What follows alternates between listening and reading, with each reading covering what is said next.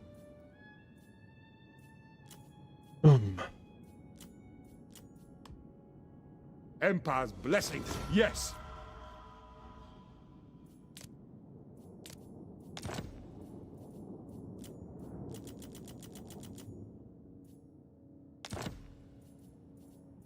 Kind of just want to be military allies with everybody, but it's probably like really, really silly.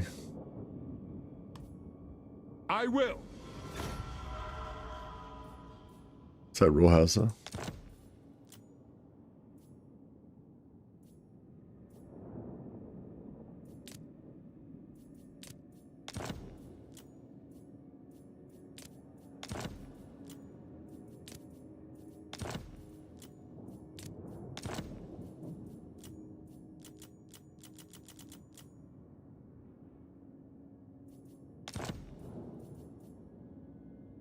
As you say, sir.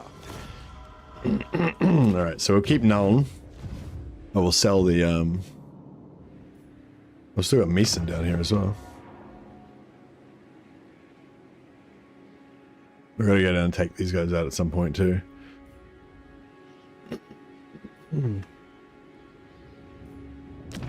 Approach us, friend, and make your offer.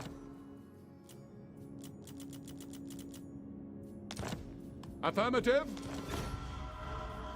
All right, Sutherland's massive now.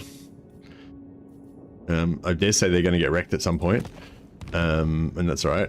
But we'll come back and revive them and take their dragon, take their Runefang. Praise Sigma. Yeah, this guy can take him out, and then I guess come and help him if needed. This guy could come and backdoor him. To the provinces. Fair Bretonia greets you, friend.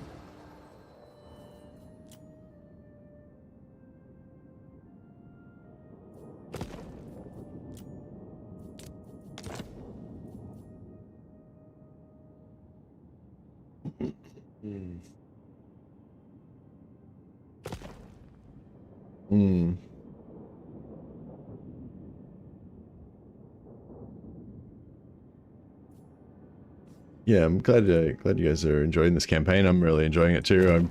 Kind of makes me want to play more old world campaigns now. The graveyard rose. Well, not now. This is probably the one I most wanted to play and still want to play the most. But it is I kind of want to play a Wood Elf campaign, but nowhere near as much as I want to play this one. This is kind of like, yeah, I don't know. I feel this is kind of almost like my ultimate Warhammer campaign in a way. Praise be to Sigma. I do dig my Empire. Yeah, so we need to try to stop Malagor, but like these armies are just too shit to do anything really. Playing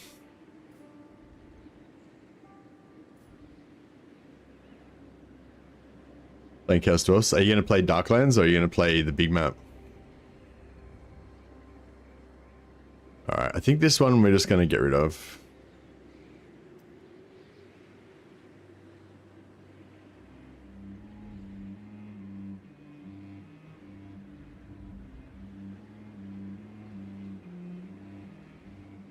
Yeah, we can't retake that because it's on fire. True servant of Sigma. You like the big map more? Yeah, you don't find the turn times are too slow? Of the weak. I find the on the big map I find the turn times are slow, but it's not really so much the turn times, it's loading in and out of battles. Every time you load in and out of battles, it takes fucking ages from my computer. It's not too bad, but yeah. You got a nice PC? Oh, nice.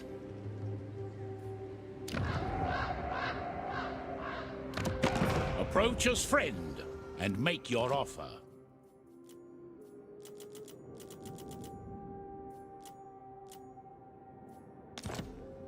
Indeed. Yes, this is basically the object exercise, just to retake the towns and then try to sell them back to my minor factions, who are then, you know, pretty useless, and they then lose them again. Essentially. That's how it works. But yeah, at least we've managed to get ourselves up to 3 turns worth of money now.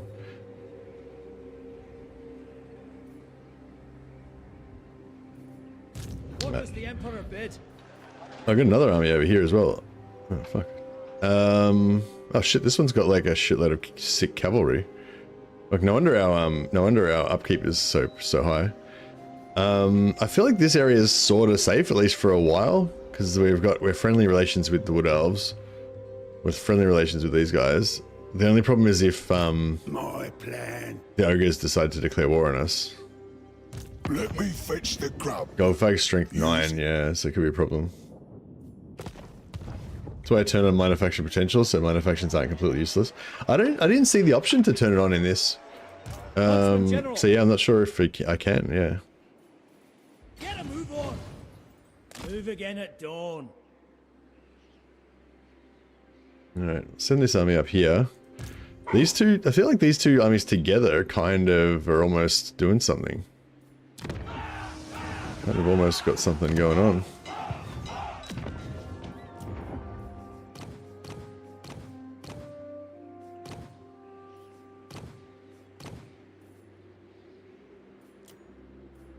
The nation calls.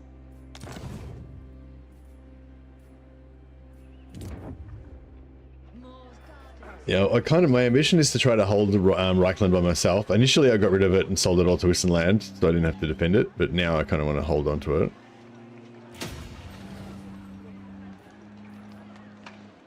I'm not sure if I want to invest in upgrading anything though, really, because... yeah, like we might lose that soon. I think Tamei might be pretty safe. Maybe we could upgrade Tamei.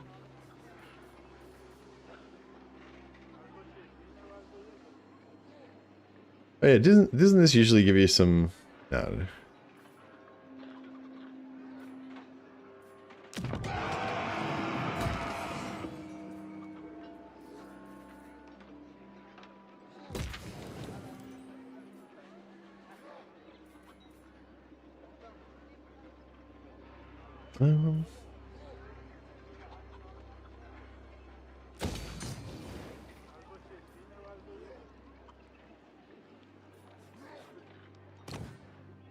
Schottenheim's, yeah, pretty far away.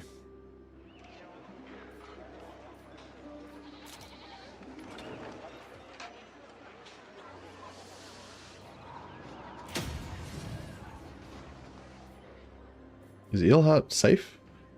Not really, the dwarfs probably will come in there and wreck it soon.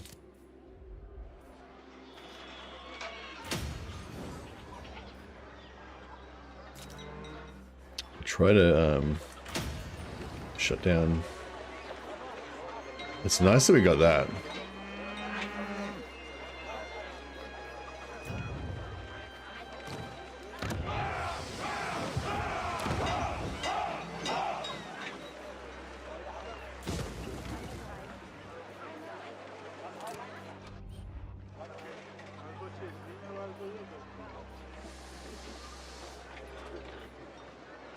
Okay, trade tariffs money.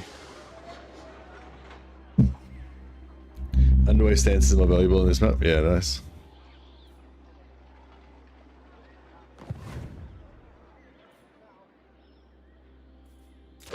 Victory carried on the wind. See how this plays out.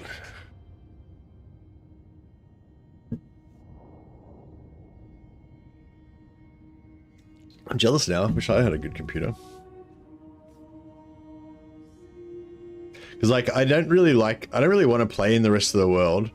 I particularly don't like the Realms of Chaos being accessible like that. But I kind of do like the idea of there just being a huge world out there. Like I would still only play in this tiny area of the old world map, but I would like to just imagine there was a bigger world out there. But yeah, it's not worth it for me.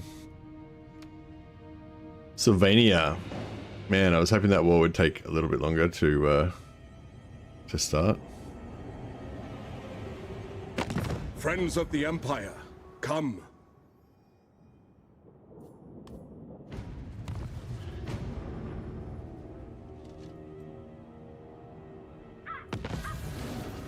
Auckland destroyed. They will be avenged.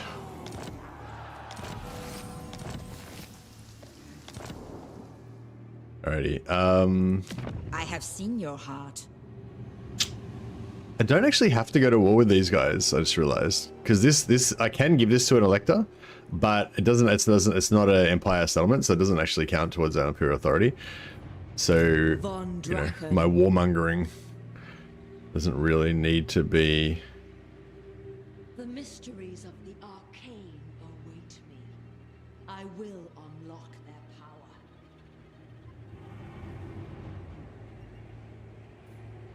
Now. They've got a cool flag. They get to live. Yeah. Lord knows all paths have an end. So I do need to go to the war. But the thing is, I need to go to war with these guys in order to get this back, and these guys are allied with those Welcome guys. to the land of chivalry. Where there So is we have to go to feasting. war with them anyway, I guess. Amethyst Guardian. What's the sack value on this? Probably not very much. 3.8k. 3.8k is 3.8k. They call me the Graveyard Rose. I suppose it suits well enough. Maybe we can. Welcome to the land of chivalry. Where there is feast and wine aplenty. We can get this guy to pay us to join the war. That way we avoid. No further empires, men. No further. That way we can avoid. That's right. Oh, I fucking attacked the wrong dude. I was like, I can avoid going to war with these guys if I do that, and then I just attacked the wrong one. Well, I guess we didn't attack. We didn't avoid going to war with them.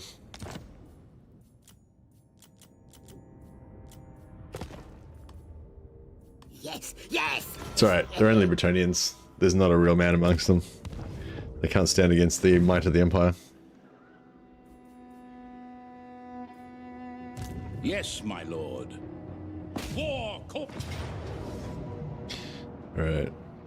Raise your weapons. We'll,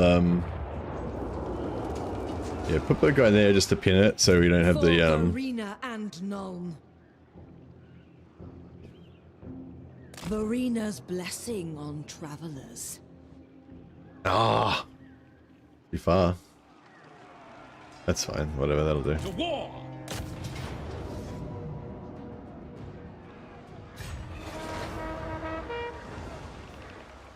Amethyst Magistrix.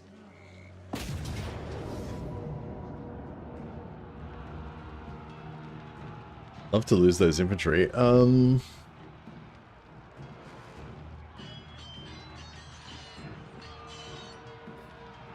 What if I merge them?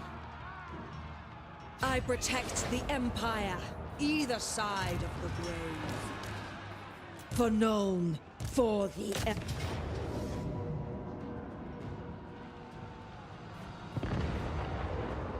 Bring them death. Yeah, it wasn't too bad. Search this Alright, place sack for 3.8k, so that's like Lord. almost half of our military budget for the turn. It is time.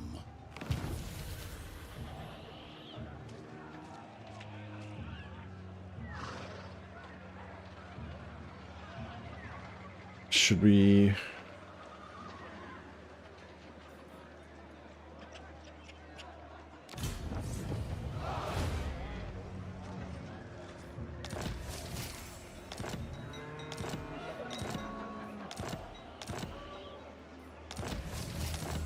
yeah, that was no good, because now we don't get replenishment.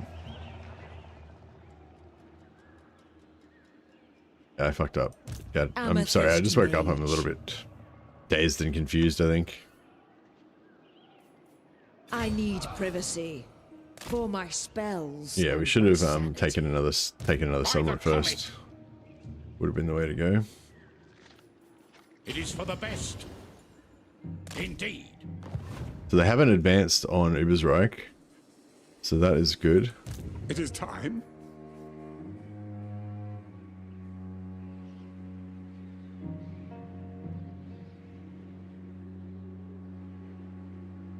It is war. For Heldenhammer. Right, now if I can do this properly without... Huntsman General. If I can do this carefully enough, we might be able to... Get to it.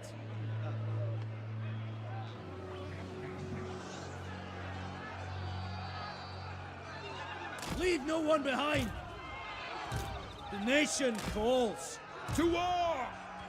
Fall in, men. Ulrich's will! Forced to track. Covering ground. There we go. Nice.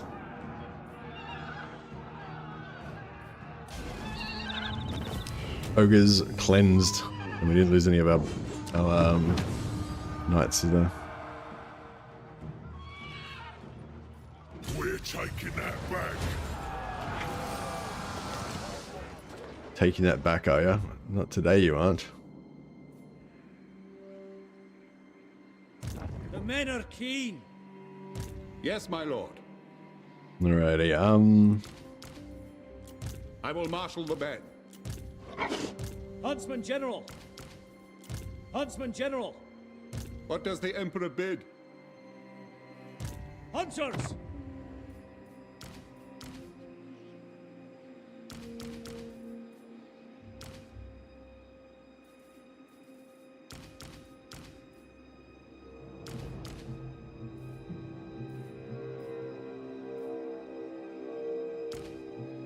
Well, that's all the most valuable stuff. So she takes that and goes, bounces back. No, she takes that and goes through to here. He takes that. And then...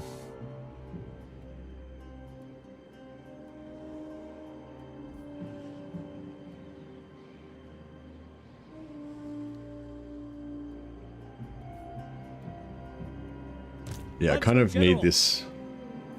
kind of need this army to stay in play. How to proceed? Huntsman General. Huntsman General. Huntsman General.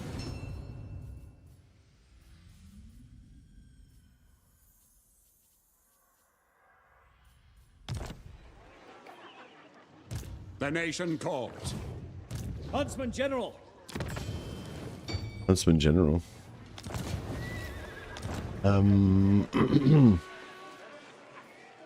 Confident, perceptive.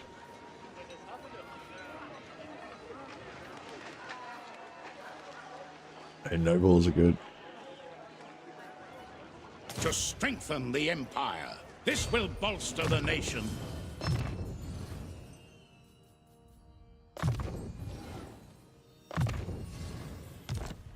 Huntsman General, indeed. Now,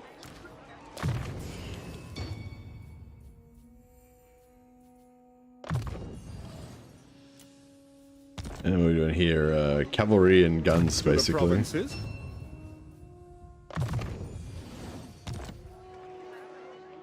Alright. Yeah, if we can keep this going for a little bit longer, we can sell, yeah, sell some more stuff here. What does the Emperor bid? You dare come at me making demands? Call yourself men of the Empire? Military actions against Montfort. They hate me because... oh no, they like my military actions against Montfort, sorry. That's right.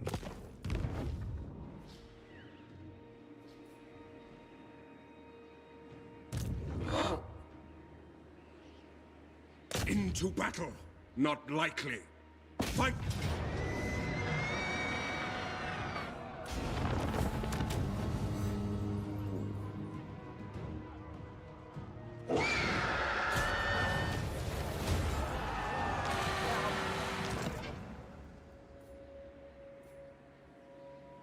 Bring me to my men.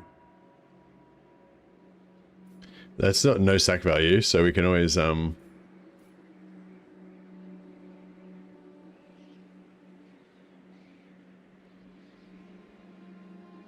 are these dwarfs going? You dare approach a lord of the Dowie in such a manner? So they want to be peace, but they'll probably declare war on us again. But they don't own any. They don't now own any of our lands that we need. The reason I went to war with them is because they took a bunch of land up here that was Empire land. But yeah, we could probably just peace out with them so we can forget about them for a little while. Hey, Joshua. Yeah, diplomacy is where we're going to make most of our money because we're just like, we have, you know, Empire Empire battle economy.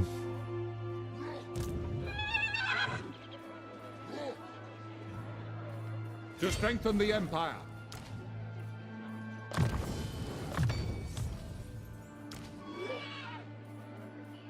We got pendulum, so we got some magic.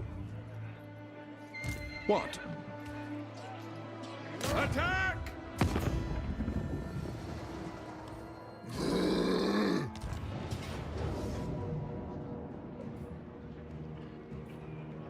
Ah, we can just auto it. Easy.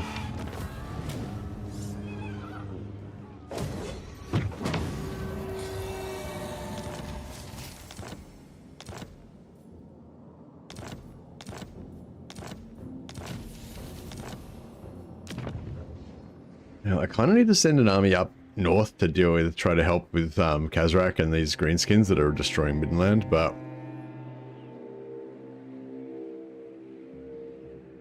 Zarnegrin looks so cool in this map. Yeah. Yeah, Zarnegrin and Karak 8 Peaks is apparently really cool as well.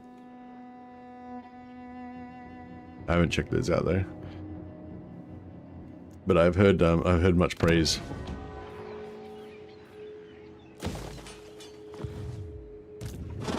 So yeah, where do we put this army? This army is kind of decent-ish. I kind of feel like up here maybe, but I don't know, do we need any more help down? I don't think we need help down here. Franz could handle whatever.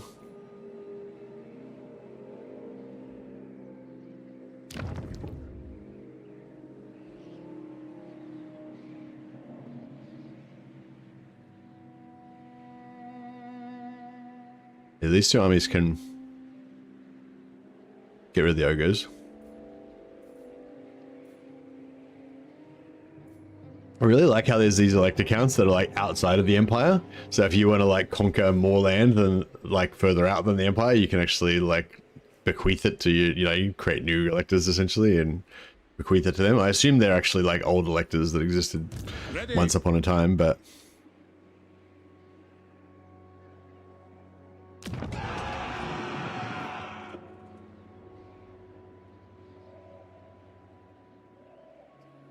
yeah, I'm hoping I can trade Castle Paravon for Castle Grauenberg.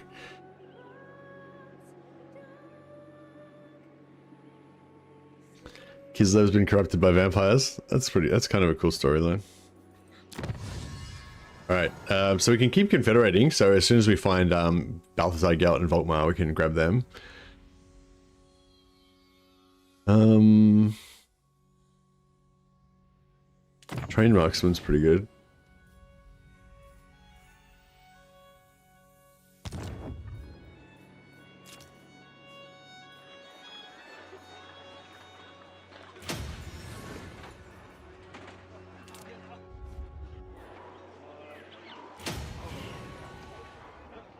I thought we still had an army that we hadn't moved yet. Yeah, well, we still got that one, yeah.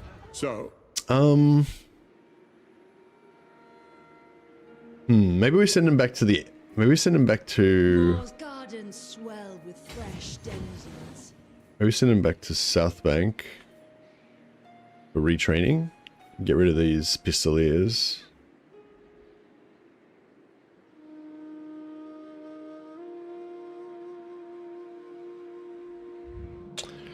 I don't know, what can we do? Maybe we could like go through here or something and meet up with Franz here and crusade up there.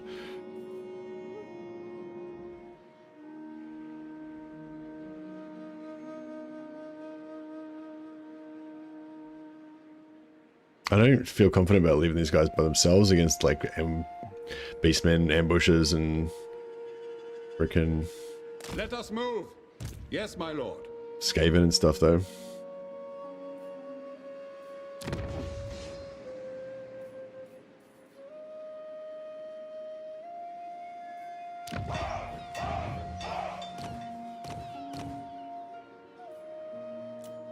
Who calls?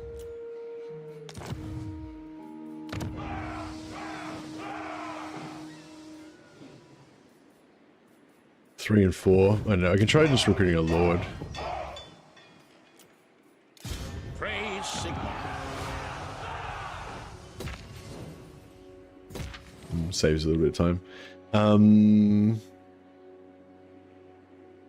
Those roads are getting some value in this campaign. Yeah, roads are good. I'm gonna build more of these roads. Actually, that's a good point.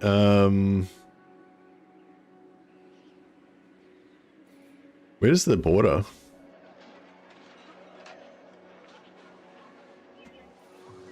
Yes?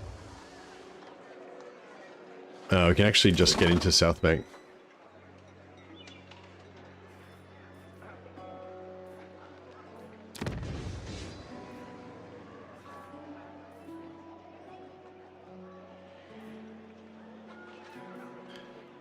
Who calls?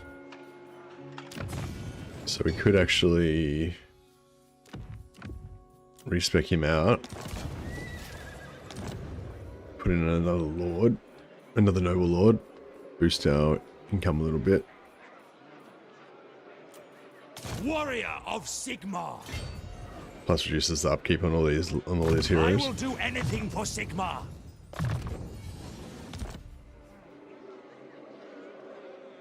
And then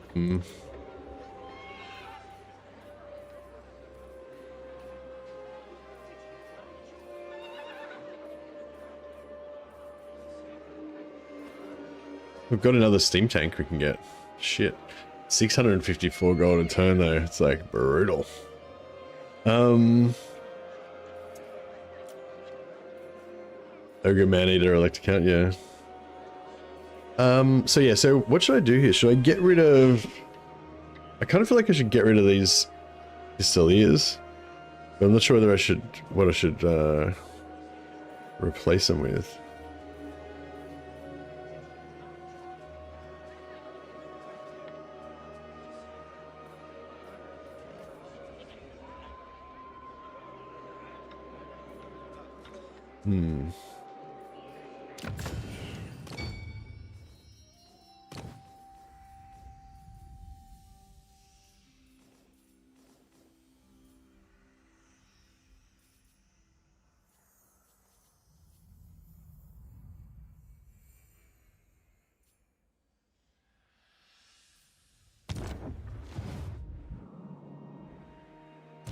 I am Prince and Emperor. Right, so he needs a... He's got a scribe, he needs a messenger.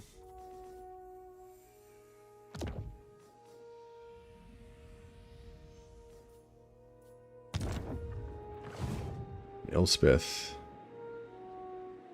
Dark Lady of Nome.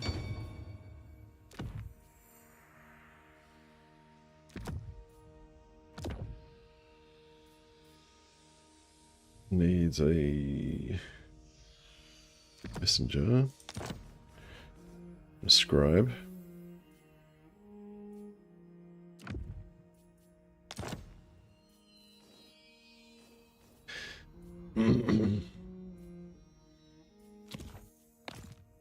Every device has its secrets.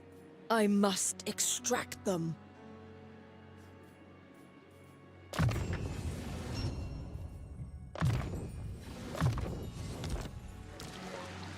Von Drachen. On a steel pistol core. It's not the best setup for her.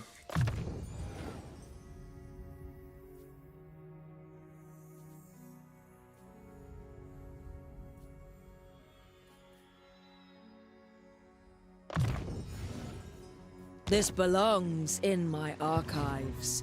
Okay, we can get more hero capacity now.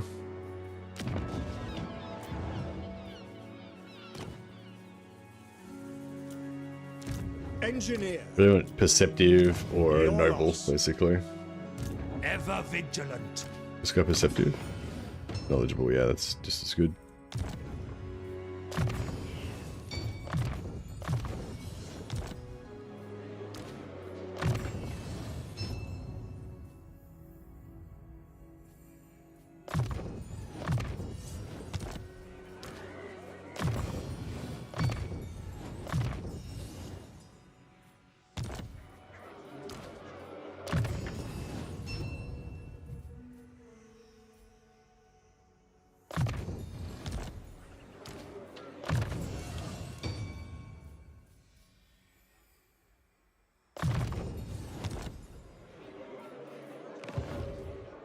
good. The nation calls. I don't know, should I recruit more troops or is that getting excessive? I don't know. I really don't know what I want to go against Skaven. I don't want cavalry and guns. Cavalry and artillery maybe or something.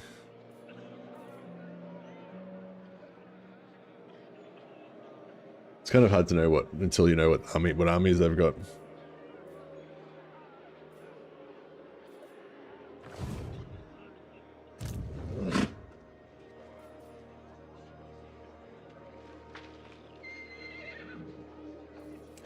I might just go for.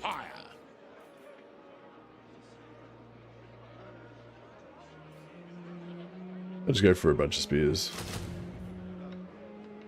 Cavalry's a safe bet. Crushes most of their roster. Yeah, I don't have a cavalry building though.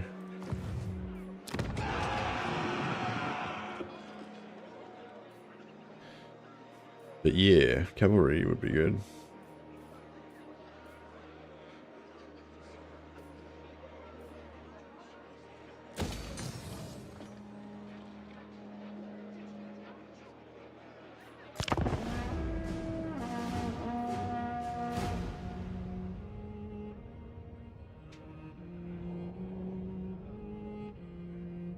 Oh yeah, sorry. One of the other reason I wanted to log on now is because I wanted to know if anyone had watched the Creative Assembly live streams on Twitch. I think they did. Celestial College implores that I think they did a live stream of somebody playing Will or somebody playing Tomb Kings, and they also did another one with Josh doing an interview with Roger, their VP, I think, VP of Creative Assembly or something like that. I don't really know who those people are. I think maybe is Roger the guy that writes those letters sometimes.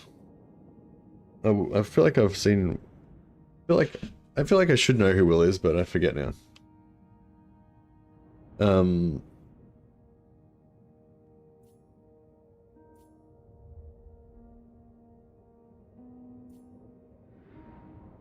don't know if I want to be friends with these guys because they're occupying Sterland right now.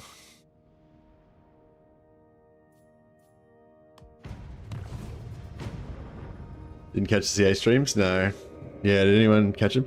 Maybe this is like a Reddit post summarizing if there was any news or whatever. I don't know if there was any news, yeah.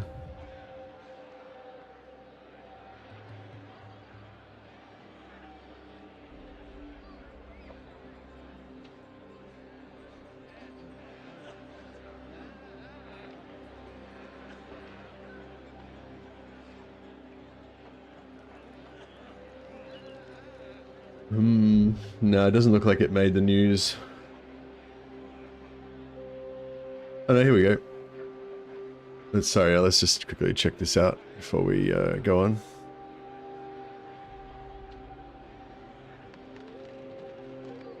Apologies for those of you who don't care, but yeah. So, blah blah.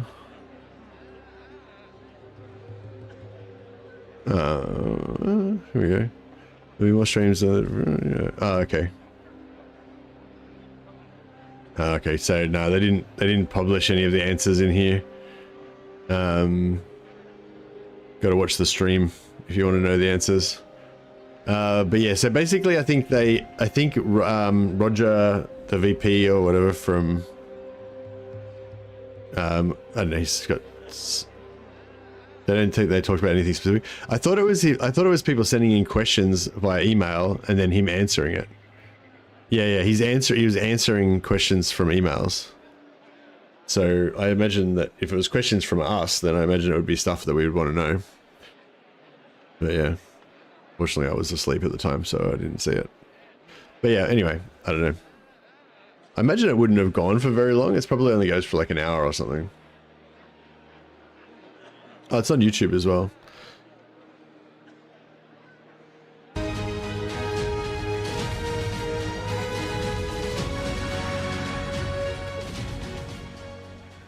Hello everybody, and welcome to our return to streaming for 2026. It's our first stream, and it is also our first intro, and then I will next however long we chat. So if you want to just go onto another tab, play one of the Steam Next games. In terms of like what people take away, especially as I'm working here at Creative Assembly. But what it means is that I am accountable and responsible for everything Total War related. All of the games that we're working on, the DLC, all of it. If it went wrong, it's my fault. If it went well, it's the team's fault. And that's how it works. Oh, fantastic. And I think you've kind of helped to frame a little bit there of what we're going to be discussing today. So For other people, but I will try. Really went there. It's lovely. And what's really great about going to these places, fun of me in the chat for that. It'd be great if like, it was like anyone who watched this who could point me to any of the stuff where he talks about, you know, gameplay or development stuff that we are interested in, you know. But we can just kind of flick through a little bit about your job. What is your favorite part of your job? My bid is better. Oh, I don't know, man.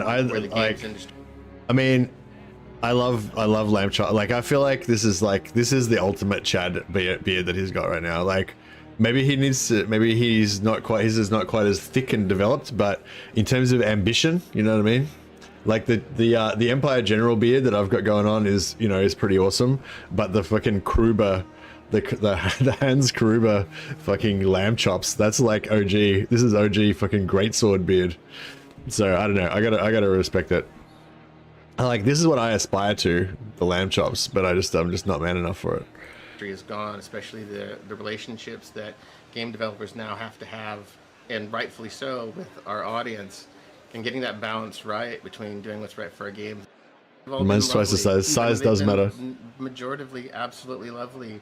I mean, more than half are incredibly critical, but they're all really, really constructive. I've tried to answer as many as I can. I've forwarded many to the team in order for people to see. You have to email Roger. Yeah, no. We've taken questions from everywhere, and we'll also be taking questions. I read them all. I try to sending then. Let's see if we can hear some of the questions and see if they're any good. Yeah. So the flip side of that then, what are the most useful emails that you've received or that people could send? The most useful emails that people can send definitely is their feedback. What are the things that they're seeing? What is it that they want to see more of? Where are their pain points? What are the things that they like? You know, criticism is fine, but also knowing what people want or that they enjoy that we're doing or want us to keep doing is also very useful. So just about anything is fine. Direct feedback on designs that we have, or you know, if they want to send us ideas about things that we've already talked about, that's totally cool. But just anything, you know, I've had people who've sent me, you know, 2 sentences, and I've had people who've sent me, you know, 2,000 words. Yeah. Any of that is appreciated, and a ton of them I do forward and share with the team. So there's a lot of Warhammer 3 stuff that I've shared with Todor and with Rich, and Med 3 stuff I've shared with Pab and Life. So yeah, just keep it coming, you know. I mean, you shared something, I think it was yesterday, right, of an idea for how we can do more stream communication. Yeah. And, but yeah, I think that's it. It's knowing where we missed up, but also where to keep going. Yeah. You know, what's going right. I'd really like to hear some of the specific questions if there's any good ones.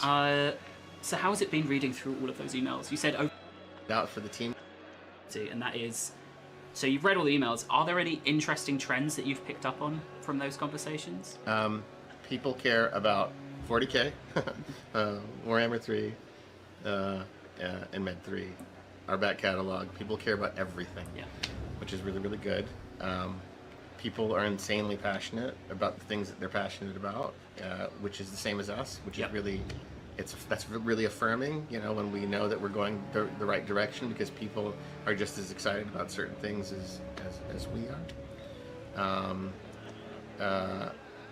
You know, there recently, it has been sort of commentary on they wish we would speak more and talk more. And I've pushed back and asked, well, you know, we do these streams and we do a lot of blogs. Where are we missing you? And it seems like we need to find different ways in order to allow people to maybe opt into email lists or something that allows people to more passively get the information rather than having to go to Reddit or Steam or Discord or our own channels. So we're going to explore that space, try to figure out how to get people the information that they want. I mean, I've finally downloaded Premiere Pro to try and see if we could do little snips of the streams of you know, the pertinent information. I know it's a lot for people to sit down and watch an hour, so yeah, I completely agree. It's there's a lot we say. It's just making sure it gets to people. Right? I mean, that's it. I mean, we're trying really hard to be as open and transparent as we can, and you know, to some degree. Yeah, you know, I don't know, just a side thing that maybe you guys are not that interested in, but yeah, I'm kind of like interested in like Josh's like, I kind of feel like, you know, with maybe that they're not particularly happy with the way they created the creator scene is, or sometimes, you know, because like obviously there's myself, but a lot of other bigger creators that do a lot to basically advertise the game and promote the game and stuff like that. I mean, it's not like they're just making advertisements, but like whenever you make Warhammer content, basically you're bringing eyes onto Warhammer, you're making people think about Warhammer, you know what I mean? Like even if you're saying Warhammer sucks, it's like still people are like, oh, what's this Warhammer game? You know what I mean? So yeah, I feel it's, I guess, in a way, like, I mean, like Josh would probably say it's not about replacing the creators, it's about providing a different service or some shit. But yeah, I reckon, yeah, I can't help seeing it as a bit of a, like, obviously they've seen, like, I think before they kind of relied a little bit on content creators to kind of expand on a lot of the information and stuff like that. Like basically for the, like kind of relied on the creators to understand what you guys want to know and then have the content creators make that content about that, you know? And then Creative Assembly just kind of like maybe help the content creators with a bit of extra information or some early access or something like that. Whereas now it's like, I think Josh is just going to, you know, be like the in-house creator for Creative Assembly, so they can basically just directly control, you know, what information gets out there and stuff, or at least push the narrative that they want to kind of push, and then get the information that they want to get out there and stuff. Which is not necessarily a bad thing. But yeah, it's just interesting from my point of view. CA constantly gets in spats with creators, it feels like, and their PR is horrible. Yeah, maybe. You know, I accept that maybe we'll never be able to do quite enough. Yeah. But we're always going to try our hardest to do. The end of our holistic welcome Roger section. So I'm just going to do a recap, a completely new format for us. The summer, we didn't get to release it until the winter. So this was an opportunity for us to try to release something that's a little bit smaller but meaningful in a time frame that hopefully people would appreciate. Yeah. Like all things that we've been doing, this is somewhat of an experiment. Yeah. So if you know, people like it, let us know. If they Didn't don't talk like about Shiva, I assume. You know, we do this for you all. Yeah. Ultimately, and so it needs to feel like it's worth it. Yeah. And we also wanted to make sure that we could do something that we would, the value of it, you know, the cost of it and the value of it would be commensurate with what we put into it. Yeah. So this is not a sort of nickel and dime moment. This is how can we bring value to our players who really want more stuff. Yeah. That makes sense. And about that value and about the content of it, then this is a question I think we got from we saw people talking about it in, I think it was Lawmaster of Sotek stream, which was, will these packs all have this exact number of units, heroes, lords, spells? No, I wouldn't count on a pattern. What I would count on is that what we're trying to always make sure is that the things that we put in these character packs, provided that we keep doing them and that players, you know, fans like it, is that they have value. Yeah. That it's something that people want. So I think that's a great question. I don't want to box it into it and must be this shape. Yeah. What I want it to be is it worthwhile? Yeah. I think we. Yeah. See, this is the thing. Hey, here's Johnny. Welcome to the Patrons of the Sciences, or welcome back, as the case may be. Thanks so much for being a member, man. Appreciate it. I'll put you on the roll of glory. We'll name a hero after you. But yeah, in terms of this value thing, like, I think that there is, like, obviously they want to create value, and they want to, like, everything that Roger's saying, you know, they want to be able to, like, you know, use their time and resources effectively, the most effectively that they can, to create a product that's going to create value for us, right? That makes sense and everything. But there's also other stuff going on as well. Like like with Bathsheba, for example, like why the fuck did they choose Bathsheba? You know what I mean? No one gives a fuck about Bathsheba. You know what I mean? Like relatively speaking, like, so like if you just look at the value of the Bathsheba Lord or whatever, like it's cool. Like it's a totally different Lord. Gameplay wise, it provides this like stealth assassin thing. You know, we've got the Tiger Men that provide this like alternate gameplay style for Cathay and all that kind of stuff. You know what I mean? And it's like, yeah, that's all got value. And also Cathay, they're sort of saying that with Cathay, they want to expand Cathay's roster to give them a bit more of an aggressive melee playstyle alternative instead of just being all defensive and stuff. And it's like, yep, cool. There's a demand for that. I'm sure that people do play Cathay and want to get that. But, you know, yeah, it was going to be Neferata originally, you know what I mean? People will fucking lose their mind over Neferata and more vampire stuff, you know what I mean? If it had been like Middenheim DLC, you know, with fucking Toddbringer and Knights of the White Wolf and Tutagen Guard and Wolf Priests and fucking Wolf Brothers and shit, people would lose their mind over that as well. Do you know what I mean? So it's like, I don't know, like, yeah, there's like, I don't know, like, I feel like sometimes they do that. They just like kind of release this stuff that's, I don't know. I mean, I guess what I'm trying to say is there's a balance, I guess, between giving us what the majority of people maybe are going to want versus trying to build out the game, you know, because like the demon factions and like Cathay and stuff, you know, they still have more stuff that needs to kind of be built out more maybe. But at the same time, it's like, compared to like Empire or High Elves or whatever, like no one really cares about those factions as much, you know.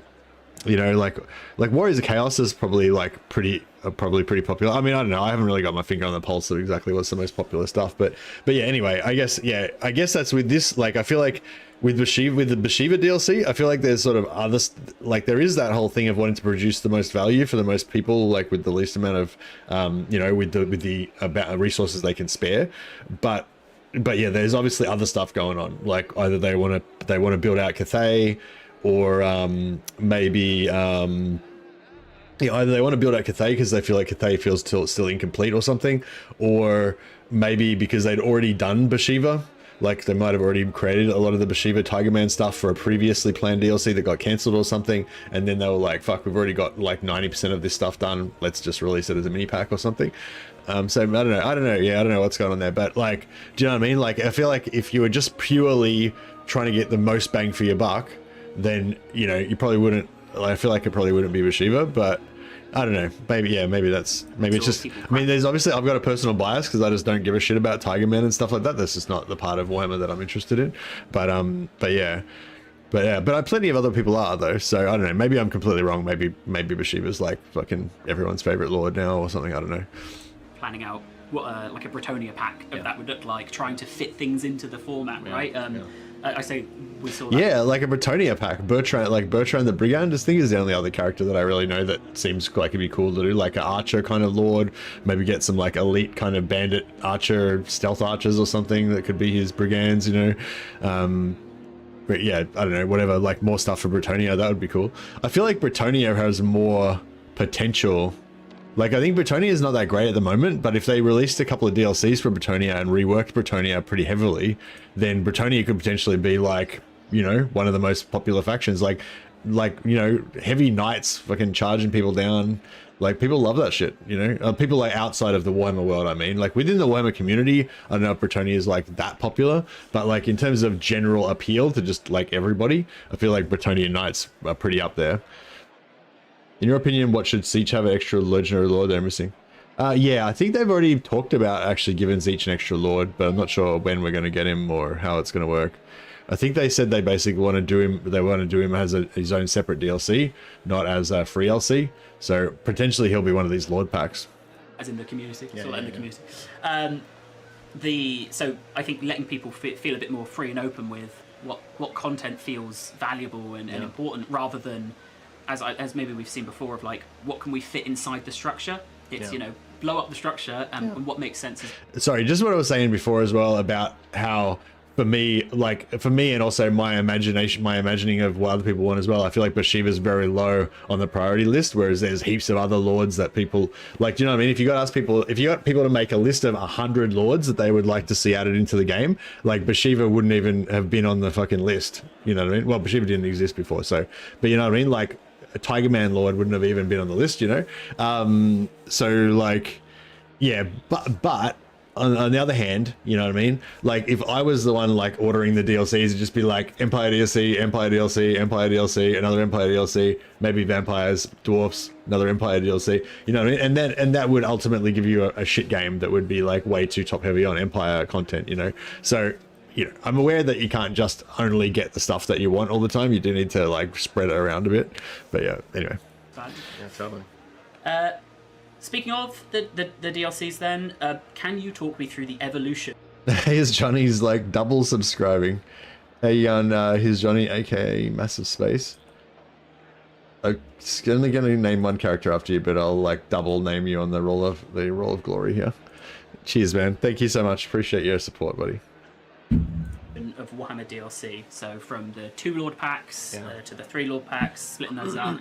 Yeah, so if we go back into the olden days of Shadows of Change, you know, that was a time period. Those are the dark days for us, where we really stumbled on getting the content of that stuff right with the value of the thing, and we learned a whole lot from that. You know, the team took it very hard. I took it very hard, and one of the things that I walked away from that in my mind was, how can we make sure to offer sort of consumer choice to people? Yeah. How can we make sure that people feel like when they spend their money that we really, really respect it, for one, and for two. Yes, Johnny just gifted 5 message bad subs. Thanks so much. Thanks so much, here's Johnny. You're awesome, man. You're super generous today. Appreciate it. That it's something that they actually want. So while going from 2 to 3 was sort of just a natural evolution of the kinds of things that we're sort of building at the time, it was really more so about how could we separate them out so people could choose, you know, what's the thing that they cared about, and then they could invest in that. And that seems to be working. People seem to like that, and so it's a pattern that, you know, for now we'll continue to do as long as people think it's a good idea. Fantastic. And we have a question from chat, which is, I still like Shadows of Change was like, yeah, a convergence of a whole bunch of bad things, really. Like, but you know, there was the value thing, like there wasn't like enough value, wasn't enough content in the DLC, in the actual sales DLC, which they addressed by later on bringing out a whole bunch of extra content, so that they basically doubled the amount of stuff that you got in Shadows of Change to make up for it. But the other issue was that the factions were not very popular factions, you know, like what do you call it, Kislev, Zeech, and Cathay, you know, they're not very popular factions compared to Dwarfs and Empire and stuff. And there was no free LC. That was the big one for me, and I think I don't know, I guess they would have better market research to me, but I reckon the lack of free LC was like massive in that, because like, you know, you need to have both. You need to have the people excited about buying the DLC, and you need to have all of the veteran players coming back for the free LC as well, and for the updates on their favorite lords and stuff, because a lot of people like only play Franz. So basically all they're coming back for is like the updates on, you know, new changes to the game, for like, you know, changes to quality of life, or changes to games, universal game systems or whatever, or changes to enemies that Franz is going to fight, you know what I mean, stuff like that.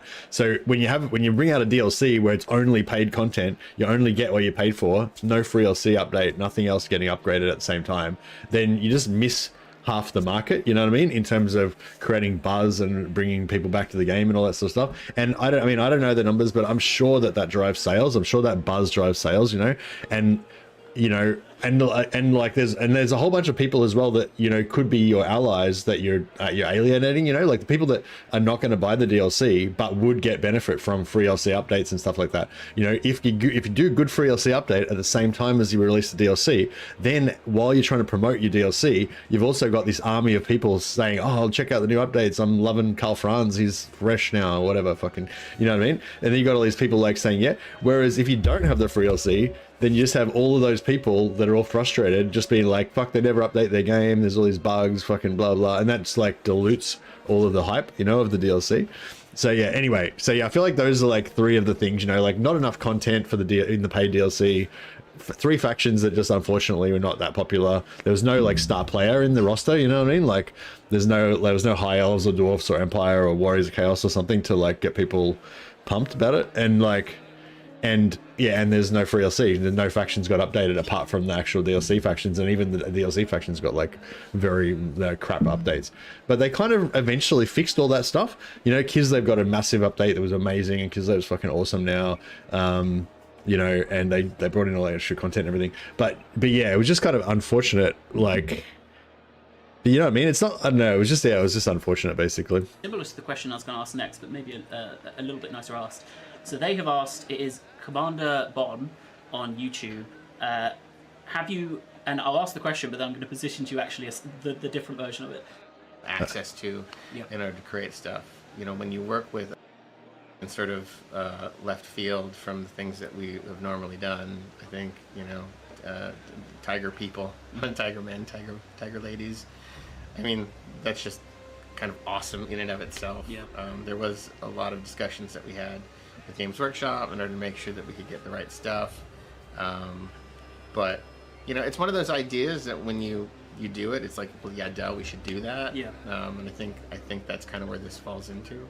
Yeah, and I know we've explored Beshiva for a long time in that way. Yeah. We didn't quite have the right packs to fit the content.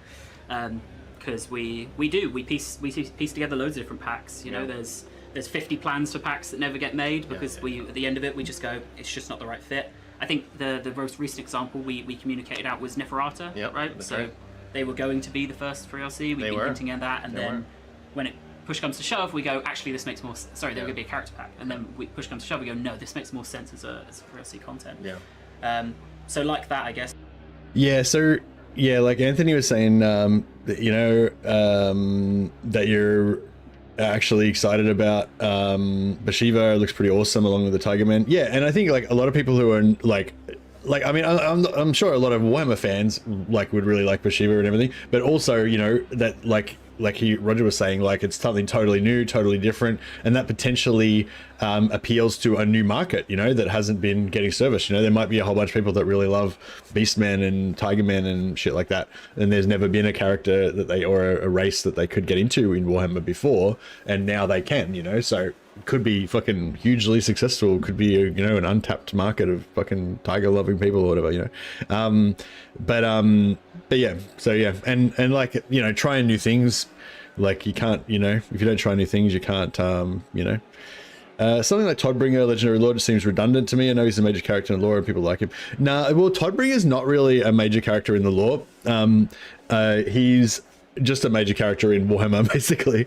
But no, like the thing with Toddbringer is basically what you want Toddbringer to be a free LC Lord. Like he's basically already there, you know. They just need to unlock him so you can play him in campaign, right?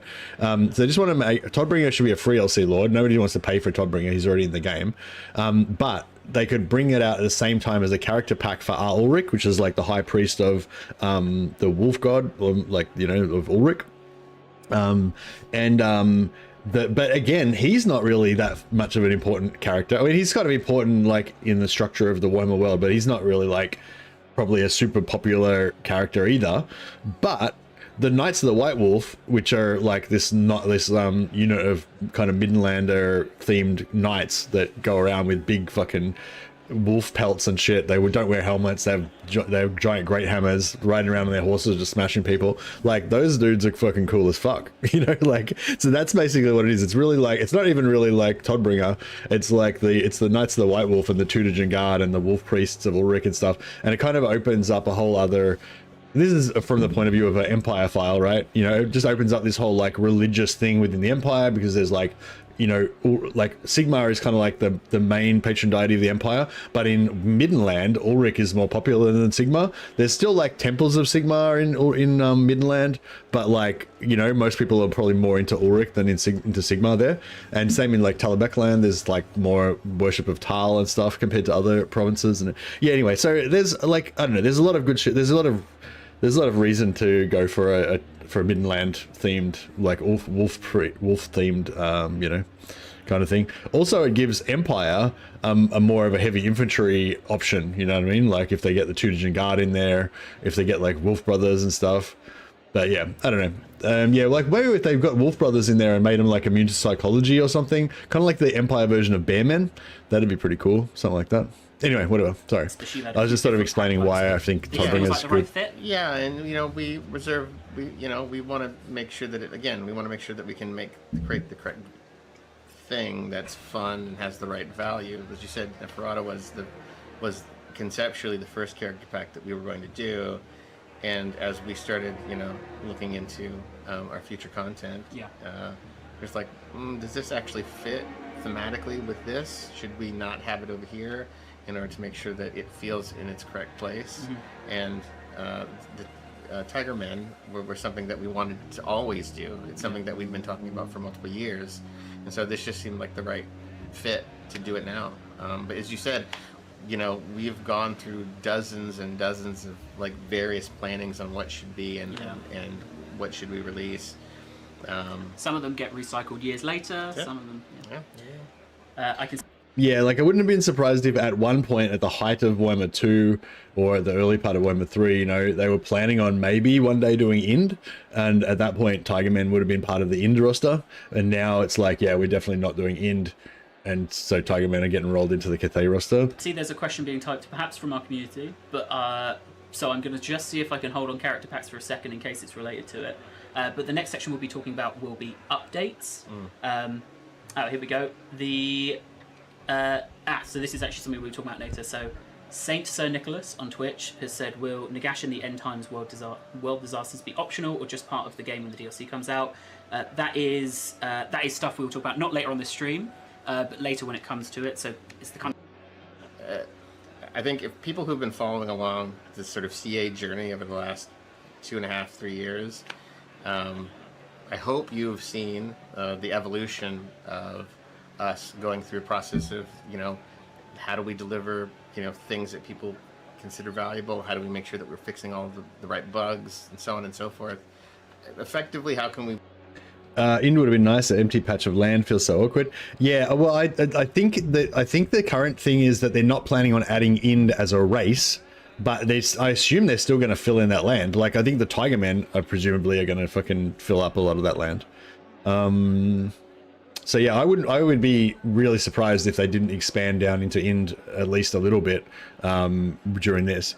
And they're probably planning on adding another like Koresh Snake Men pack as well. Would do the same thing down into Koresh as well, because like they've got all this Snake Man stuff for that they did with the Karl. So you know what I mean. So yeah, so I even though they're not going to do Koresh or Ind, I highly doubt it. But yeah, I imagine they're going to extend that into that blank area of land on the map with some of these generic factions and stuff.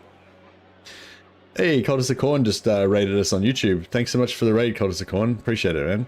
I'm just recapping a bit of this stream that Creative Assembly did earlier. NPC factions and profitable landmarks are okay. Yeah, I think that'd be cool. Especially if like the Snake Men of, I don't know anything about this Koresh Snake Men or whatever, but like if they're mercenaries and stuff. Actually, these Tiger Men are supposed to be mercenaries, right? So it'd be kind of cool if they were like, I don't know, if they had some sort of landmark where you could hire a snake, you could hire them or something. Or maybe later on if they do a Dogs of War Southern Realms thing, if you can get Tiger Men as your mercenaries or some shit, that'd be cool. Make sure what's really important. Actually, that'd be cool, wouldn't it? If they did a Lord pack for like Talea or Estalia, and part of it was there's all these different landmarks, and when you take over the landmarks, you get access to new mercenary unit types from different factions. So you can eventually have a network of like mercenaries all over the world and have all different factions. Me is that we're valuing people's time and money, because you know people really work hard for their money, and we call final, and then people say, "Oh, that's not final. I don't like this. I don't like that." And it has been hugely successful for me because we get to have that conversation with our audience, and that's one of the things I think about modern game development that I really love. Modern game development is about having that sort of back and forth with fans, and we are building our games together. And so Proving Grounds is about us developing together, it's not about us getting free quality assurance. It's not about us like. It's about how can we make sure that we all agree that the thing that we're putting together is something that's really cool. Yeah, that's a good point. Like with the proving grounds, with the I think you should take what he says at his word there. Like with the proving grounds, a lot of people say that the proving grounds is basically like people getting, them basically getting free QA of us. Like they put out a version of the game when we test it to see if it works, if there's bugs in it and shit like that. But it's not really. It does functionally do that. Like we will find bugs and then they can go and fix them and stuff. But really, the real value of it is a level above that. It's not so much about the It's not so much about whether the mechanics work. It's about whether they're going in the right direction, like whether we want those mechanics. You know what I mean? So like the ideal thing for the proving grounds is that for them to create a working model of how the game could be, and then have us be able to play it and kind of get it, like get how it's supposed to be enough so that we can give feedback about whether we like it or not. Like for example, with the siege rework, proving grounds that they did a while ago, there was bugs and stuff I think that they found in it, like with the AI not necessarily being able to handle the buildable ladders in in some situations and blah blah. But like that wasn't really the most important thing of it. Like I think the most important thing was whether people like that, like the way that they changed the game so that you basically can't just climb over the walls. You have to go through the gate, or you have to break the gate, or you have to waste a turn building buildable ladders. That's like a fundamental change from the way it is now, where you can just walk over the walls. I mean, currently, like if you're attacking, you don't want to walk over the walls, but as a defender, it's really good having the AI not be able to walk over the walls. It changes the way that the defensive sieges work. And yeah, so I think that that's like the big value, like finding out like on a high level whether they're going in the right direction, and so I think that's really good with proving grounds. Like a while ago they did one where they got rid of supply lines, but they made lords really expensive. So basically having an extra lord didn't like increase your supply lines for all your other armies, but buying that lord himself would actually have a high upkeep cost, and just tried that out, see if people like that idea or whatever, and then went back and be like, no, that doesn't work really, so it's not like, do you know what I mean? It's kind of QA in a way, but on a very high level. It's not like this like fixing bugs level. That's not where it's important. It's on that higher level of like, are we going in the right direction? Are we like, do we have the whole, like, do we have it right, highly doubt CA ever wanted to do in Games Workshop would never have signed off on it with Cathay and Kislev. Oh yeah, maybe not. I don't know. Absolutely. But we've spoken about then, and we both I think mentioned the Siege beta. Yeah. I'm not going to put you on the spot to say when's it coming out. I know that there's still discussions on that internally, and then there's a few different dates. Instead, I'm going to ask you then, what's holding it up? If we proving grounds it and it was successful, why is it not out there yet? Well, we have a lot going on. We have a lot going on, and as we've shown in this last update in December with Total War 40,000, with Med 3, with the end times, with the character packs. It's all an issue of prioritization, and it's just figuring out like what's the right order to do stuff. It's certainly something that we're really passionate about, and it'll happen. But as game development is nuanced and complicated, and we trust the team to make the right choices so that we end up with the right outcomes. Yep. But we'll get there. Yep. And from what I've seen as well from those discussions, it's a fundamental change. So it is disruptive. Yeah. I know there's discussion if it goes live or if there's a second beta, right? So we get another sanity check. Yeah. Because I think what we saw is people liked it, but there are also people who go, I like how the game is. So it's making sure that we're developing for everyone there. Strategy game AI is such an incredibly advanced, sneaky beast. Yep. Like the amount of insanely smart PhD level people that we have working on AI for all of our Total War games is incredible, and these are really hard problems to solve. So for context for those watching, I have a monitor where I've got my the questions from chat that get filtered through. I've got just making sure we're live. I've got my notes. Roger has nothing. I don't know what we're doing. He doesn't know what we're going to ask, what we're going to do. He has almost perfectly managed to get to what the next question's going to be. So AI. Oh, we're talking about AI. We are. AI passivity, is that still on our radar? Yes, of course it is. Oh, AI is such an important part of playing Total War games. I mean, it's how you interact with the world and how the world interacts with you. You know, the AI is about how do we make the player feel smart and make your decisions feel valuable. AI is such an important, critical part, if not like one of the most critical parts of the things that we do. Yes, these are incredibly important concepts that we're still working on, and as I said, they're such complicated problems. Yep, and we'll hopefully now be streaming again every week. So I know Steve's been doing, King Gobbo, has been doing a great job of trying to keep the community updated on what's changing, you know, what's coming up there, because I know there's been some really promising stuff being developed with AI and testing, but it's like Siege. It's such a fundamental part of the game.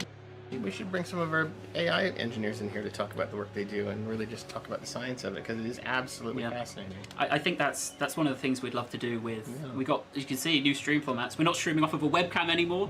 That used to be a webcam, now we've got cameras. But AI, I'd love to bring audio as well, and have the way Total War audio is layered is fascinating. So having more people to be able to talk about that would be fantastic. Right. What is the focus then this year for Warhammer 3? Focus for Warhammer 3.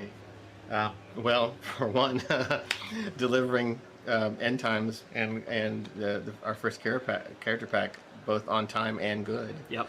That is the focus. Of course, we're fixing bugs and doing other patches as we've always done. We may or may not do another Proving Grounds. We may or may not do another beta of whatever variety.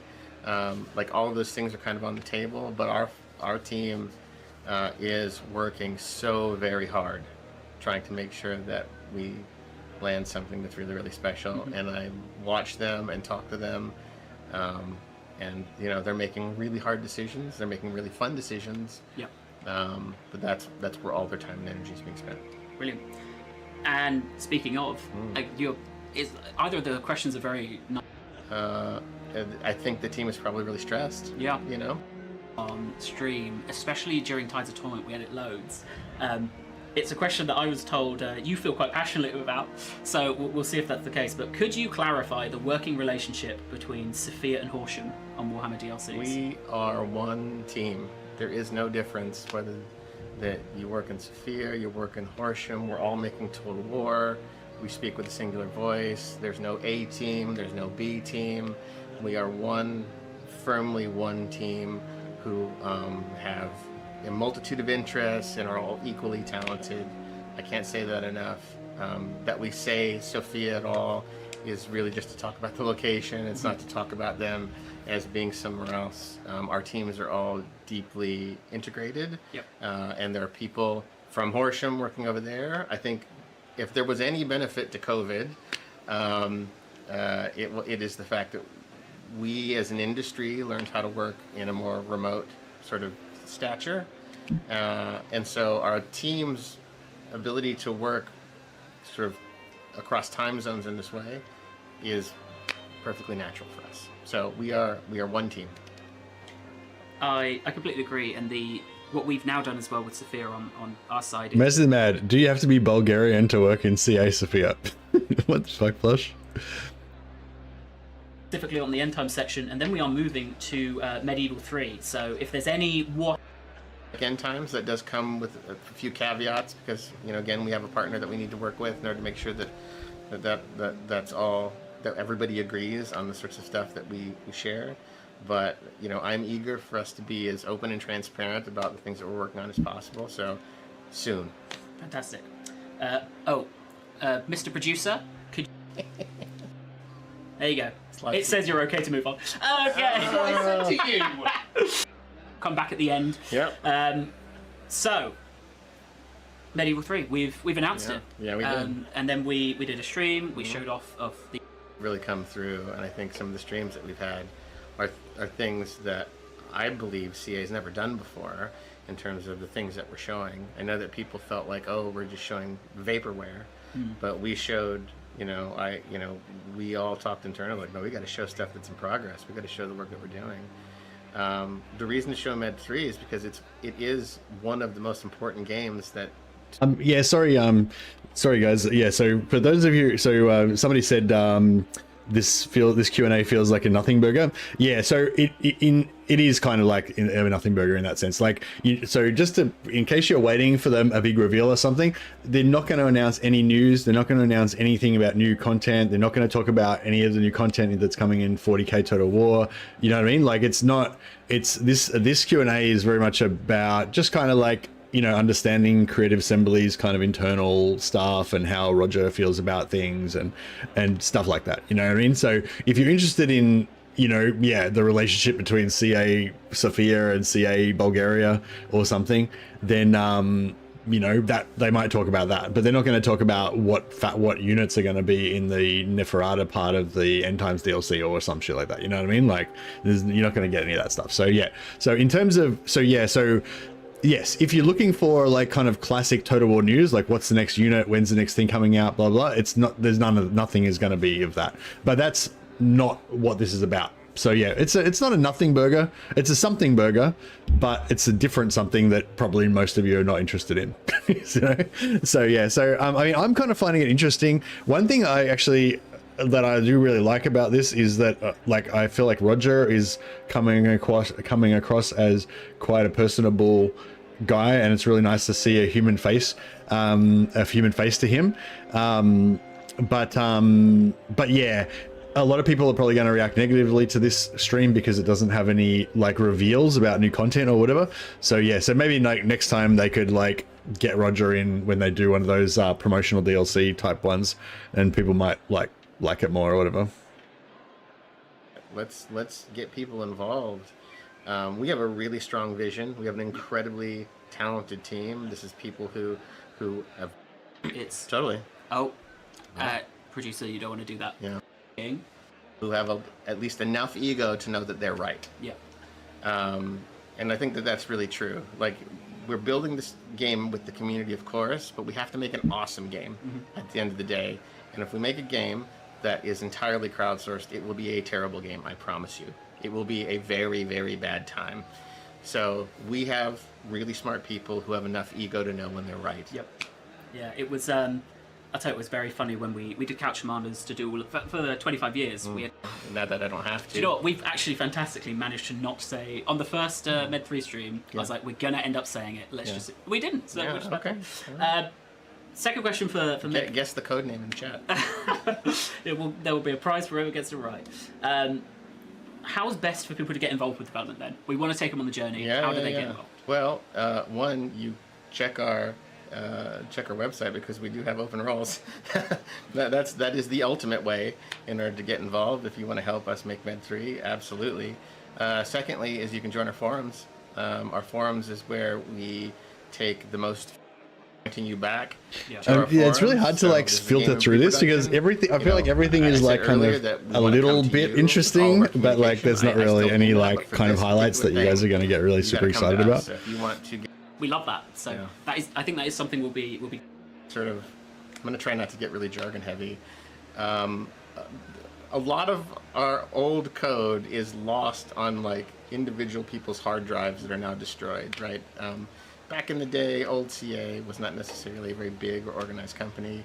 I think we still have some code, but a lot of that stuff has just evolved and changed over time. Yeah. And so now we're in a new engine that we've talked about recently called Total War Next. When we look at old features, you know, the conversation first is, does the feature already exist? Maybe it doesn't, and if it doesn't, what's it going to take to rebuild it? Yeah. I think, you know, when the Med 3 team are looking at features from Med 3, they're looking at all they're looking at what people are really talking about, and what are the classics that they need to bring. What are the assumptions that people have about the features that just need to be there? Yeah. You know, like the re-release of Elder Scrolls. Like, I didn't realize there wasn't a sprint. Yeah. Yeah. I had no idea there wasn't a sprint. I just thought I remembered there always being a sprint. Yeah. What are those features for Med for med that people just assume need to be there. Yeah. That's the other consideration that we have to parse. I have a follow-up question that isn't from chat, it's just from me. Yeah, go for it. Which is, what does it take to make the decision to build a new engine? Oh, yeah, so... all right, so making a game is a gargantuan effort. The way that we've sort of made games before is that we'd make a game and we would say, oh, this game is going to be based on this game. We're going to take this engine and we're going to modify it in order to make this other game. And what happens is we get all of these dead ends where people are like, well, you have weather stuff here, but you don't have weather stuff here. That doesn't make sense. I think if you play, I'm making a big assumption here, if you play any of the Dark Souls games, Elden Ring and so on, to me, they're clearly and have been living in the same engine for like the entire time. And so what we've done most recently is we have, and by recent I mean the last 3 to 4 years, we have come together to say this is what a Total War engine is, and all of our games here forward will always inherit from that engine. And the benefit of that is that we should see that all of our games will be able to inherit all of the features from all of the games from this engine going forward. It doesn't mean that we need to go back in time and figure out features that we need to bring forward. Yeah. But our engine is going to be so much better for the future, and that way we don't have to miss those really critical features that people are like, why is it in that game and not in that game? I get you. So, you know, the one off the top of my head, something like co-op campaigns in Warhammer 3 that aren't then in Pharaoh, right? That's right.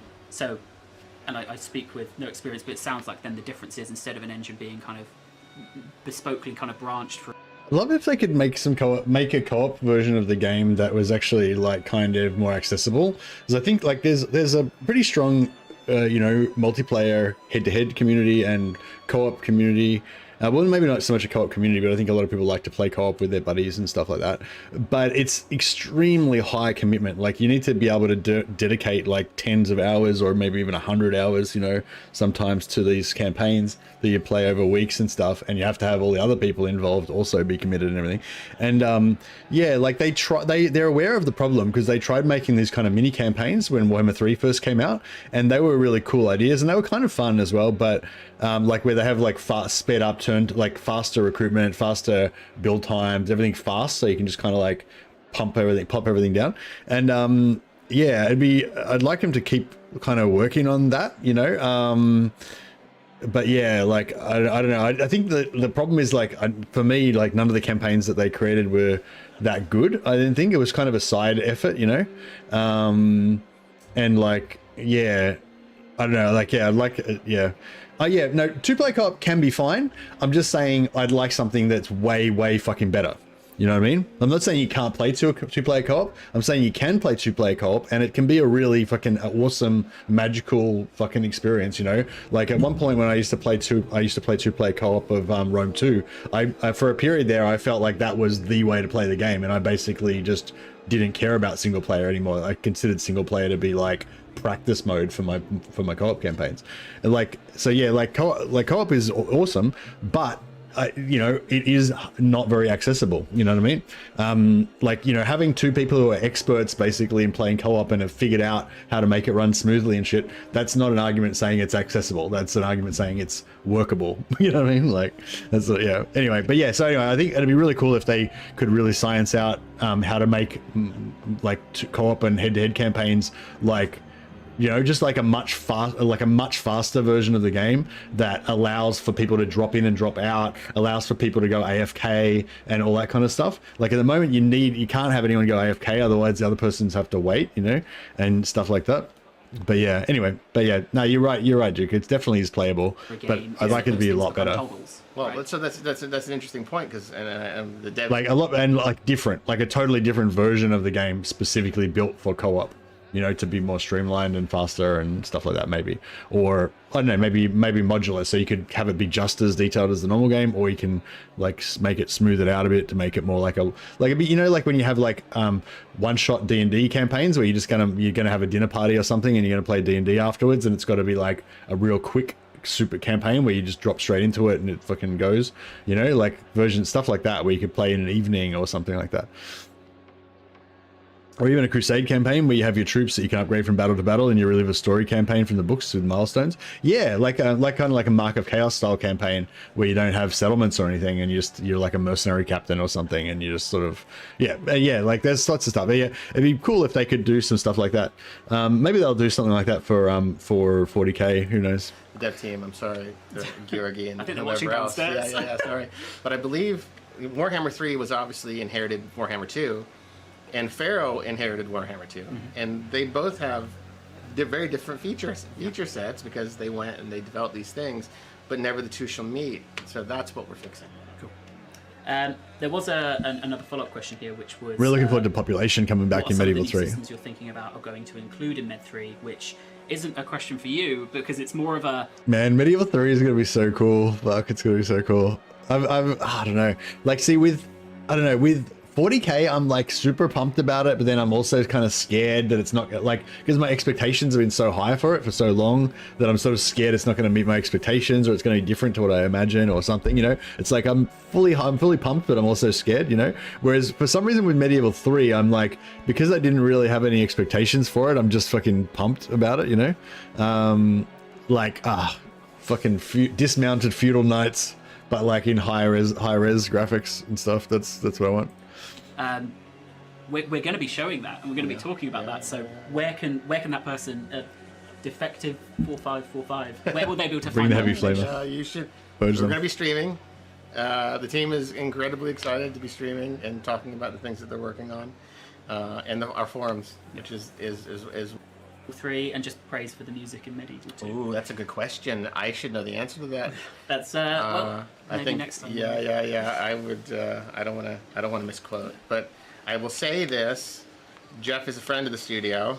He's somebody that we really want to work with, and so if you're watching, we're not already talking, please reach out. Then my last question for the Medieval 3 section, and I'm going to answer it because I've been asked by the team to say some specific bits on it.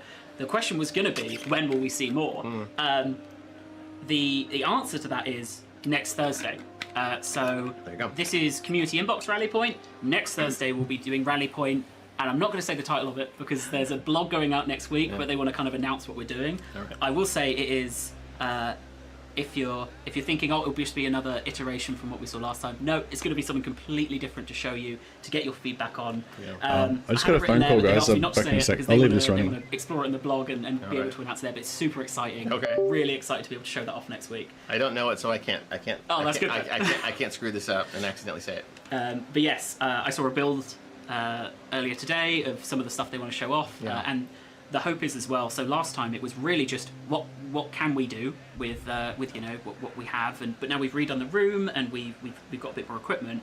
What's really cool is for these streams, the question is now, what do we want to do? Yeah. So last time, if you tuned in, we just had the build up, and it was me trying desperately to remember to just pan around every now and then. Next time you'll come in, and it should be Life, I think, sat there playing. So he can play there.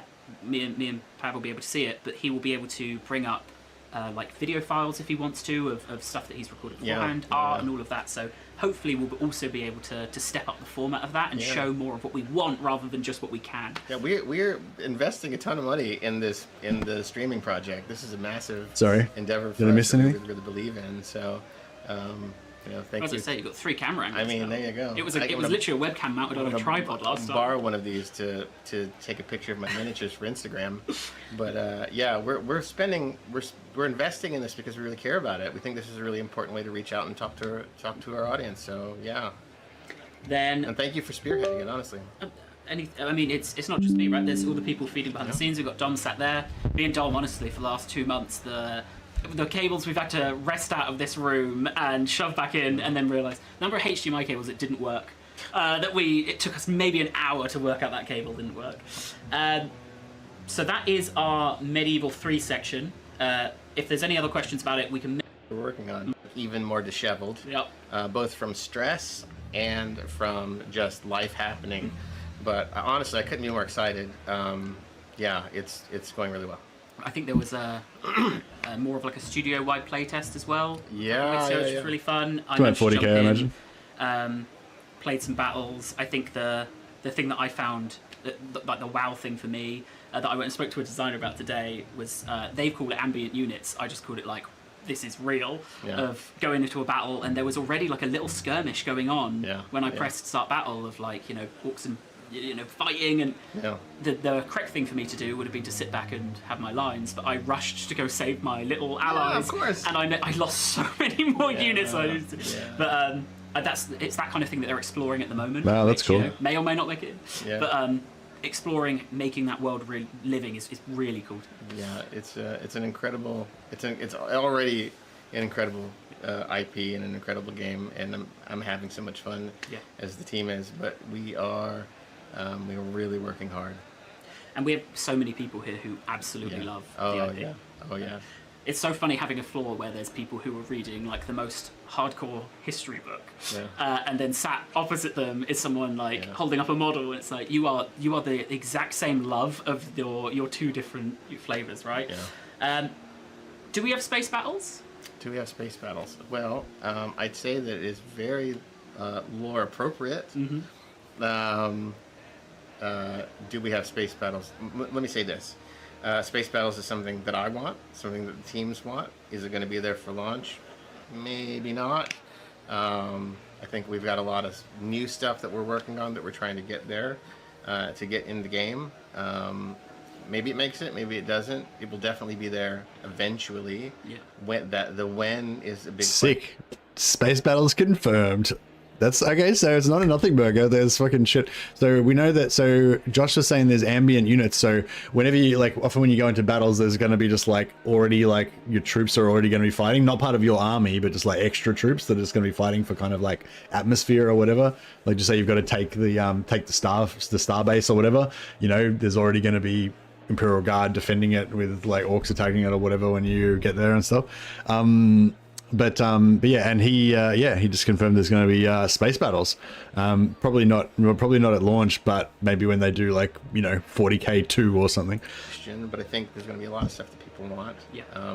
Because 40, I've read like 40 books, and that's not even scratching the surface. That's half of the whole. I mean, it's right. So it's just trying to get everything that's lore centric is going to be really tough. But what we are excited to do is to show our work and talk about it. This summer we're gonna we are planning on doing a very public dive into some of our campaign work.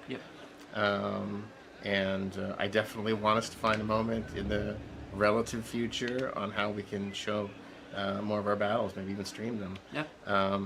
So expect more information for sure. I know that people really want space battles. I do too. But I think we see a lot of that debate back and forth across our. Yeah, I mean, I feel like they're going to have to do Warhammer 40K on the same scale that they did Warhammer 3. Like, they're going to have that, like, 10-year development cycle. I mean, I feel like they should just do the same thing that they did with Warhammer. Just put out 40K 1, then, like, after 2 or 3 years, put out 40K 2, and the headline of that would be Space Battles gets added, plus obviously 3 or 4 new factions and all that kind of stuff, and then in between you make heaps of DLC and stuff. Like, I feel like that it works, they should just do that again. Although the difference this time is that they won't have all the spaghetti code, so that everything like fucks up and has to be redesigned and shit when they make the second game. They can just smoothly transition onto it or whatever. But yeah, Space Battles is definitely something I want to put in. So it's gonna, so I guess the 40K first edition or whatever is gonna be probably have a bit more kind of arbitrary sort of representation of things. So there's not going to be space battles, but there'll be some kind of interface that represents, you've got like space fleet power level 3 or something, which gives you artillery or something, it lets you deep strike, but it doesn't let you defend against another one or whatever, what I mean? Whereas eventually they're going to put in just real actual fleets, and you're going to actually have the fleets, orbiting and be able to move around and fight other fleets and stuff. But yeah, so we can probably expect some sort of, kind of arbitrary representation of the fleets, but they won't actually be there, Community of how are they going to make the game feel total war, and and those foundational elements are the most important bit to get right first, right? So real-time space battles will be fantastic, but they're only fantastic in an addition to an already incredible Total War experience. Well, this right? is kind of this is true. I'm glad you said that, because it's sort of the center of the argument about a lot of these things. If the foundation, the structure of our game isn't really fun all by itself, then the additions are almost irrelevant. Yeah. So, you know, we have really fun stuff that are in the game now. We have stuff in the game that aren't fun at all. Yeah. We're working through that. That's game development. That's how it goes. And at the moment, space battles is not the focus. The focus is making sure that we're going to get something that's awesome. And I know that even if, you know, and I'd say most likely there aren't real-time space battles there is still a look at how to represent ship warfare itself. Oh, it's not a real-time. I mean, the game feels like you're in space. So there's no doubt about that. The game feels like you are roaming the galaxy and coming out of the warp and doing all the fun stuff that is both awesome and horrifying in the 40k universe. You've so we only have one question left on it. So, you know, so it might be something kind of like Hell's Gate, where, you know, having a fleet and traveling around between the different stars is like a major part of the campaign, but the actual combat is only, you know, between your actual infantry when you teleport your guys down or whatever. So yeah, so it sounded like that's how it's going to be. So you're going to be still flying around between the planets, and that strategic level of controlling different planets and moving your forces through space is like going to be a big part of the game. But the actual real-time combat is only going to be is only going to be for on land. But I wonder if you'll be able to actually still have fleet power and like auto-resolve battles against other fleets, maybe? The spin on it, I guess, is it was going to be when will we see more? So maybe a recap of what you said there. So I'm working with you and with others to get us streaming some of our battles as soon as we reasonably can. You know, I'd love to do it tomorrow, but the world doesn't work that way. I've got my transitions ready. Yeah, I've got tons of stakeholders that I need to work through, but we're really excited to talk about that. I know that people are going to really want to see campaign. We are talking about showing campaign very early summer, I think, an event. Early summer. And then as soon as we release it from there, we'll probably start talking and streaming more of that stuff. Like I can't. Fuck. 40k just like I get like overloaded sometimes. Like I just can't like fucking contain the fucking how pumped I am for it. Like, you know what I mean? Like when we first watched the reveal, I just couldn't fucking talk. You know, I was just like fuck. I'm just, my mind is just so fucking blown by this thing existing. You know, I mean, even though I knew, I kind of knew 99% that it was coming, but yeah, I'm kind of getting that feeling again now. We go. So there's some marketing things that we have to do because we're still a business and we need to do those things, but I am itching to show as much stuff as we can, and I have very smart people around me who are wrestling me to the ground to not do all the things that I want to do. So I promise that we'll keep having those internal fights to get the information out there. Fantastic. We do have a question from chat, which is I'm going to just use it to segue into our next session. Because they're saying it's Trebor797. It's in your thank you message at the end of 2025. It sounded like the old titles will get some love and even updates again. Is this true, and is there something specific planned? Yeah. So I'm going to use that just to segue into our older titles and say that will be asked. Yeah. Again, because of sort of the code problems that I talked about earlier. But I think for all the titles that people really care about, we should be able to make that happen. Fantastic. Then for Trebor's question, are we going back to our older titles, and what inspired that decision? Yeah, 100%. So, interesting fact about the people who play our games, about as many people play in a month Warhammer 3 as play our entire back catalog. There are more people playing Med 2 now than at launch. Mm-hmm. I know the Attila mod with Lord of the Rings is super popular, and we see that. We see it. We're looking at it. We have our own chats about that internally. So it's crazy to me as a human being that we don't take a look at our back catalog and figure out how to make sure that it's fit for future purpose. Yeah. How do we make sure that it's a our games, you know, can survive the future and future hardware and those sorts of things. On top of that, because we have such a dedicated base of people who are in those games, how do we fix just some of the simple bugs that people really want fixed that, you know, that we're not And again, I come back to the fact that we are a business, and so these are things that we have to sort out, like how do we pay for it, and how do we do this? And that's what we're trying to figure out, is how do we pay for it? Because it is something that, for me, is really, really important that we do. Because people love those games. So we are looking at games now. We do have an internal sort of strategy that we're working on about the games that we want to sort of address at first, and we have stages in which we're going. You know what would be, I reckon would be really good is if they did a Warhammer Medieval 3 rework, and because that way you would get a bunch of more people playing Medieval 2 rework. That way you would get a bunch more people playing Medieval 2, and you would get so much more feedback from like a modern audience, I guess. Like, you know, maybe, I don't know. I guess there's no guarantee it would be successful and whatever. And plus, it would destroy all the mods and everything. Yeah, I don't know. Trying to start addressing more and more stuff. Games that we are talking about. I'm not making any promises. Just games that we're talking about are games like Rome 2 or Shogun 2. Again, those are just talking. Yeah. It's just talking. And it kind of goes back to what you said earlier as well about it's not just the desire, it's getting the tools from back then working and getting that all implemented. Well, I mean, when I think about when I think about Total War 40K, when I think about Med 3, and when I think about our back catalog, I mean, if I'm asked where do I put this human to work on what, well, that's a tough choice. I have to decide where do I place that person. And so we're looking for ways in order to make it work and make it happen, because it is something that we care so deeply about. But it's going to take time. Yep. And I think I said in my thank you message that we're shooting for it, but it's a stretch goal. Yep. So I'm hoping we get there. We have all the best intent. Yeah, I wouldn't prioritize the older stuff. Even as much as I love Medieval 3, Medieval 2, sorry, as much as I loved Rome 2 at the time. In that fantastic answer, nearly like, every single question I had on this topic. It's like, the one I will... if Total War 40K goes just ballistically successful and they're just like drowning in money and they can't fucking figure out where to spend it all and shit, then yeah, fucking hire a bunch of extra people and go and, you know, do that stuff. But yeah, I think, yeah, Warhammer 3, Medieval 3 and 40K is definitely where they should prioritize, I reckon. A priority in the stack of things that we need to do. We know that there are performance issues in games like Attila and Rome and so on and so forth, that people, low-hanging fruit, that we could, you know, add some more content that makes our games just a little more interesting or refreshes it just a little bit. So it is a little bit of all of that stuff. I mean, there's lots of internal conversation. A question for you then, just as we, I think, start to approach our wrap-up. From Bart Kid, maybe?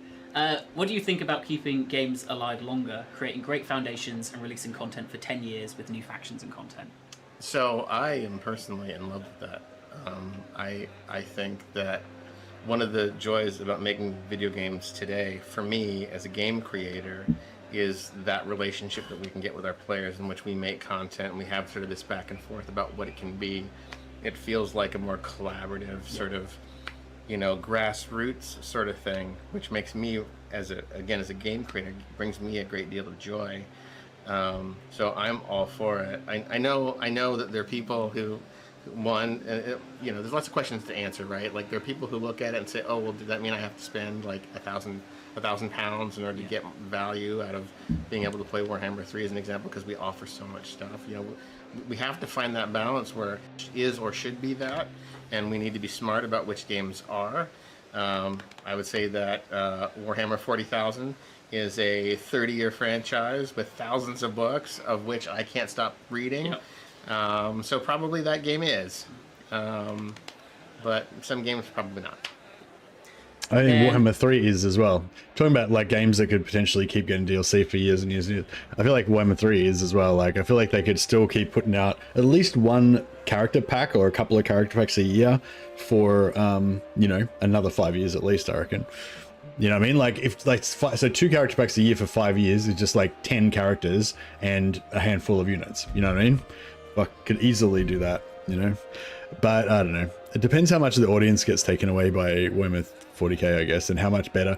Like, yeah, I don't know. I think Warhammer 40k could potentially kill Warhammer 3 a little bit if the gameplay is like just so much better, like because like Medieval 3 in terms of the type of content, like the historical, sorry, Medieval 2 in terms of the historical content, there's definitely a real thirst for that Medieval 2 level, like style stuff, like those feudal knights, those Turkish fuck, who are those guys with the guns that were kind of slave soldiers, whatever, anyway, you know, like all the different cool units from Medieval 2, and the cool, and the map and everything, and the world, you know, like definitely I want to play in that world. But in terms of the gameplay is so old and shit to me. I mean, a lot of people enjoy it still, but you know, the gameplay is so kind of old, and like there's just so much, like I just keenly feel all the stuff that I'm missing from Warhammer 3, you know what I mean? So I feel like it might be, yeah, if Warhammer 40k is just like so amazing, Janissaries, that's it. Yeah, if Warhammer 40k is like just brings in so much new stuff, that and then that becomes like the bare minimum. Like you're like, oh man, all this stuff's awesome. I can't play the game without all this new stuff that's in 40k. That might kind of hurt the ability of Warhammer 3 to keep getting more DLC. But if Warhammer 40k like adds the new stuff, obviously, but it's not, but it's still, but that fantasy, that love of fantasy is still strong enough to kind of make up for a couple of missing things or whatever, you know, like, I don't know. I'm going to throw to a couple of questions from chat. It may just be the one, and then we'll start to wrap this up. The question I can see, I'm not gonna, don't answer, because I'm not gonna, I know you can't answer. Okay. So I'm gonna give you the position of how I'll ask it. Okay. The question was, if you are transparent, will you talk about cancelled Total War projects? Now I won't make you answer that, but instead it is a, when you write your autobiography and you're telling all your stories about your time here, obviously not all games make it, not all ideas make it. That's right. How much more do you appreciate than the ones that do? What the fuck? That was the right thing to do, either because the ideas weren't good enough. Sorry, I got a phone call again, guys. I'll just let this play for a bit longer. Let me know if anything cool happens. It's always really hard for game creators and artists in general to murder their darlings. You know, no one likes to do that. And I've had to be on the receiving end of a canceled game, and I've also had to tell people the game is canceled. Neither of those situations are fun or good. But I will say that each of those experiences were a learning one, and games that I've made after that have always been better. And I do think, you know, all of our devs may not agree with that, but I do think you always take away something from your old work and you bring it into your new work, and it makes the next thing just that much more special. Fantastic. Then I do see there may be questions in the pipeline, but we'll start to wrap up and we'll see if they appear before we get to the end. When's the next of these streams going to be, do you think? So look, first, send me emails, write me, tell me what you want to know, tell me what you want to see, tell me what you want to talk about. I'll try to talk about all of it. I'll have a conversation as I am right now with many of you. I think it's been a huge joy to be able to do that. Let me get 1,000 more emails, and we'll come back to this in a few months and do it again. If people like this format and thought it was okay. I'm doing this because I'm trying to, one, you work so hard, you don't have to be the bullet sponge for all the stuff. If people want to know who is ultimately accountable and responsible for the things that we do, I'm the one. So if you got to be mad at somebody, I guess you got to be mad at me. But if you got to be happy with people, be happy with the team, because they're the ones that are doing all the hard work. Yep. But I am eager to talk about stuff. So send emails, and we will do this very, very soon. We called this one Spring 2026. I think the hope is maybe one a season. Yeah. I don't think it is actually spring yet, but it felt weird to call it winter. It's the beautiful sunset yesterday, the rare British sunset. So it felt like spring for just a hot second. Yeah, I learned that every time I say a thing I learned, I know I'm wrong because someone in chat's going to correct me, but I'm pretty sure the calendar used to start with March, so spring was the very start of the year, but the Romans could only appoint generals at the start of the year, and there was like an uprising in Spain, and they were like, we need to deal with this, we can't wait 2 months. Screw it. We'll add 2 months in. They just kind of ignored winter. We'll add 2 months in, and then we can appoint them straight away. Yeah. And that one rebellion in Spain is why we now have to suffer 2 months of winter at the very start of the year. Without that, this time just wouldn't exist. So to the community, it's going to be if they have feedback on this format, I'd love to hear it. Please. I think hopefully now they understand the kind of questions and it's not can you balance this unit. It's more, you know, what are we doing with the franchise? I may be, I consider myself a hardcore gamer. With a lot of those questions, I'm an absolute idiot. Yep. I'm not the right person to ask. I'd say, you know, if they ask me the details of how some of the calculations work, I just look at the bars. And I just don't want to be that meme video that's going around with the McDonald's CEO where he's like pretending to eat his lunch, but he clearly doesn't like McDonald's. I actually do like Total War, even if I can't explain all to the same granularity. I'm not the McDonald's CEO. I'm an actual gamer who likes playing games. Well, I mean, you know, playing Dark Souls, you've got to. Then I'll start wrapping up. So thank you so much. Thank you. You know, people can email you at Roger@totalwar.com, which is one of the coolest email addresses ever. So yeah, ROGER. Yes. And you'll be able to find that. We'll probably put it up somewhere. Please. But you'll also be able to find that in cool. well, yeah, I think as a reminder, a lot of I think Roger probably had some pretty bad PR before, and or not great PR, I guess, you know, because he talks about that sort of general high level stuff that most people don't give a shit about. I know, I thought this was quite good, like just in terms of humanizing him, like, you know, he seems like a cool guy. You know, I dig him. Really exciting. I'm really excited. So yeah, it was good from that point of view. And we got a couple of tidbits about 40k. There's going to be ambient battles with like NPC factions going on when you first load into battles. Potentially, they might scrap it. They said. And there's going to be space fleet combat.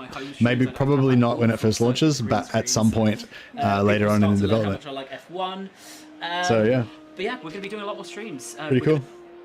And so early summer they're going to be doing some stuff about 40k campaign. They said early summer for 40k campaign, and like midsummer or late summer we're going to do more battles or something. So basically more 40k stuff in summer, northern hemisphere summer. So there'll be, you know, when's summer? June, July, August, is that summer for you guys? Winter for me. But yeah, that's pretty cool. Not too far away.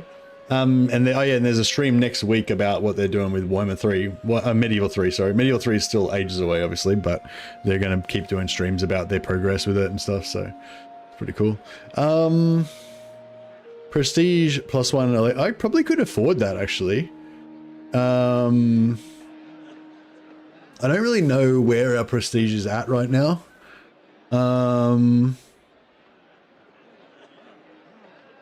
I mean, I don't really know where our fealty's at right now. You get +1. I think you get +1 prestige per turn.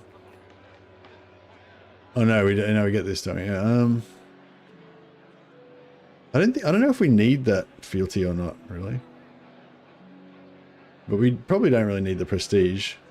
I don't know. I'll do it. It's probably a waste, but.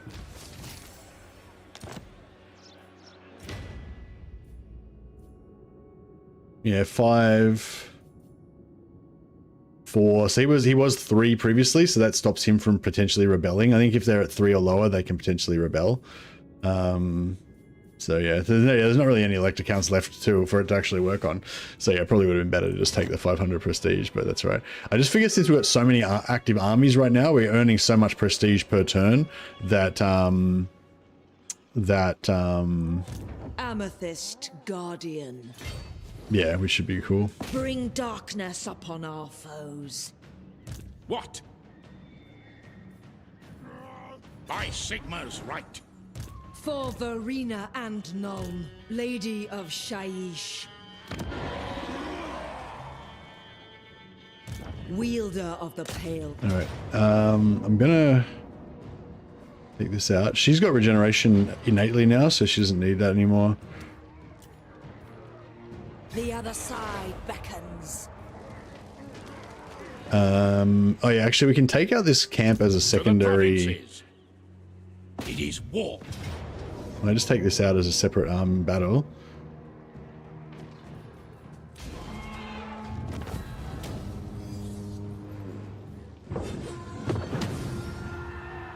We can get some replenishment, but it's like gonna be you know, irrelevant basically.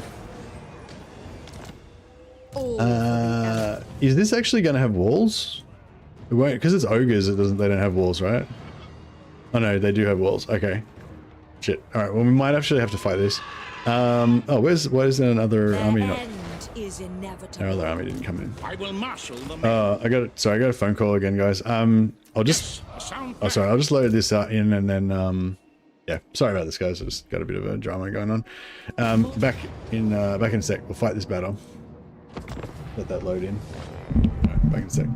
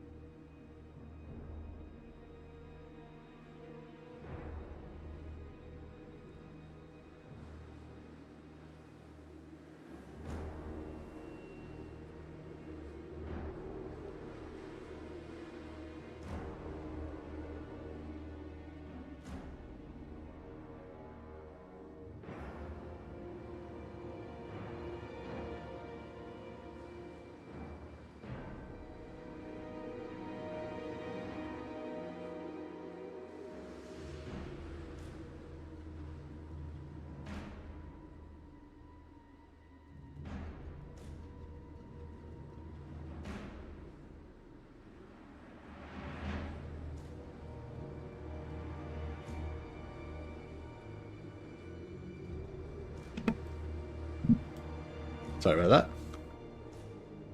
that.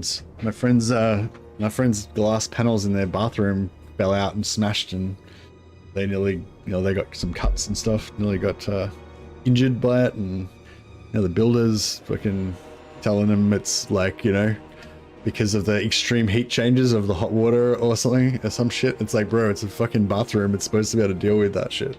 Anyway, so yeah, just that was a bit of a drama. But it's all under control. No one was killed during this drama. Alright, let's yeah, I basically just want to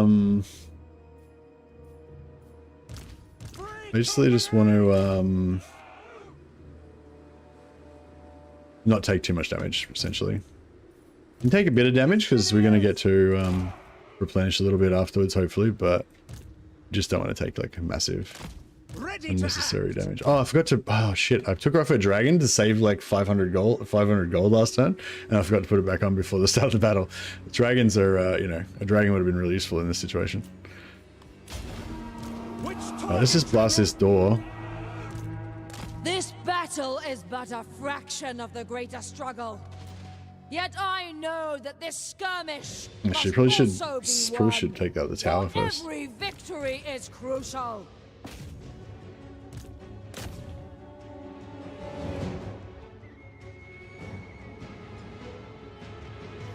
There we go. Oh, the gate's down. Yes, sir. Fire! Yeah, just take the gate out. All right. The Empire endures. Take the ground. Take position.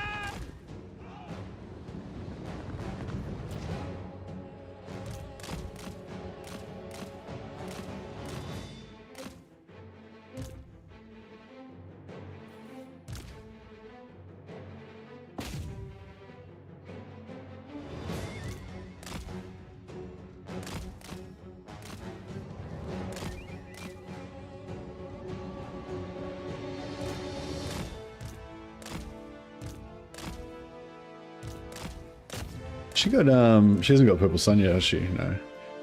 Yeah, I do need to give her Purple Sun at some point.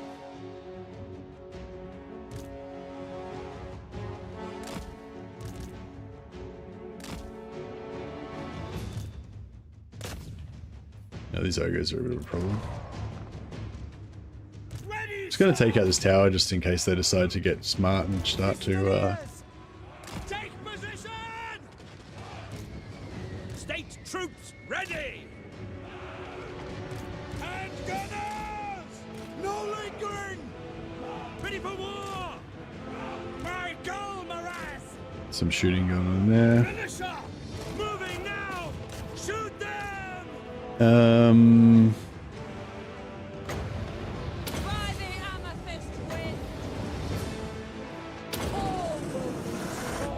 Right, these guys should be getting some.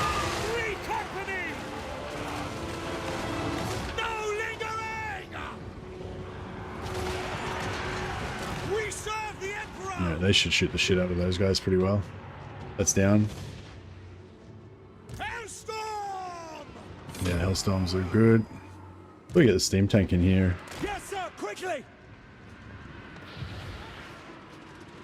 Handgunners. Take the ground. Go. Quickly. Quick march. Elspeth von Draken. Free company. Powder dry. What we can get? We can't really get that cannon. Handgunners. These guys are. Get in there. Faster. I wonder if this cannon can shoot like that. I didn't think they'll be able to hit it, but. Awaiting orders. No lingering. Finisher.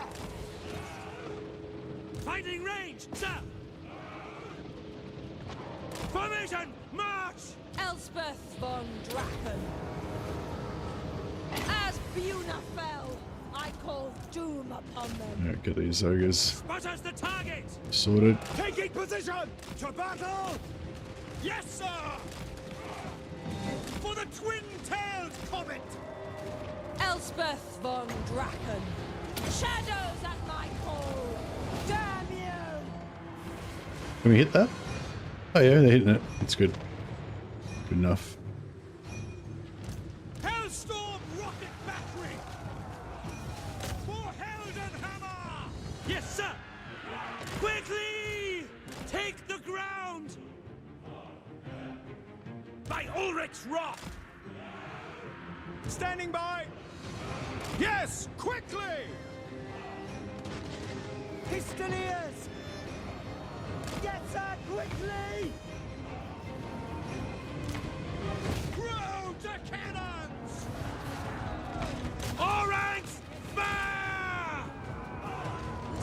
Daughter of Shaiish, doom take thee! All will meet more in time. Elspeth von Draken advance!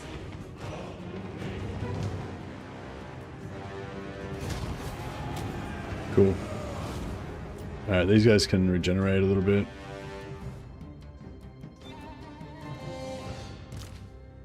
Didn't... Oh, I thought she had... What? No, I thought I chose regeneration on her, but I guess I didn't. That's alright. She'll be fine.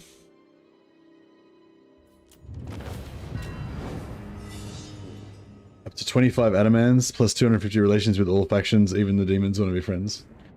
See, yeah, I don't know. See, that's like it's fun in terms of like achieving something like crazy, but I feel like it kind of probably ruins the campaign a bit. Are you finding it all feels a bit empty now? Or are you still enjoying building your ultimate Kislev? I find there's often this like kind of paradox between, you know, obviously you want a power game because that's the whole point of it, right? A strategy game is all about figuring out how to maximize your advantage. But then it's like if you dominate it too much, then there's no challenge, and you feel like you're in complete control of everything, and you can just like systematically go and pop off one enemy at a time with no challenge, no chance of them declaring war on you or anything. It's like, oh, you're just doing like this is total war on evil factions.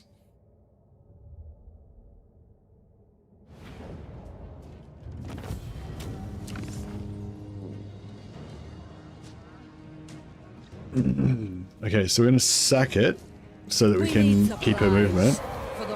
Ain't gonna be nothing left of you. And we'll let this guy occupy. Yes, my lord. Yes, a sound plan. The nation calls. And then I want to... Elspeth von Draken. We could make peace with these guys, but I kind of want to just take their land and sell it so we can get more money.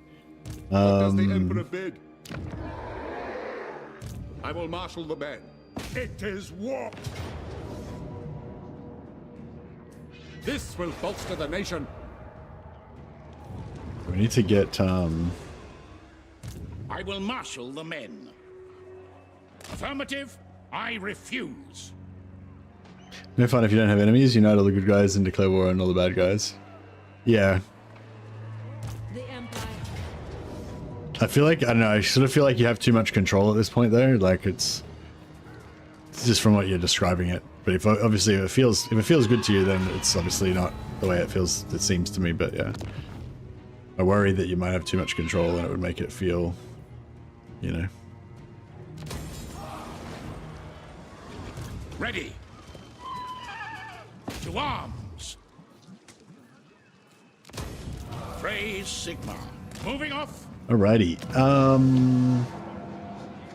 kind of wouldn't mind keeping the stone. Marble. Do we have marble already? We do not. We only have iron. Yeah, we need more trade goods. So... For Verena and Null. So yeah, I was sort of thinking with her, I'd take her around here, take that, then try to, you know, clean out a bit more of this area maybe. If she can pay for her army, that might be kind of alright. Rider of the Dragon in Carmine. How strong is he now? Not yet. Yeah, so he's ruined. So we could peace out with him and then just sell all our armies and, you know, but...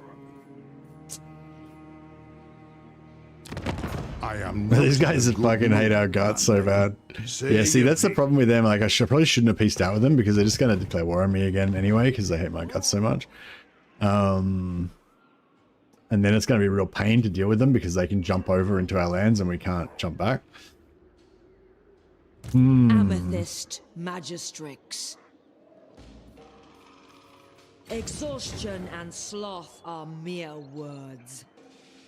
The men must contemplate death. To the provinces. This will bolster the nation. Yeah, so he can take that, and then she can bounce off and head back towards there, which is nice. Yes, my lord. This guy's got a pretty cool army. It's a bit like hodgepodge, but it's pretty cool. Praise Sigma. I feel like we've got this handled with just Elspeth and one other lord. To strengthen the Empire. So probably this guy needs to go back up here. It's expensive running this army with no enemies for all that time, though.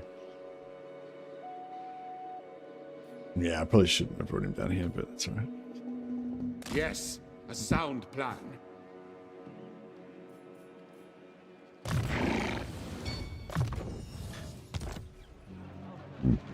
Excuse me. What does the Emperor bid? I will marshal the men. Well, it saves us one army at least.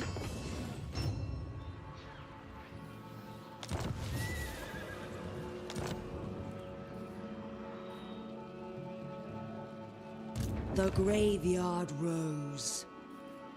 To the provinces. It's only turn 45. Kislev just crushes this map so hard, they really benefit from having a lot of territory. Yeah. The Empire.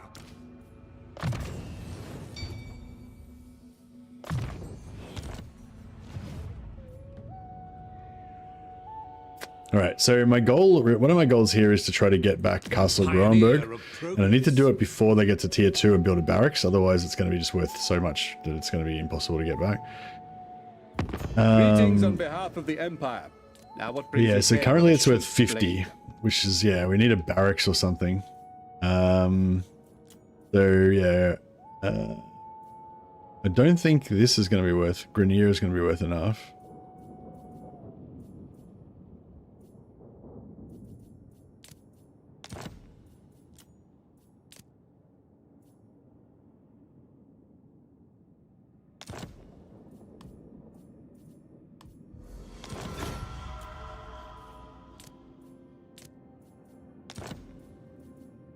So it's close, but still no cigar. But we can maybe get what's the Castle Sanglac? Oh, why can't we get Castle Sanglac back? Touches Ubersreich. Oh, is that their that's their capital? Oh fuck.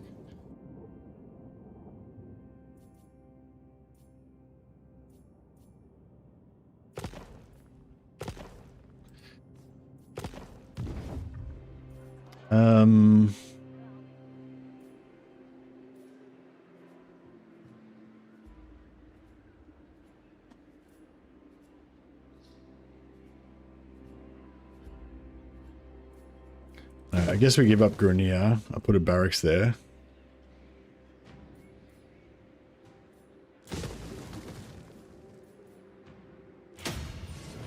Wielder of the So now I've tried. I was assuming we would get this back, but now I'm like, ah, shit.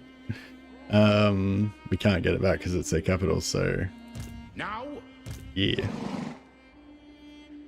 So this army is even more screwed now. It's going to be just wasting time trying to get back. All right, anyway, this area is handled. Those ogres are screwed now, so that is good.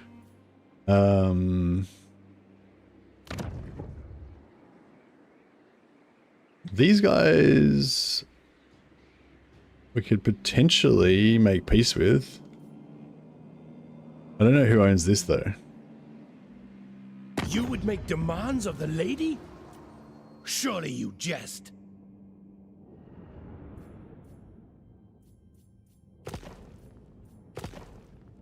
An unblessed path. You would make demands of the lady? Surely you jest. Yeah, I don't know whether to... There is no wine. Oh, they only got one settlement. They've just got that one settlement. Yeah, no, we'll probably... Yeah, probably Elspeth will take that. Oh shit, where do we cross this river? Nowhere. Okay, that's fucked.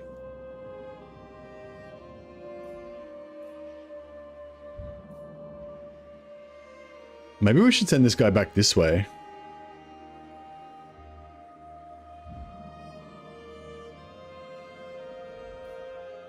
Summon the elector counts.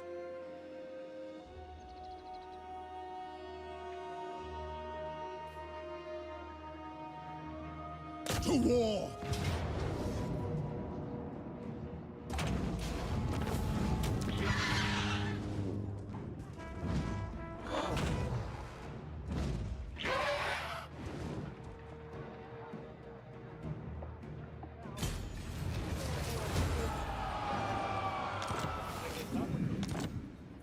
Gisro is destroyed. Yes. Who calls? We need a secondary lord here so it can help us to sort of just occupy stuff.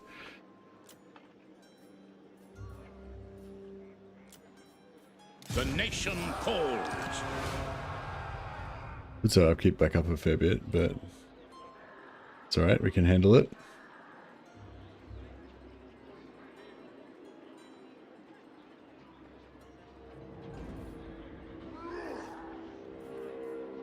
Praise Sigma.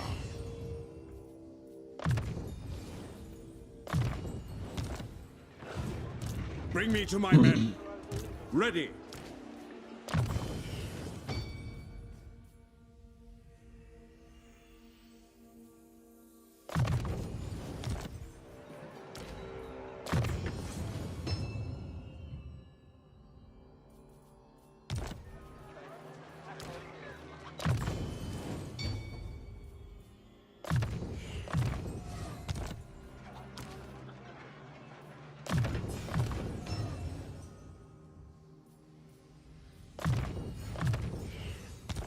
Yeah, I want to get these noble wizards up pretty high so that we can stick them in Altdorf and make us heap of cash.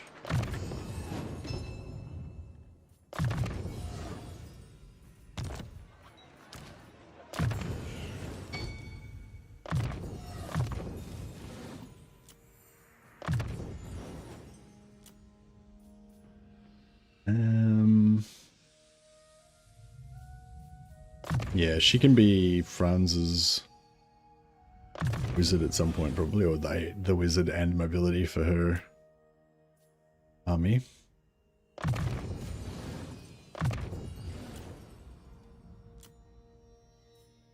Emperor Karl Franz. I kind of want to get Lightning Strike, but we don't really need it. Oh yeah, Leader of Men. I like to count troops size. We need to get that. I always forget.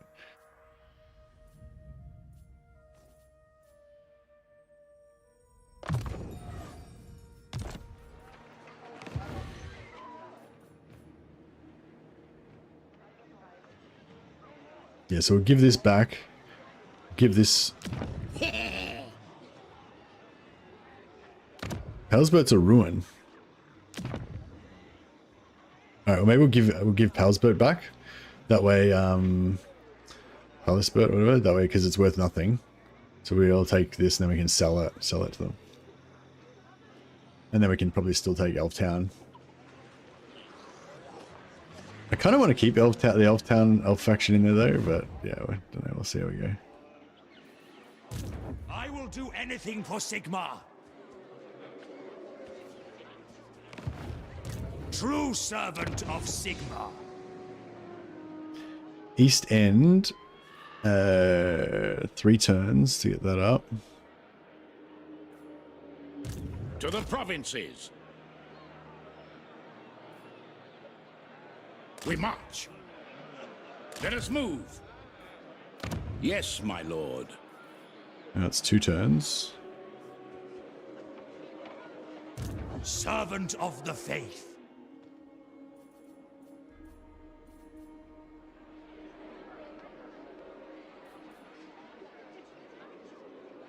Guided by Sigma. What? And now we can get it up in 1 turn. And get it up in 1 turn as well. And we'll get the pottery.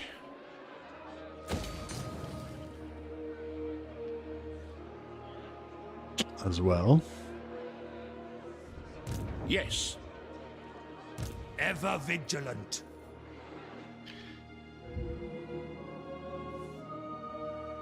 I'm still at war with this fucker. Think me fool against council orders.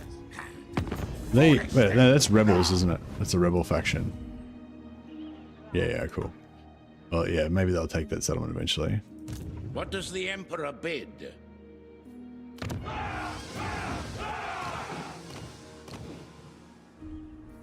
Strategist is good for map hero, kind of. Because extra campaign movement range. I'm not sure if the extra campaign movement range actually works or not, though. That's the only issue.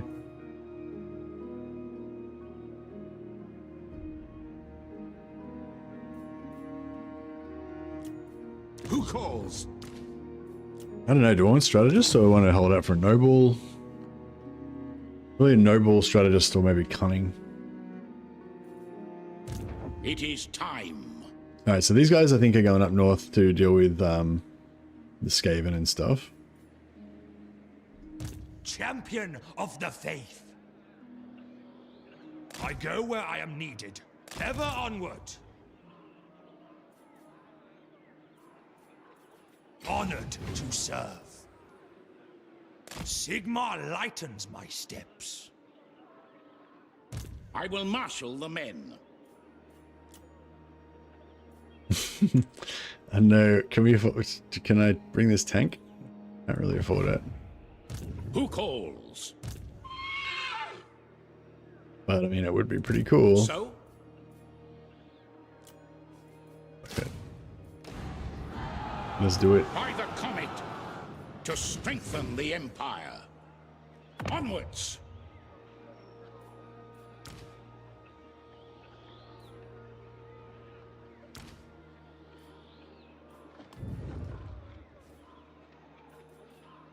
To the provinces.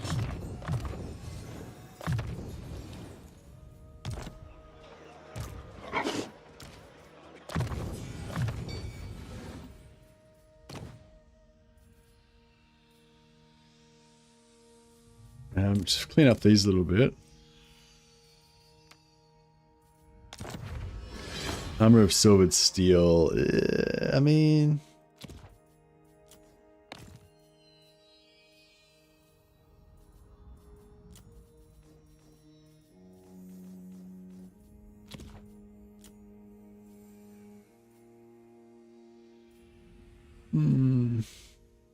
You might keep the armor of silvered steel there unequipped, so we've got a 50% chance to not get that in future. Yeah, I'm really enjoying it. This is fun. Is it? Yeah, why do you think it's getting a bit boring? Or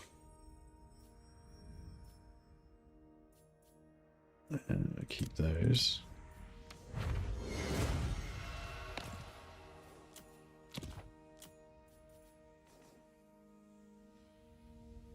I think we're at +2 per turn. I don't think any of us, guys are suffering from having not enough magic.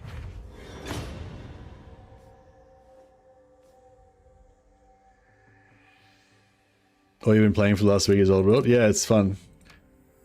I think it depends on the campaign for me. Like some campaigns, I think I want to play more like faster, I guess. Whereas this campaign, I want to kind of play it slow. So it's good for slow campaigns basically. So yeah, I don't want Crown of Command. I do want Van Helsman. So if I've got 2 Crown of Commands unequipped, that means that we'll never get them in future. Thanks to Lazy AI for the research on that. Whereas yeah, because we have Van Horseman's equipped, that means yeah. So basically how it works with the item drops now is whenever you've got an item unequipped, there's a 50% chance if that item rolls, like if you roll that item, there's a 50% chance that you won't get it, and then it'll go to the next item in the list and see if you get that one. So yeah, basically we're saying he thinks that like it shuffles the items, and then you get the top one, unless you've got 2 of them unequipped, in which case you don't get it. If you've got 1 of these unequipped, it'll have a 50-50 chance. If you get it, you get it. If not, it goes to the next item in the list, you know?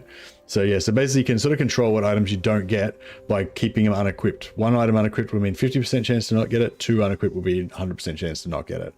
However, in the arcane item slot, there's only, I think there's only one arcane item, just the Book of Assure. That's the only arcane item that the Empire can get.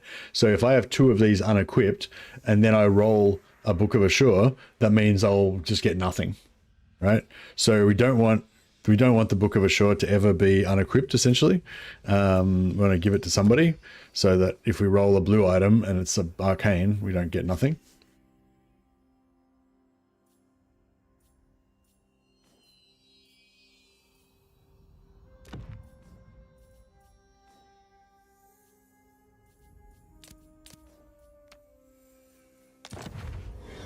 Seed of Rebirth, very nice.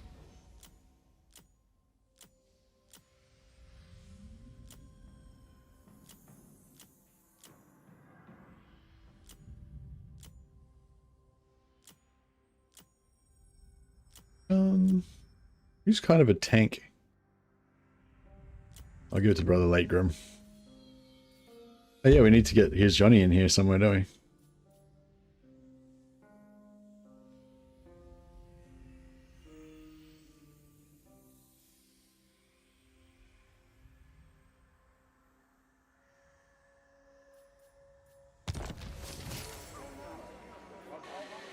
Captain Von Bradman. What's this one? Receptive. Yeah, he's not bad.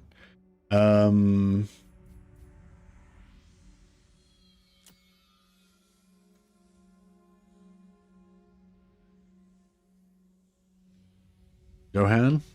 Be Johnny, I guess. And Von Mass. Von Massive.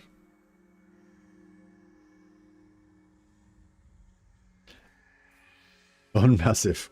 Like Henry Le Massive. Alright, that's you, Johnny. You are here. I'll put you on the Barded Warhorse, a bit more tankiness. Less mobility than the Pegasus, obviously. That's right. Praise Sigmar. Alright, he's fine.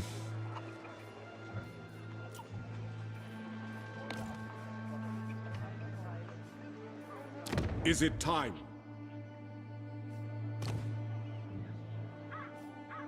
There's Urlach.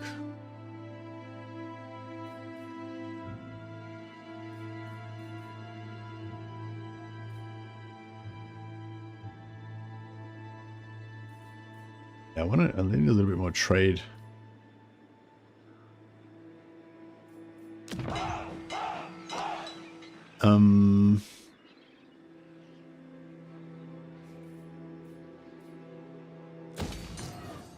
I might hold off on that, and I might do open the gates. Actually, how are we going? Got 5 turns till we get another one? Yeah, I'll just do open the gates.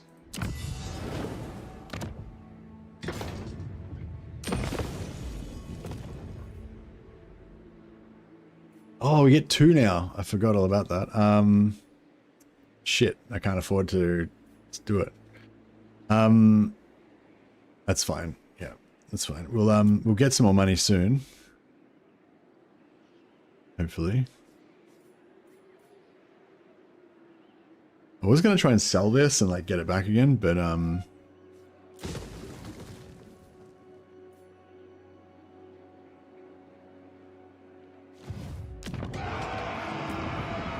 don't think I've got any more noble lords at the moment. Oh no, we do have one there. I serve Sigmar.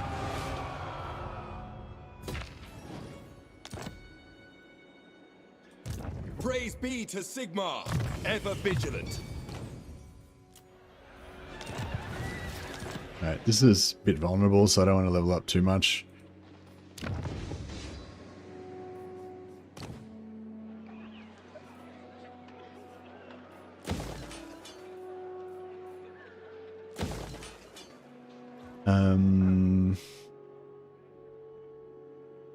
What does the Emperor bid? What orders? Can we cut out anything else? Well, this army, War's gardens swell with it's such a good, it's such a cool army. Like, I really like this army, but yeah, I guess I don't really need that. What does the Emperor bid? Alright, hopefully that's okay. Do we have anything that gives us, like, free money?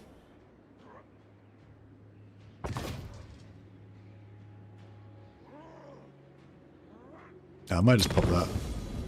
Get our electric, get our Caribou Great Swords refreshed and stuff. Alright. Yeah, next turn, or well, in a couple of turns. Speak. I will hear you now. Be warned, my mood is dark. Fuck, these guys declare war on us. Oh no, they want to trade. No, I don't really want trade. If we could get them to go to war with somebody, that'd be sweet. Oh, he nearly wants to do that.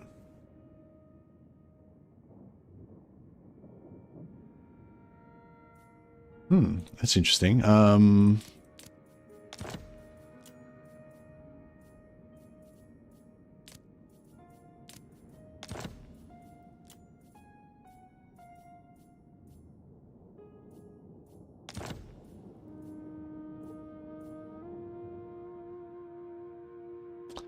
Try and trade, and I bet he'll do Vlad plus Festus. Yeah, but I want to eventually wipe him out. So if I do trade, then I have to, you know, I have to decide to wipe him out and then wait 10 turns.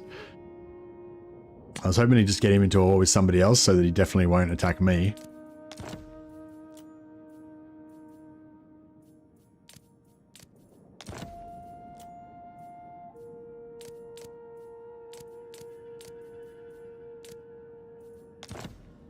Sounds like it.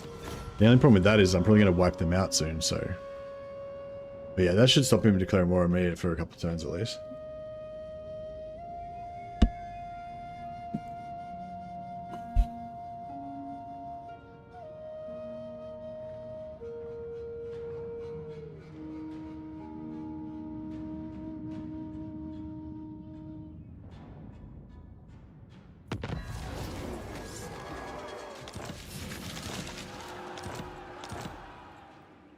As fate requires. Alright, we'll take this out. I protect the Empire, either side of the grave. For Sigmar and Volia. What's the sack value there? 1600 sack value, that's not bad. Yeah. The Empire.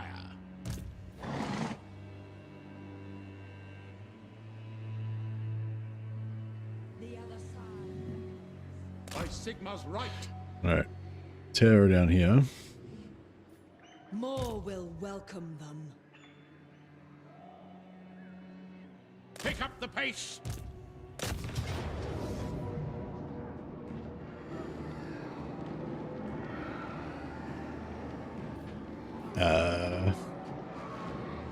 Yeah, we might just execute these ogres so we don't take damage. Don't want to lose our loyal swordsman. I'll probably disband him eventually anyway, but...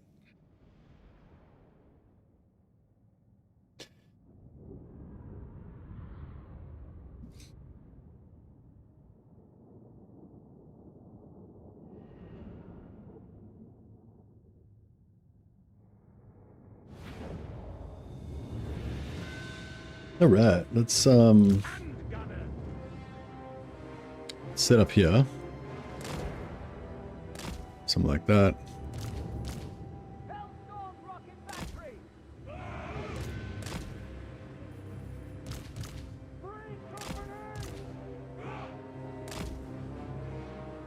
A little emergency, you know, a little infantry there. And yeah, these guys can just...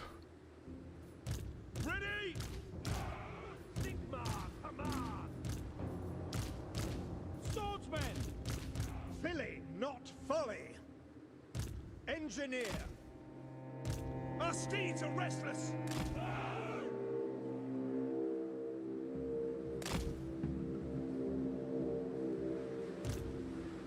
Gifted tinkerer! Elspeth von Draken.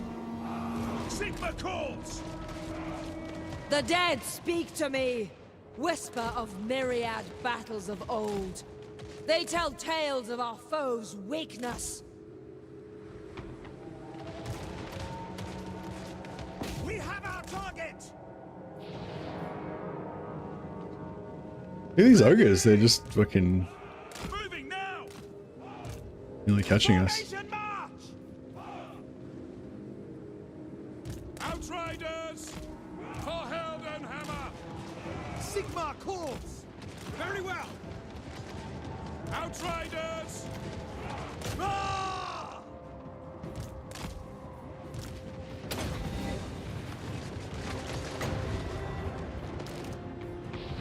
Shadows at my call! Sigmar calls! Outriders! Yeah, that kiting didn't work too well. The thing with kiting is you really got to actually pay attention to what you're doing. Can't really just, you know, vibe kite. It's, you know, it's kind of got to be pretty specific. Send us out in the name of the twin-tailed comet! Now! Outriders! The graveyard rose. Don't take this! As beautiful. Is she on foot or something?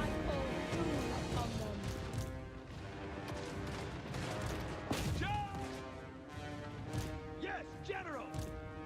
Prepare for combat! Ready to serve! Fire! Fire! Yes, General! Still managed to get this burning head off. That should get it done. All will meet more in time. Don't take this! For the Emperor!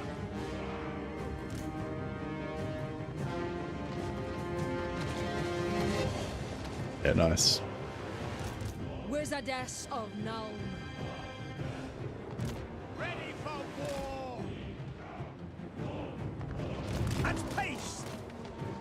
Swordsmen! Yeah, I still haven't given her a generation yet. He does have it though.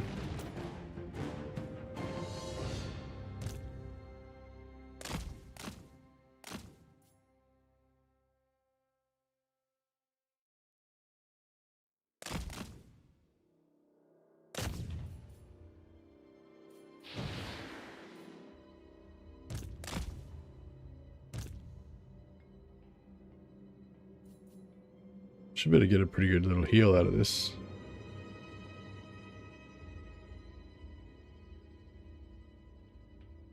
I don't know if we're going to catch it. No, that's it's alright. Still healed her. She drained them. One thing I noticed about this mod is the AI seems super passive for the first 10 turns. Oh, really? Yeah, I didn't really notice that.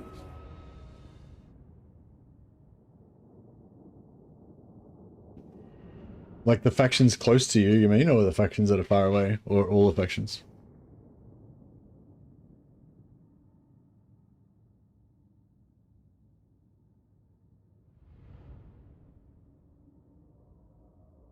Is it like that they're passive, or it just takes longer for them to get to you because it's the map's bigger?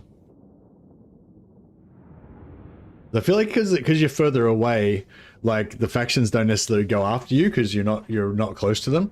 Like the way the AI determines like who it could attack and how close they are to it and how many turns it will take to recruit and then how many turns it will take to march to the target and stuff like that. And so quite often, if the like in the like Kazrak, for example, Kazrak is quite close to Altdorf and he'll always actually no, in the old patch he used to always do it, but whatever. You know, say Kazrak's quite close to Altdorf, so he pretty much always attacks Altdorf in your campaign, used to in the previous patch. But in this one, he's like triple the distance away, you know, even though he's still in the same place generally in terms of the Empire, he's like triple the distance away, you know. For the first 10 turns, it feels like no one is in any wars but me. Ah, okay. Yeah, I don't know, maybe I did notice that, I'm not sure. Yeah, so we're gonna sack it. Search this place for artifacts, for lore. Yes, my lord. And then this guy is gonna do the thing. Yes, a sound plan. Just make sure that he's definitely like right next to it. Then we replace him out with just whatever, some random dude. This guy. The nation calls. Yes, a sound plan. You ain't boss. And then that gives her still having her movement, so she can head on towards the next target. Heed my voice, or fear the We're not going to have any secondary lord there. The provinces. Raise Sigma. Pretty sure he's not going to make it. Sigma's right. Yeah, he's not going to be able to make it. So we may as well get rid of him, because he marshal doesn't the band. serve any purpose as a secondary lord anymore. And she, there's no real point in her force marching because we're going to have to use her. The graveyard. We're going to have to use her to take the settlement instead of using the secondary lord like we normally would. So, we may as well go and camp so we can get replenishment as soon as we fix our economy. Now up here, we want to occupy that, and then we want to gift that to our ally. I am Prince and Emperor. Now they'll see. 1900 sack value, yeah, okay. How much time we got here? 2%. Praise Sigma. Alright, let's got a pretty big battle here. The nation calls.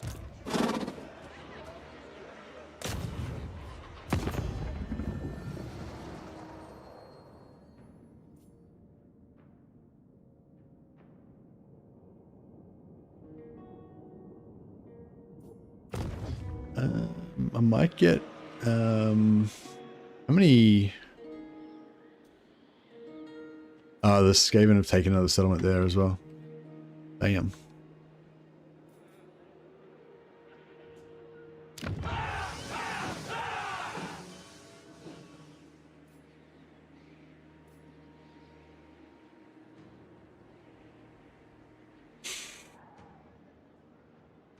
No further empire. Onward. Talk at me in your crude language if you must. I make no promises as to the outcome. Yes. Get the dwarves to pay us 2,000 for that. Helps with our economy a little bit. Now Elspeth is not. Now that we're not taking bankruptcy attrition, Elspeth should be getting nice replenishment there.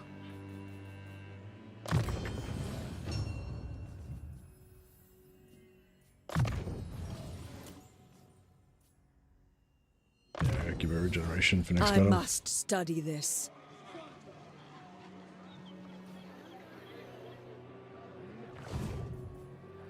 To the provinces. Fight for our nation. Ulrich's build. Wow. So I thought that was a ruin. Eat a squeak.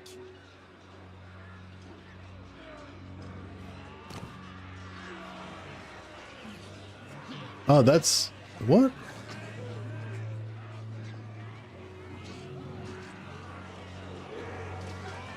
Oh, this is a separate. Oh, Elftown's a separate.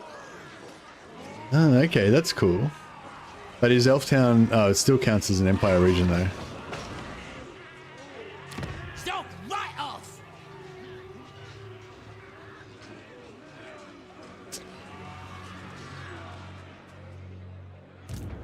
Okay, well. Oh, that's in range to reinforce on this. Oh shit. Okay. Pick up the pace. I am Franz. They will obey.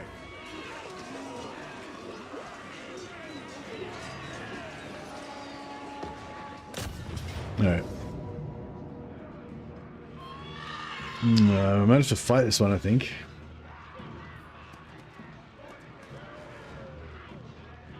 He's got 110 wins in magic. That's a lot of magic. We've got a lot of heroes though, so kind of evens things out a bit.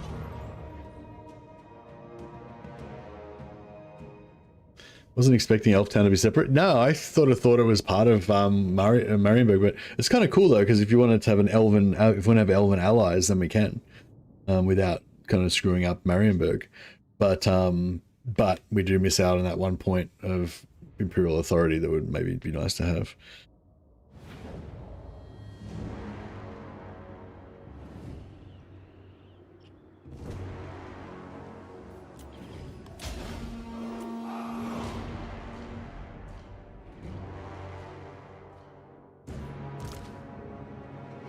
Ben Hasselhoff.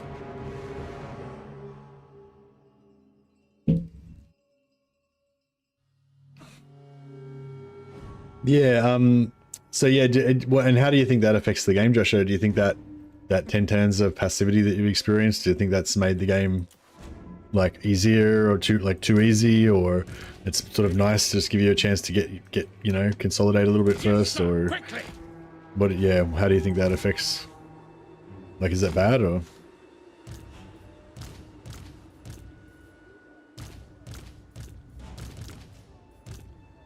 I command here to battle.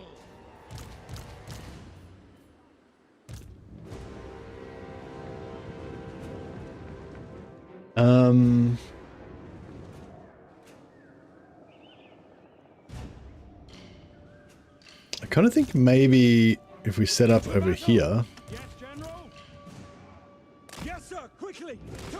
and if we try not to let anything really get up there, just try to make it sort of just like let stuff feed that way a little bit.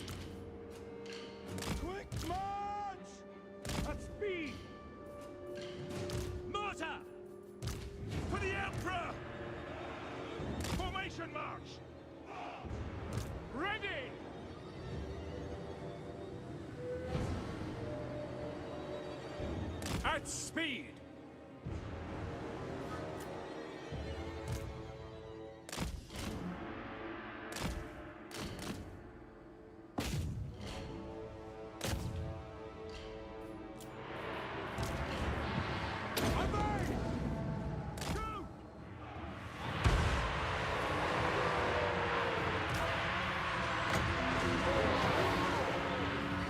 The Empire is yours!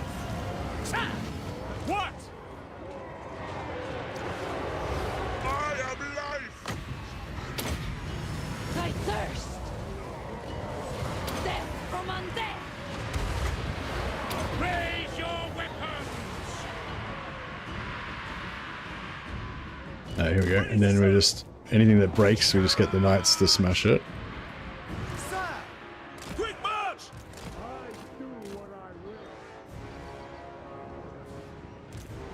For the Helden Hammer! Take the ground!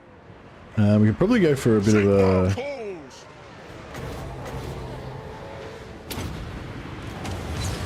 Power of the skies! bit of damage there. Taking that position! Oh, this guy's getting fucked. Get him to debuff, buff himself.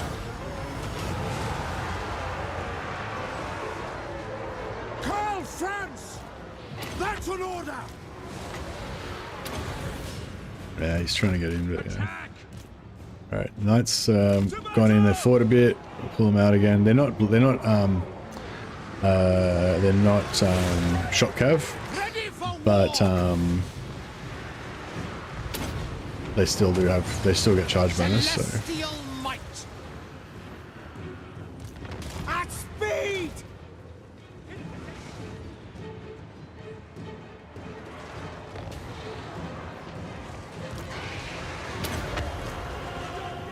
Battle awaits! For Helden Hammer! Yes, quickly!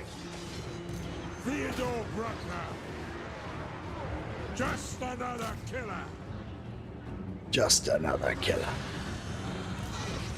No lingering! General! To battle! For the Emperor! Yeah, let's get rid of this action. Eager! Right of battle! The Empire endures! To war! Sigma calls! Yes! Gather the acolytes! We had a magic? Oh yeah, I used the secondary lord. It's probably a mistake. Emperor's might! Rolling ring! We serve the Emperor. Sigma calls! The winds blow strong! The Empire endures! See to it! Feel the cold hands of death! Emperor's might! Fangs back! Ready?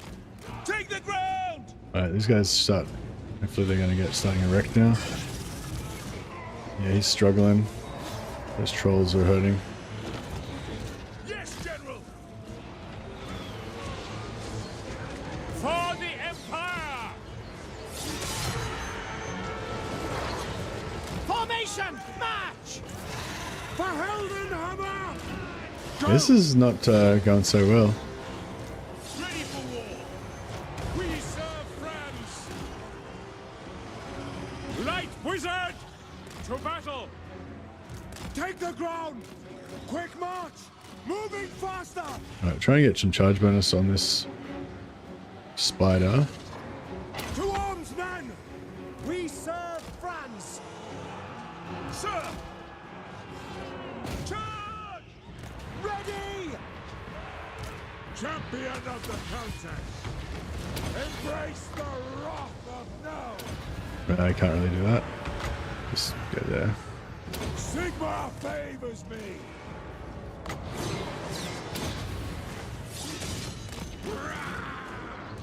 Formation march! Oh, we lost the Celestial Wizard. Is he dead? Yeah, we're getting fucked up here. For the Emperor! Charge! Sigma calls! The Empire endures! Moving now! Yeah, I was hoping to feed stuff into those guys, but just didn't really feed. Accuse them! Ooh! Formation march! That's brutal. General! Witch Hunter! Seeking the enemy! Formation march! Bruckner! It will be done! In the name of the twin-tailed comet! Ulrich's wrath on them! To battle! I am prepared!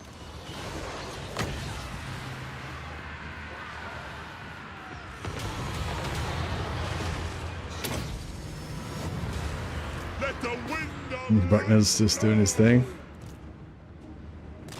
Yeah, I need to peel some stuff. I wanted to peel some stuff into that army, but I didn't make it happen. The Empire endures!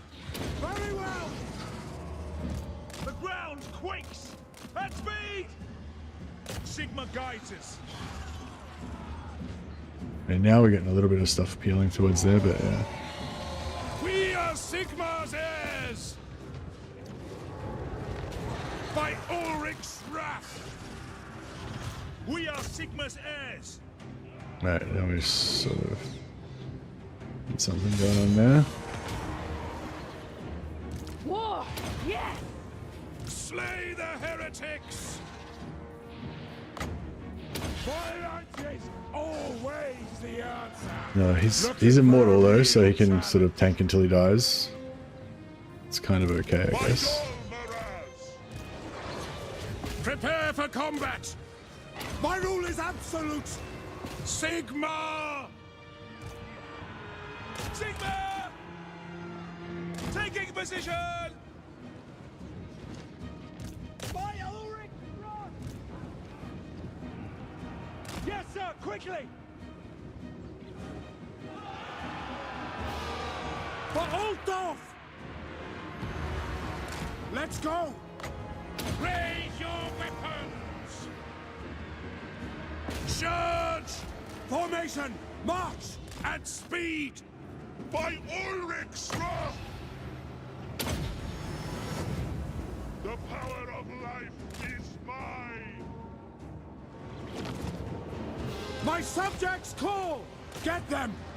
I'll ready the men! Sigma! Gonna hide our wizards behind this tree here.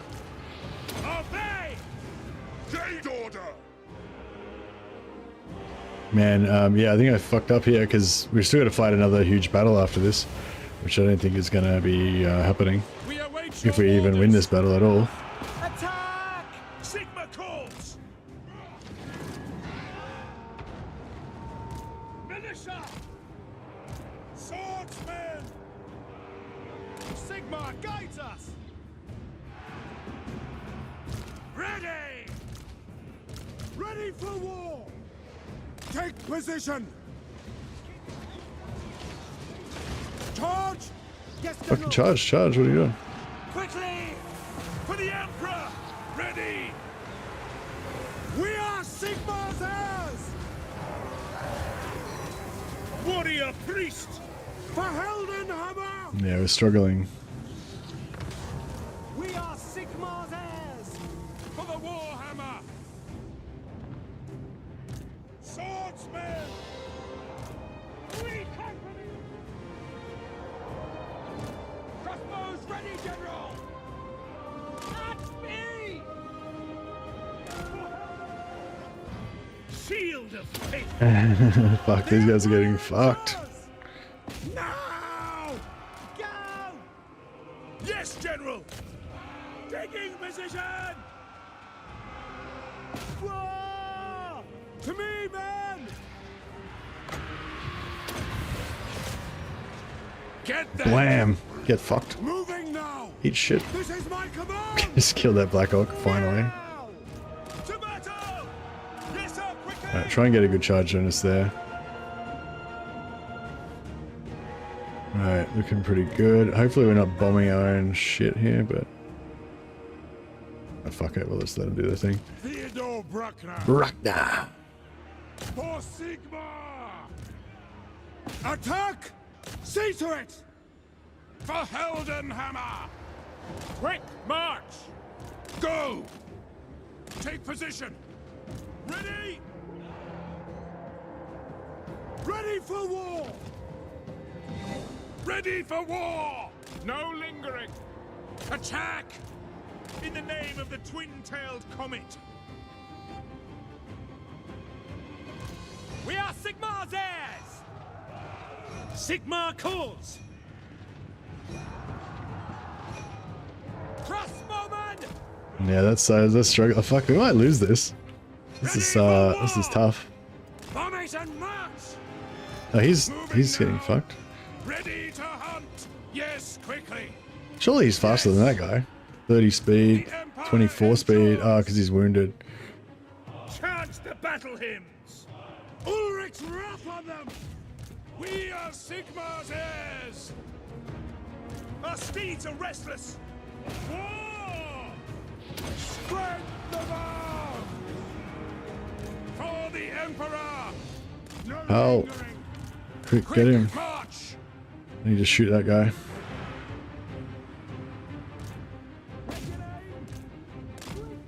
Get back in there.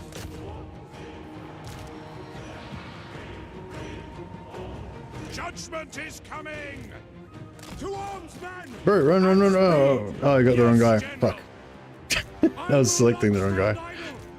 No lingering! Karl, I can kill him. For combat!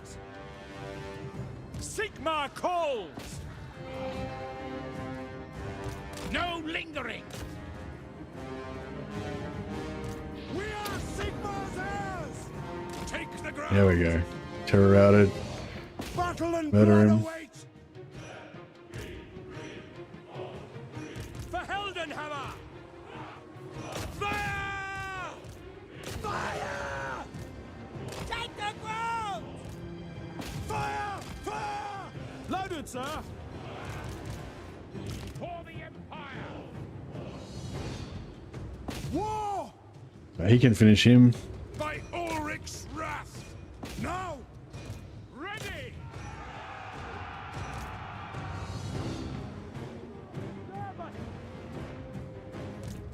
Crossbows ready, General! The Empire endures! Crossbowmen! Yes, General. No lingering! The Empire endures!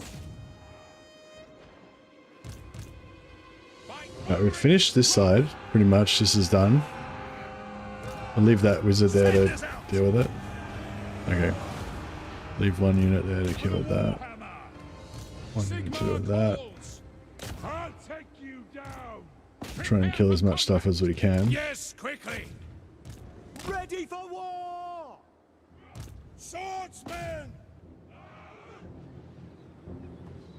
The Empire endures! Go! Wow, that was rough. When you make a new old world faction, do you keep all the factions or use the option to delete some of the miners to improve performance of Enter? Hey, and yeah, so I like to use the smaller, so I don't use the big old world map because the big old world map is just way too big. Like I have no interest in conquering like 900 fucking settlements, you know what I mean? I would fucking, that would be just gruelingly painful for me. And it's just unnecessary slowdown, you know? So depends on what faction I wanted to play, but if I want to play Empire, I'll play on the old world classic campaign. So it's a smaller map, just the Empire and the surrounding area. And yes, I would do the kill 75% of miners. Basically it kills miner factions in from the outside, so you'll have a ring of miners around you so you can conquer stuff, but the AI enemies will just have to occupy the stuff without conquering miners.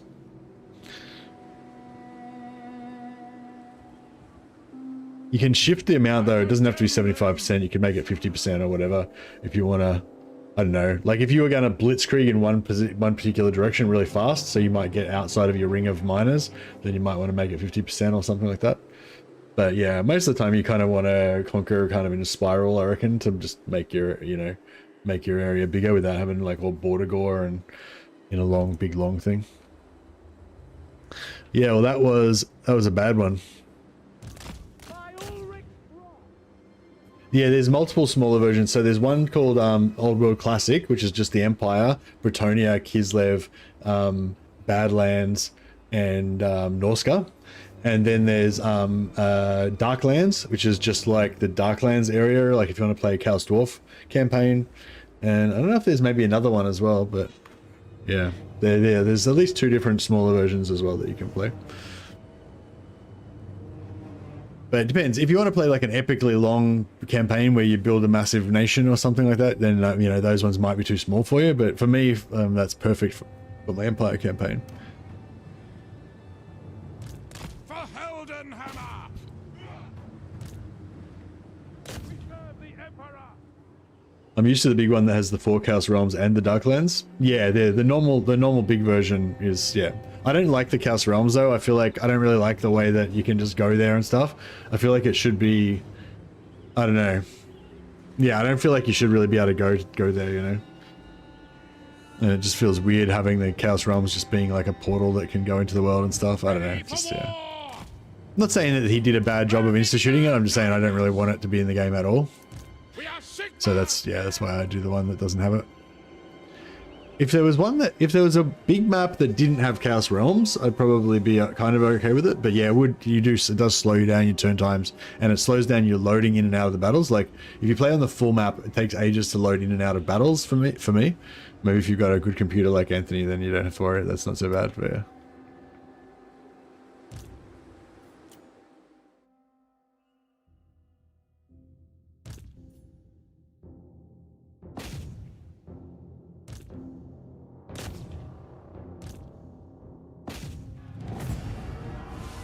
Well, that was extremely rough. Doesn't get much rougher than that. I think our Celestial Wizard died. Yeah, that was bad. That was a bad one. We might be able to mount heal a few of our heroes. We would have got max 8% replenishment, so we can take the replenishment. Oh no, I think this is a settlement battle, so no replenishment. The Celestial lived? Oh, thanks, Siphon. That's nice. Oh, yeah, so we might have at least gotten away with it without losing anything.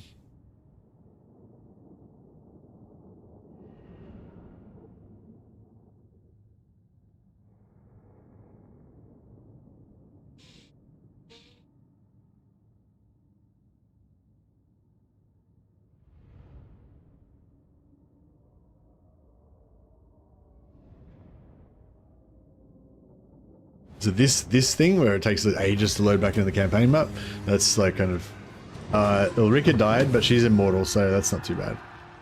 It's a bit of a bummer that she's going to miss out on 5 turns of leveling, but that's what it is. Oh, that actually got the.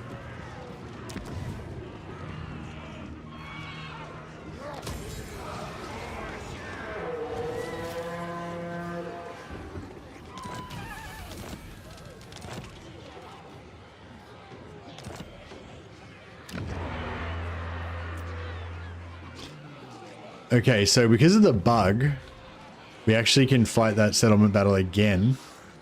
Praise Sigmar.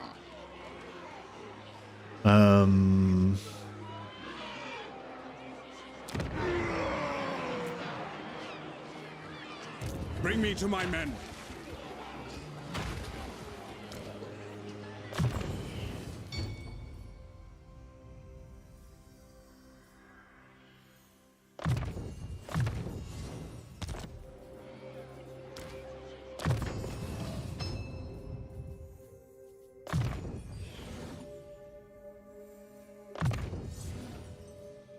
Yeah, that's right. Fight it. We can fight it again and use the battle to heal up all our single entities.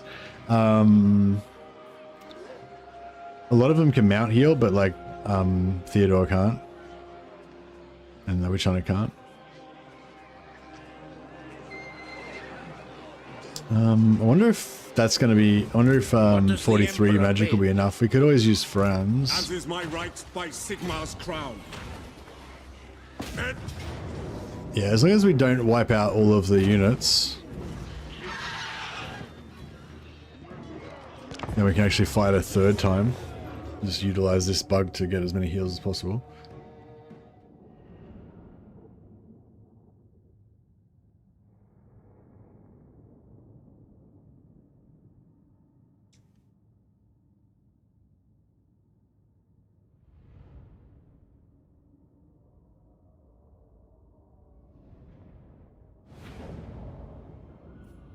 I don't think it's bad. It just makes it hard to get money through selling wars early on. Yeah, that's cool. Yeah, maybe that's a plus in some ways. Yeah. The Empire endures. I speak, you act. For Heldenhammer! What? Sigmar calls. I will not stand idle. The Empire endures!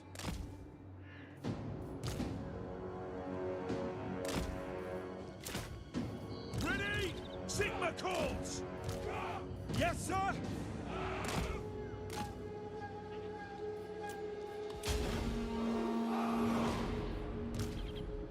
We hunt this day, yet our quarry is neither boar nor deer, no! As Sigmar fought, so shall we. We will become part of the legend. By order of the Grand Theogenist, show no mercy!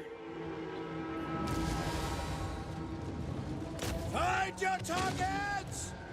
Take position! Crossbowmen!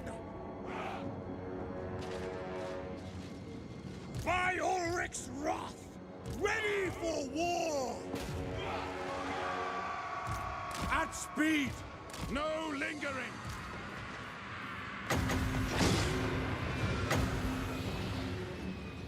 The Empire!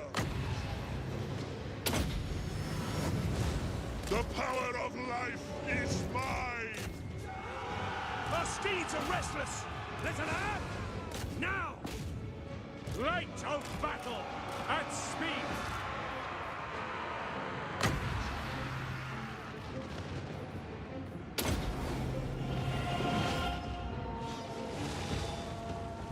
Swordsman!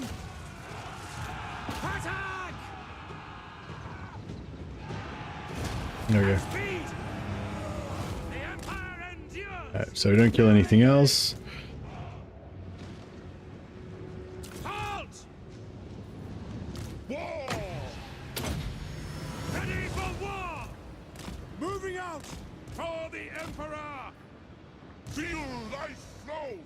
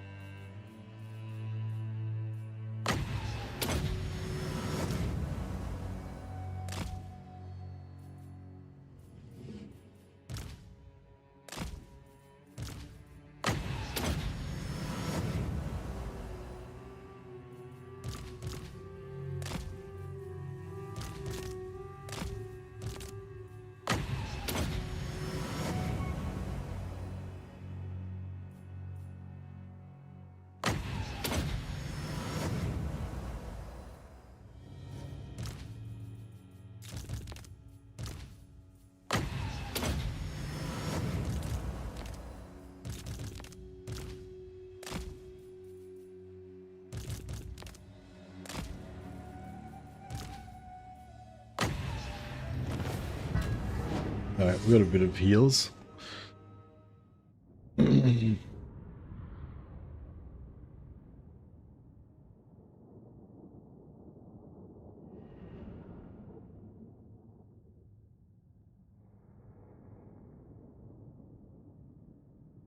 jump back in one more time, top up the Witch Hunter and excuse me, and what's his name? The ones that don't have mounts.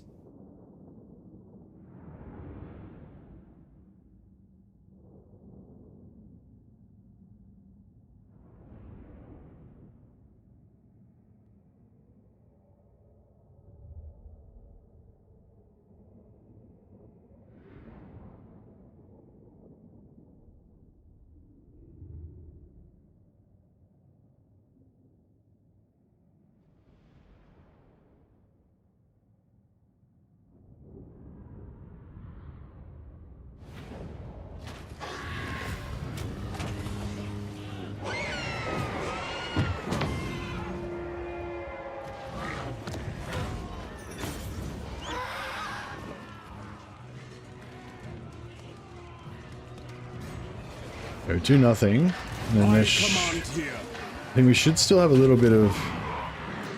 Yeah, we've still got one unit left in there. I will marshal the men.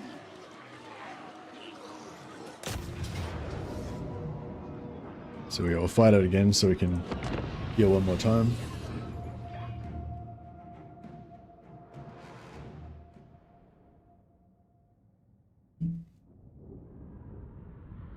The only thing I like about the Realm of Chaos map is how it handled the Chaos Realms. How did it handle the Chaos Realms? I can't really remember now. Was it like you had to go through one of the portals? You had to wait till the portals spawned and then go through one of the portals? Was that how it worked? Yeah. Yeah, I mean, as much as I don't like the portals, I don't like the idea of the portals just spawning everywhere. I do like the idea of like going through the portals. Actually be interesting if in Lord of the End Times, if they try to like put back in, like they try to do, you know, the Chaos Realms again, and do some way of accessing them or something.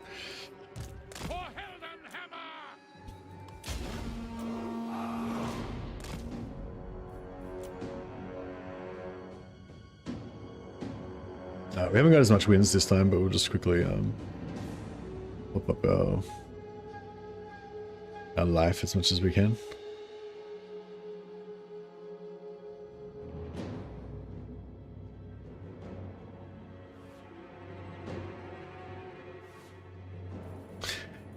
Yeah, I'm just not sure I want the Chaos Realms to be in the map at all.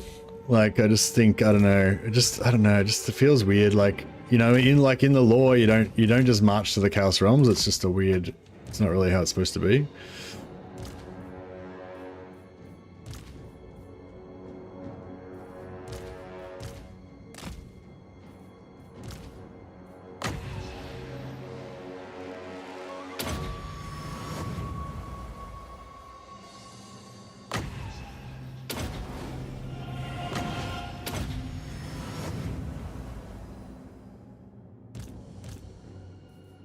Alright, these guys are good.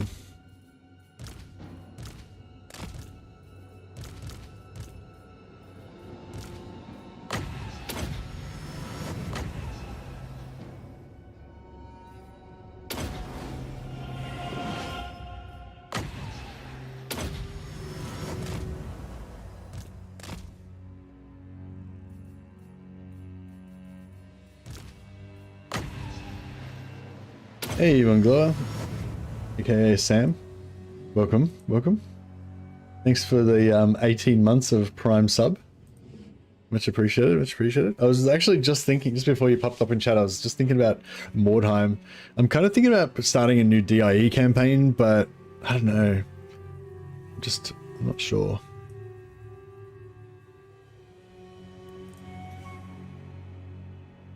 Just don't know.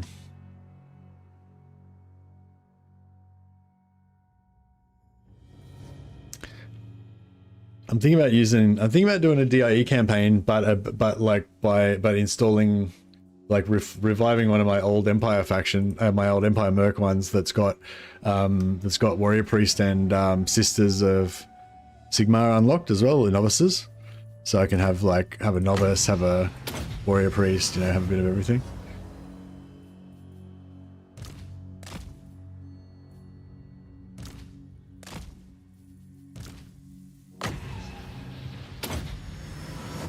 All right, and that'd be that.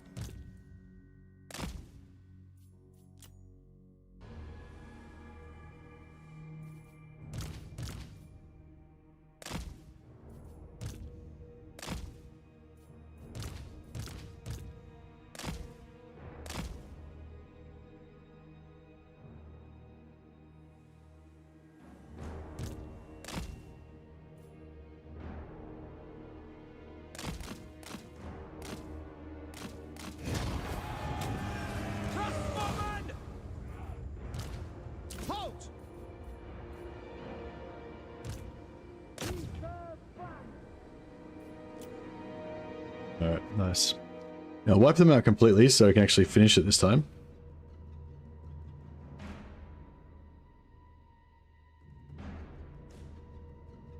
You got half price Raven Wing bikes. Nice.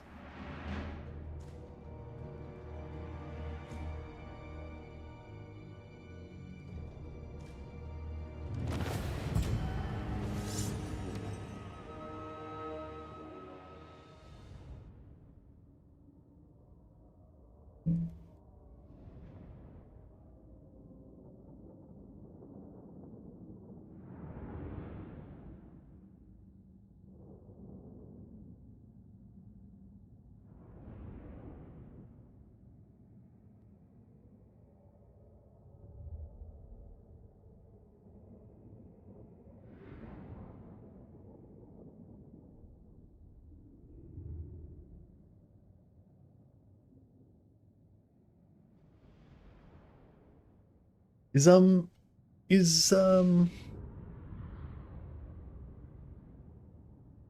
actually DIE rules you can only play on Deadly, can't you? Yeah, like in DIE rules are fucked up.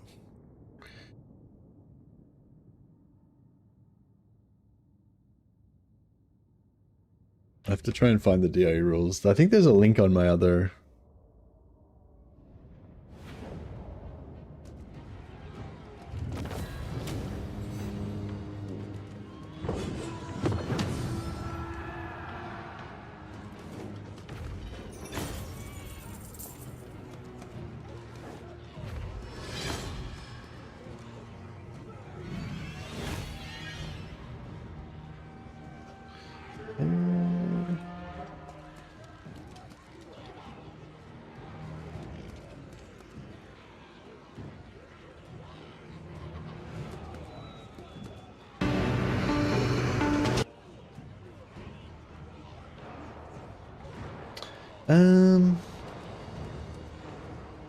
Yeah, I think that the thing that used to host the thing where it used to host the rules is not there anymore.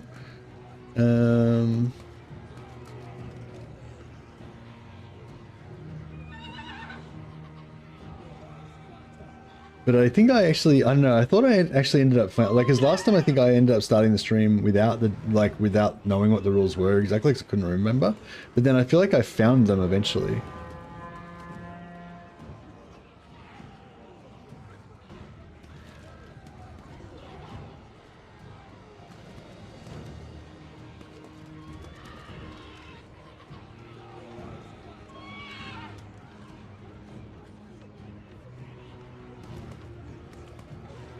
Oh yeah. The link. This is the So if anyone's interested in what I'm talking about with Mordheim, this is the DIE rules. They're kind of like this, kind of ultra hardcore, but also really immersive set of rules for Mordheim. I mean, you can obviously alter them however you want to alter them, but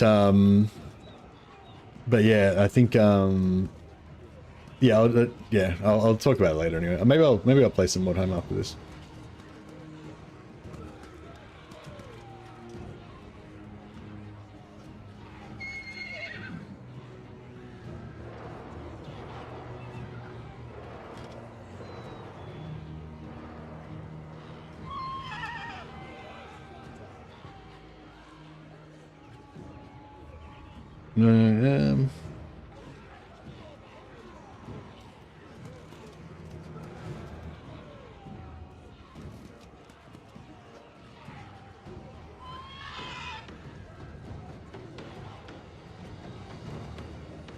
It says you cannot use any hired sword or use the free DLC warriors, but I think you can still buy the DLC warriors, right? Just you can't use the free ones.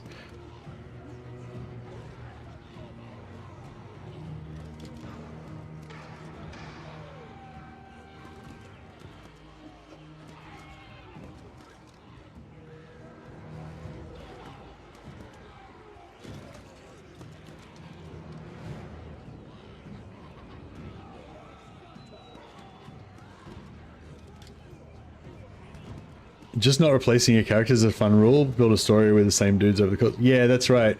Yeah, So yeah, the rules are you must start at rank 0. So if we start at rank 0, that means we can't use the warrior, can't use the novice and stuff. Oh yeah, you must start at rank 0. It's basically everything is as hardcore as possible. Must start at rank 0. You can only have 700 gold to begin with. If you start with more, you must hire and fire until you reach 700 gold. You may keep excess equipment. 2 veteran points can be used, but only 2 veteran points can be used just for the explorer skill. Can't use any others. You can never recruit hired swords or use the free DLC warriors. Every available active slot in the warband needs to be filled at all times. No reinforcement slots. So you can't put anything in the reinforcement slots on the right hand side. So you only have one leader, and if the leader like gets wounded, then you just can't fight battles until he comes back. Only to bench hero if you want to impressive. No reinforcement slots can be used. Only to bench a hero if you want an impressive at rank 5. The one hero can be used to replace a dead character, but otherwise the warband must remain the same. You must pay upkeep and treatment if you have the gold. You cannot fire warriors after you've started. So warriors can only leave if they die. You cannot complete the first 3 shipment quests. So you fail the campaign. The only way to fail the campaign is by failing 4 shipments in a row. This is basically impossible normally. So in DIE rules, you've got to intentionally fail the first 3 shipment requests, and then you're always 1 shipment away from failure after that. After the 3rd failure, you're allowed to use 2 veteran points on negotiator to get +3 days to deliver shipments. You are allowed to send to secondary factions at any time. You can also send to your primary faction as long as there's no shipment request. And well, until you fail them all. You got to always pick deadly missions after the first normal mission. If no deadly missions are available, you must use scouts until you find a deadly mission. If you run out of scouts, then you have to skip a day until you find a deadly mission. You can only use launch, never launch and deploy. You can launch with injured warriors in active slots, but your injured warriors won't be in the mission. You're not allowed to use the overhead map. You're not allowed to backtrack. No story missions are allowed. Lose condition. Warband is denied access to the campaign due to missing the last shipment. Warband is too crippled to carry on. Win condition. Reach rank warband 10. And then there's a way of calculating your score. So anyway, yeah. So that's basically it.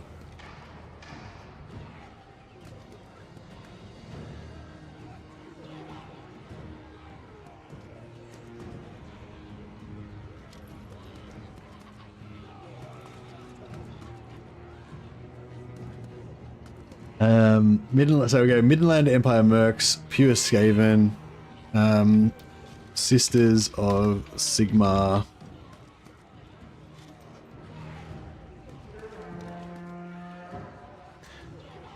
or I guess yeah, I don't think I really want to play vampires, but I mean Chaos would be the worst one. Chaos would be a nightmare. I don't think I want to play Chaos though. Yeah, I probably won't put that on an option. So Midland Empire Mercs, Pure Skaven, or Sisters of the Hammer. That would probably be it. Yeah, I don't think I want to play vampires. I mean, we could play vampires, I guess.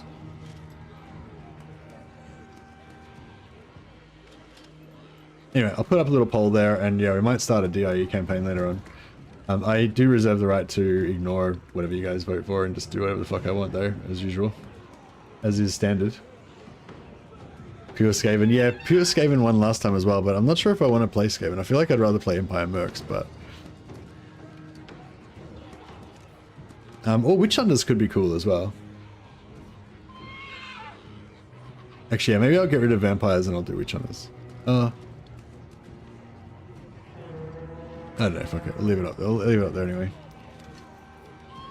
But yeah, if you want me to play Skaven, you have to not only vote for Skaven, but you have to also convince me in chat to play Skaven.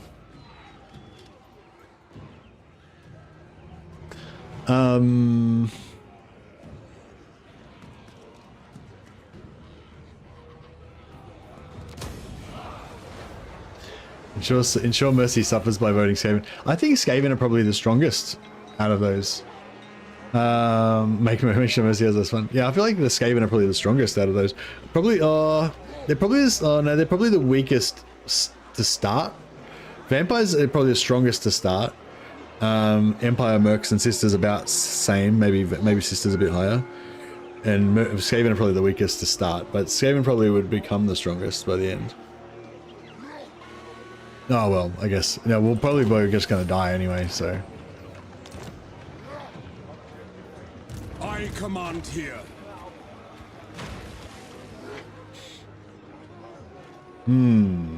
Okay, so what we can do is we can mount heal. What does the Emperor bid? To the We can mount heal, guys. So we just go into the settlement, and then everybody that's got a mount, we just put them out for a second. My journey begins. And then,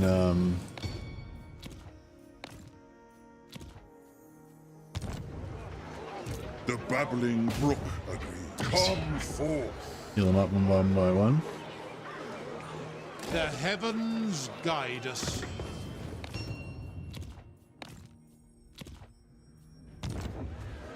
The comet comes. A powerful move. I'm the Canadian, so I lean towards affection who speedrun the Geneva checklist. Yeah, actually no, Skaven probably would be the easiest because I would go for the Is it time? plague dudes. Poisonwind Globadiers. Whatever they're called. What do you require? A time to heal. I love those Globadiers, they're so cool.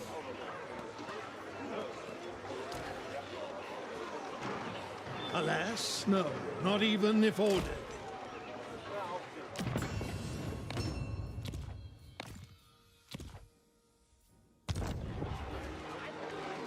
If that's what the Emperor commands, weapon practice. Yeah, I really want to get a helmet. Wouldn't mind getting a helmet of Discord. Would be wise. So I might try to reduce the chances of getting everything that's not a helmet of Discord. Until we get one. Yeah, so we've got two armored, so even though I had an armor of... Oh, yeah, that's fine, yeah. My will is bound. The small folk need me. Should I go for the steam tank or for the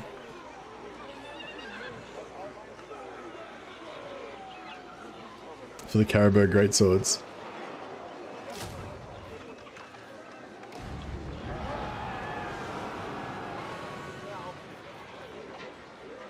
Yes, my lord.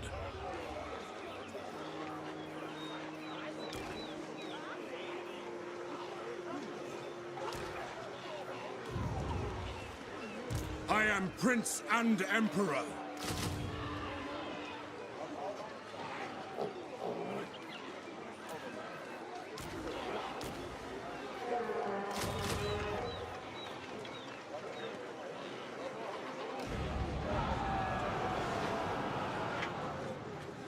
I could get rid of another crossbow and get another steam tank. I feel like this army is starting to get a bit ridiculous at this point, though. At that point. By the comet.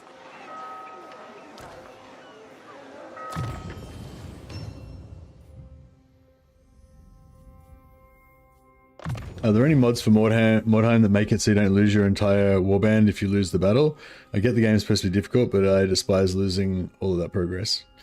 Yeah, see, that's the thing as well. Like I kind of want to play DIE, but because it'll make the game a lot more immersive for me, like I'll care a lot more because it'll be like so hard. But at the same time, I've got all of this skills and knowledge that I can use to help you guys be successful in your campaigns. And I don't expect, like 99% of you, I don't expect to ever play DIE or have any interest in playing DIE. So that, I think that's one of the things that always stops me from playing DIE, because like I could do a campaign on how to start a campaign that would like help you, here's Johnny, with your with where you're up to in your campaigns. Whereas if I do a DIE campaign, it's not going to help you at all. It's going to be like vaguely interesting to you seeing how much I get fucked up, but it's not going to help you with like how to actually play the game. And so that's why I kind of don't want to do it at the same time as I do want to do it. Like I think like, you know, how to start a warband is kind of like the most popular thing that I can really do. And like that, and helps the most people, you know, but at the same time, it does kind of get a bit tiresome just playing the start of warbands over and over again and never like, you know, getting anywhere with them basically, because it takes such a long time to level up in this game.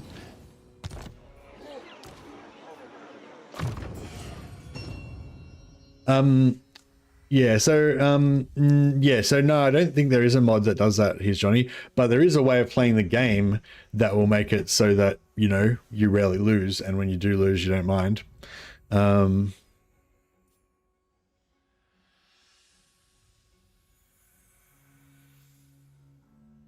I do enjoy watching challenge runs more than guides to start playing. Yeah, but that's because you're quite experienced at the game, Sam, so you don't care about, you know what I mean? You don't want people telling you shit that you already know. So so that's what I'm saying. But I'm saying the amount of people who are masters of Mordheim is, you know, extremely low compared to the amount of people who really like the idea of it but find it like super fucking punishing to the point where they don't enjoy it. And I feel like that's a place where I can kind of really give a lot of value to those people. But yeah, I don't know, that's kind of the catch-22 where I'm at the moment. It's like doing early game stuff kind of can be a bit boring, and especially if you're not planning on playing the campaign long term, you know what I mean? There's yeah, there's no. So I'm saying there's no mod that does that as far as I know. But I'm saying I could teach you how to play in such a way that you rarely ever lose, so that you don't have that problem at all. You know what I mean?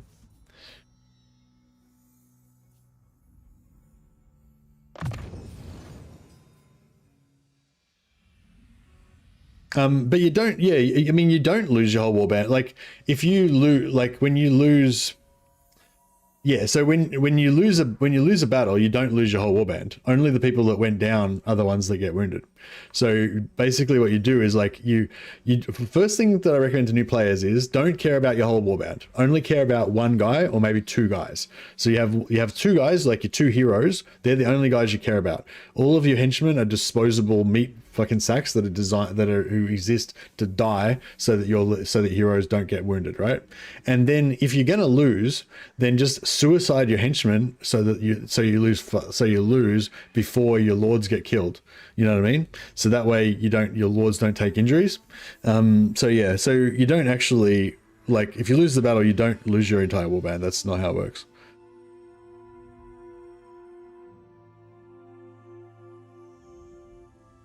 Like, yeah, I lose battles all the time. You know, I mean, not that often, hopefully, but you know what I mean? Like throughout a campaign, I'll quite often lose battles, especially at the start. At the start, you have not very much. It's hard to moderate it at the start when you don't have any tools. But once you get like later into the campaign, you've got so many different tools, it's a lot easier to not lose.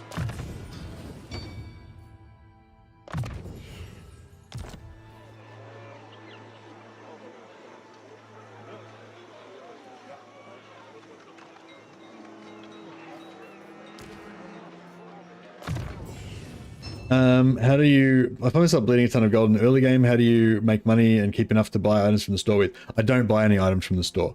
You want to save your money so that you can buy hired swords. Don't buy anything from the store, unless something super amazing comes up. But you want to get most of your you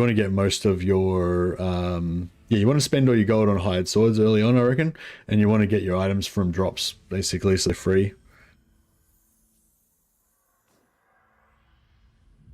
Yeah, I think buying stuff from the store is more of a mid-late game thing once gold is not really an issue. Because yeah, exactly like you're saying, you don't have enough money to do it. Yeah, so the answer to me is like, don't do it. Don't buy shit from the store.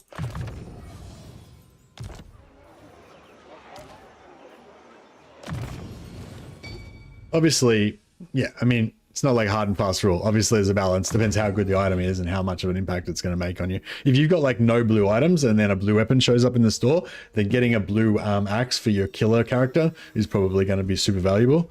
But yeah. Yeah, it would definitely be cool to do a teaching Mordheim playthrough as long as that's what you want to do. I definitely do. It's just that it needs to get a lot of views to make me feel like it's worthwhile. And also I need to feel like I'm going to continue playing the campaign. And that's kind of the problem. Like, I don't mind starting a new campaign as long as I'm imagining that I'm going to be playing it for a long time and those guys are going to get to level up and everything. But that's the thing. It doesn't like, yeah, the campaigns don't really have that much legs on them a lot of the time.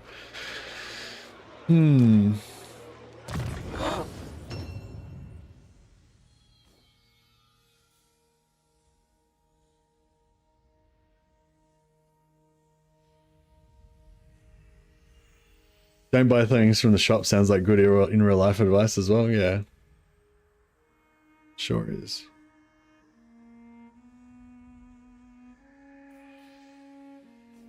I don't know what I want to do with this with Karl Franz, really.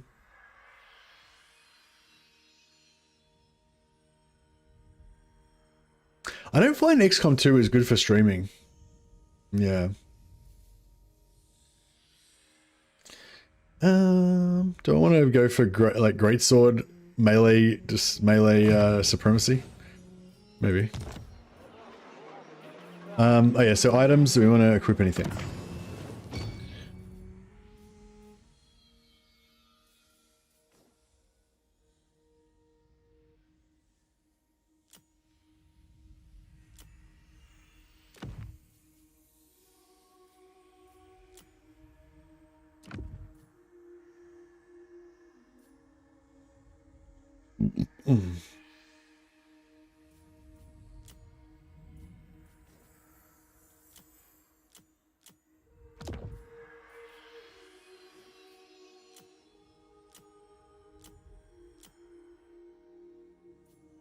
I'll give him the Talisman of Preservation just to make him a little bit tankier.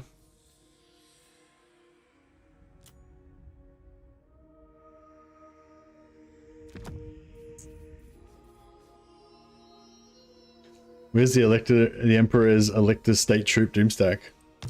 It's right here, bro. Got 2 units of great swords, got the Emperor's Wrath Steam Tank. Yes. Attack! Still pretty early in the campaign, so I don't have access to everything yet. Oh, we can just auto resolve this. Yeah, fuck it, maybe we'll do that.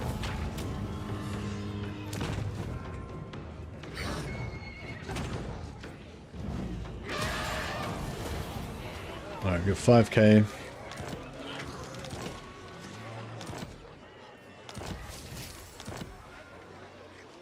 So? Oh, I just realized we need to take Pales of Burt and if we want to get yeah, if we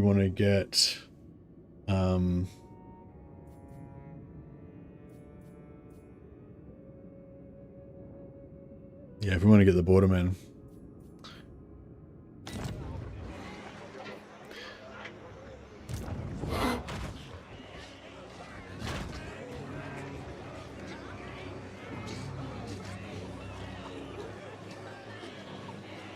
Men, I will fight with you.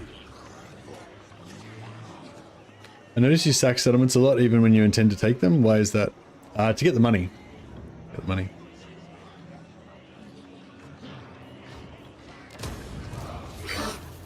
Summon the elector counts. So, yeah, so basically if it's a, doesn't it cause public order issues and downgrade the settlement further? So no, it doesn't cause any public order issues because when I'm sacking it, it belongs to the enemy. So it causes them public order issues, but doesn't do anything to me. If you do loot and occupy, that gives you a -30 public order when you take it over. If you do sack, you don't own the settlement, you're just sacking their settlement. So they get public order problems. Then when you later on occupy it, that sack doesn't make any difference. It does knock the settlement down, downgrade the settlement, but if the settlement's already at, so the settlement automatically gets knocked down 1 level. So if the settlement's level 2, it's automatically going to get knocked down to level 1. So it can't get knocked down any further. You know what I mean? So sacking it gives you a bit of quick money. So in this case, the reason why the other thing about it is that when you do sack it, it does do extra damage to the buildings. So like if I had have just occupied this, then it still would have been tier 1. It still would have only had those same 2 buildings, but these buildings wouldn't be damaged. So it's bad in a way because you know the cost for me to repair these buildings is probably more than the amount of money that I got from sacking it. But in this case, I'm not going to repair those buildings because I'm going to sell them. I'm going to sell these settlements to Marienburg. So yeah, so it's a bit of a complex equation of different factors and stuff. But yeah, basically, if the settlement level is 2 or lower, then you can sack it without knocking it down further. If it's tier 3, you probably don't want to sack it because you want to keep it at tier 2, unless you're going to sell it. And then if you want to sell it for a lot of money because the person you're going to sell it to has shitloads of cash, then keeping it at tier 2 so you can sell it for a lot could be good. But most factions aren't going to have that much money, so knocking it down to tier 1 and then just building a barracks in there is probably going to take all of their cash. So that'll be all you need, you know. Guardian of the Phoenix Crown. Yeah, but yeah, so there's a bit of a combination of things. Will hear your petition reluctantly. So these guys are allied with a lot of Empire factions, so it might actually be worthwhile for me to just join in. And then get from my presence. I can't really find any factions that are connected on to show you, but yeah. Anyway, yeah, that's kind of explained it anyway. So yeah, it feels like Skaven and Vampires are more popular than Empire Mercs and Sisters, even though I feel like Empire Mercs and Sisters are better for early game. See, I think I've talked myself out of DIE now. Yeah, no, this is partially why I haven't been playing any more time lately, because I'm kind of locked in this cycle of the Empire not knowing what to play. Praise Sigmar. We march. Of course.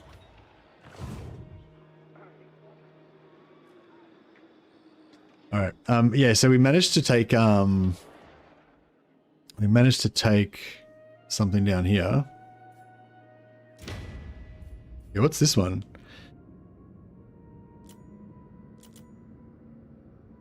Castle Paravon.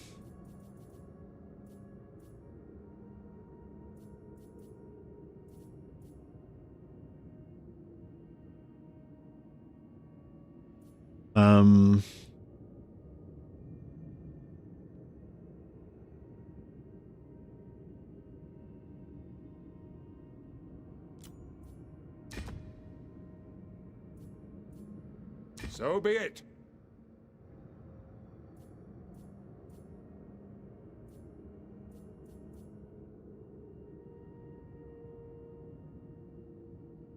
It's pretty good.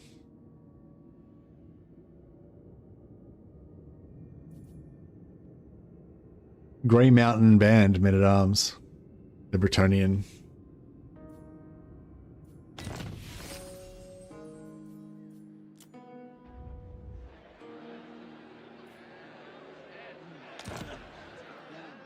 Yeah, you gotta remember Lupio is a count now. He's Count Paravon. Elspeth von Draken.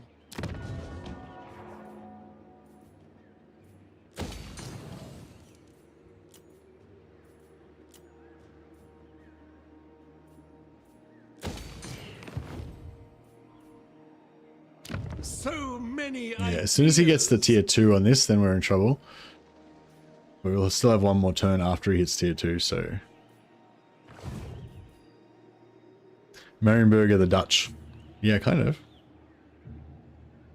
Won't you lose the elector count position if you sell the provinces? Well, yeah, I'll lose the ability to change the elector count province, but I'll still keep the Rune Fang and I'll still keep access to the elector count state troops, which is what I really want.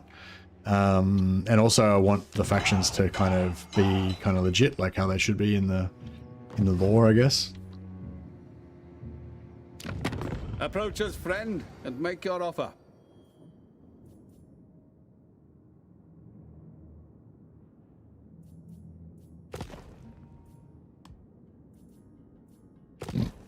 Excuse me.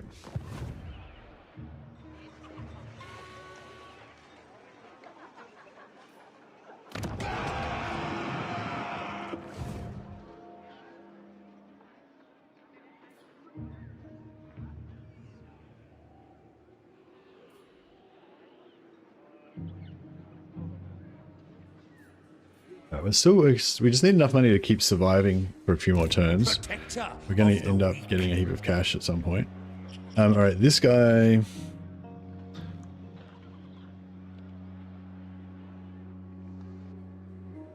Have these guys taken back? These guys have taken back some settlements from the Skaven, I feel like. Actually, I don't know if I want to take Glimdwaro or first. I want to take Scheinfeld first. Scheinfeld...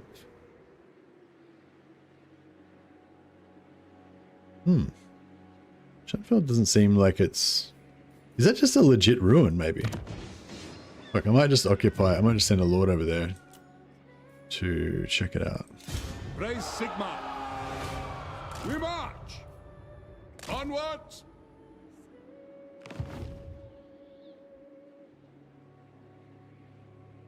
Yeah, alright, let's see if we can get to Glimdwaro. I live to serve the Emperor.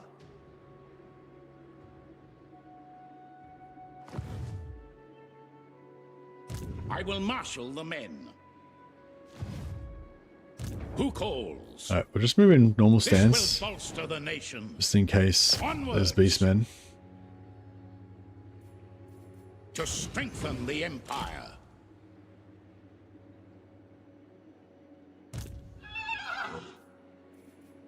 Your word is my command. I will do anything for Sigma. I think we should probably respec him out just to make sure we're not in forced march.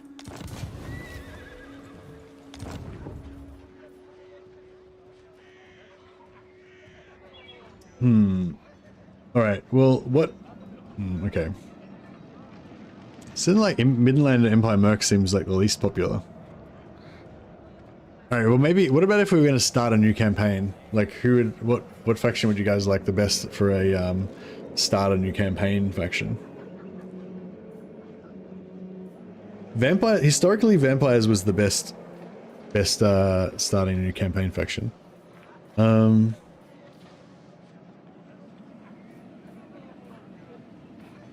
Yeah, it's that thing. I don't know. If I was going to start a new campaign, I don't know how to make it. I don't know how to make it the longevity, you know? The longevity. Empire Mercs is the one you would like to start the most, yeah.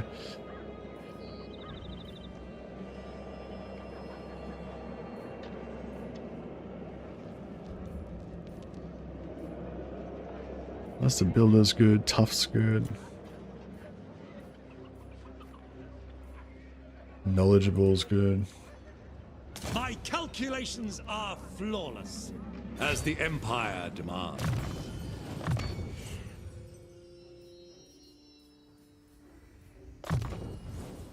Small but substantial modifications. Master Engineer. Ever upwards, eh?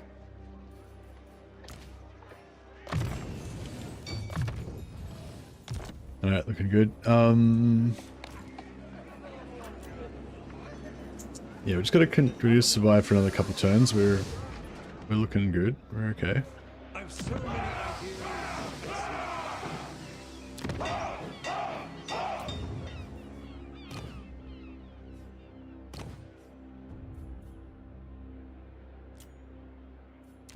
Engineer.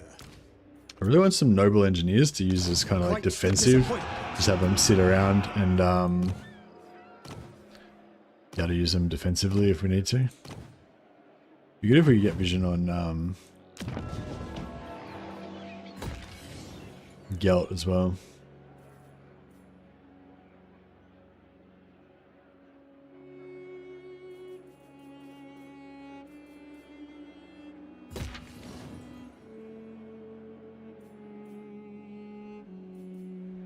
Alright, I think we're good. Just gonna go to the bathroom. Look at that.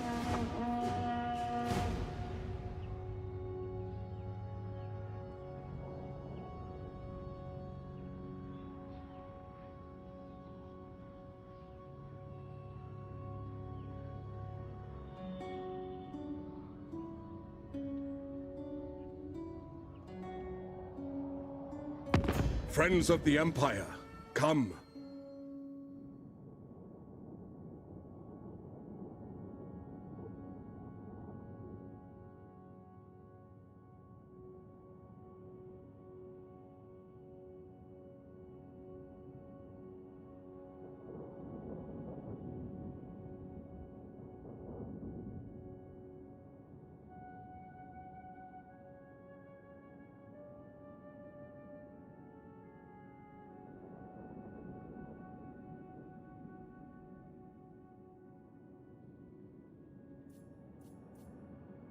Military alliance with Altdorf, Avalanche, sorry. Yeah, I mean, I reckon we can probably do that.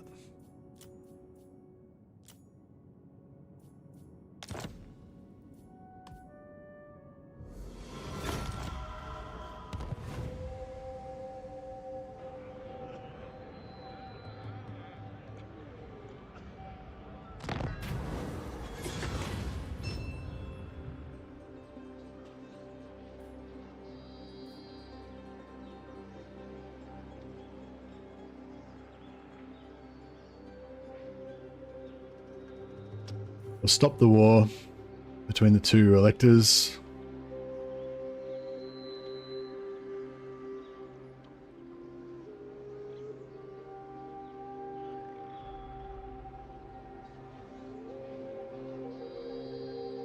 Actually, maybe I should declare war on Westmark.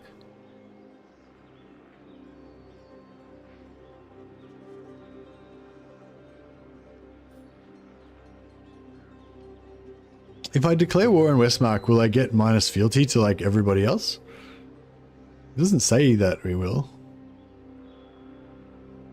Yeah, do you automatically get -1 fealty with like everybody if you join one of these sides?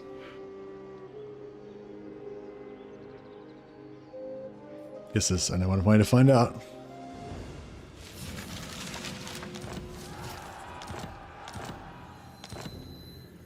See if we just blew up our fealty with everybody.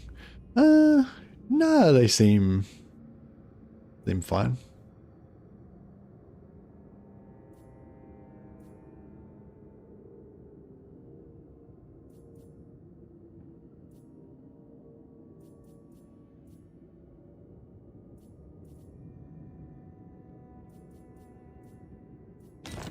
Alright, looking good. Alright, now this is the time where we have to sell some settlements, otherwise we're going to go completely broke. What does the Emperor bid? To strengthen the Empire. By Sigma's right.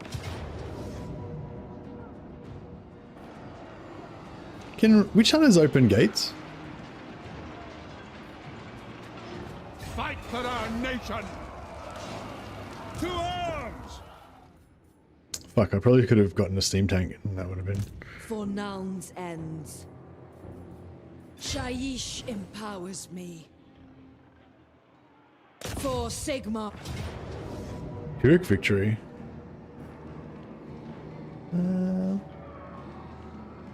Fuck it. Bring them death. We need supplies for the war against chaos. Amethyst Mage.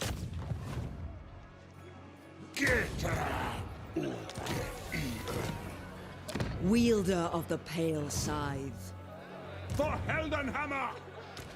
I think they just damage garrison, don't they? Scavenge, cleanse corruption, damage. Oh no, damage walls. Yeah, cool. Okay. Into battle!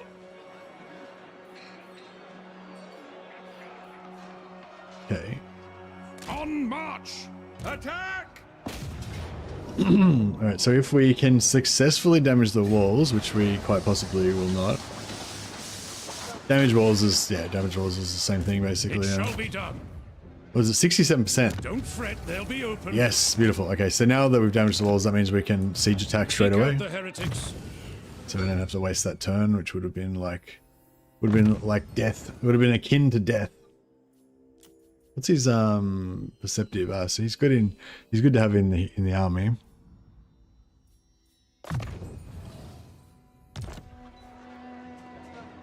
To the province.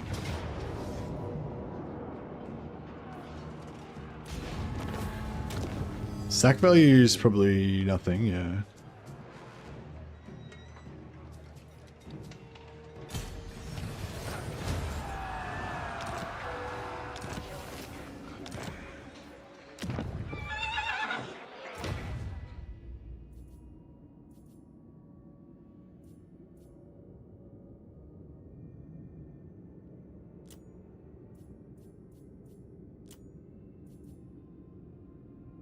Castle Gisero.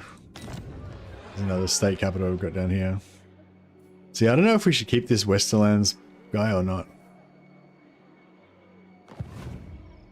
Anyway, all right, let's see if we can get our land back. By Sigma's will, come in peace. So we want Castle Gronberg, and in exchange, what about Grenier? Yep, beautiful.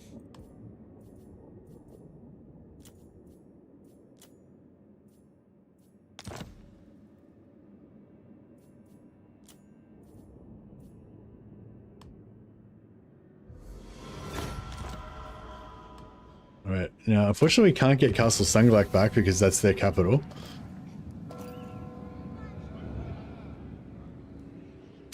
I serve Sigma. Yes, these guys are not elector counts, even though they're kind of elected, they're counts, I guess, but they're not elector counts. They don't get to vote, I guess. Okay, we're back up to 50. We're close.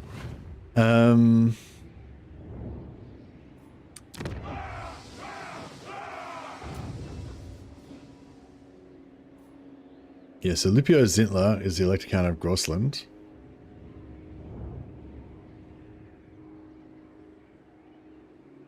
Elector count of Grossland. Oh, so that's...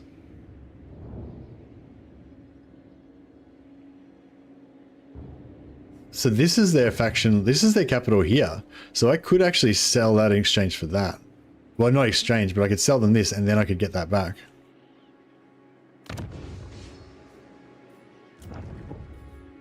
Alright. Yes, my lord.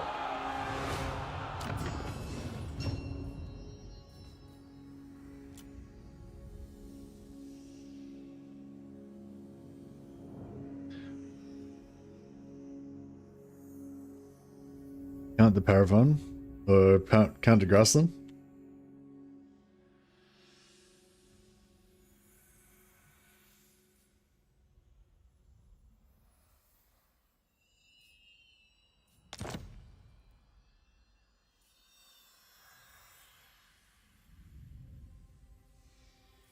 Alright.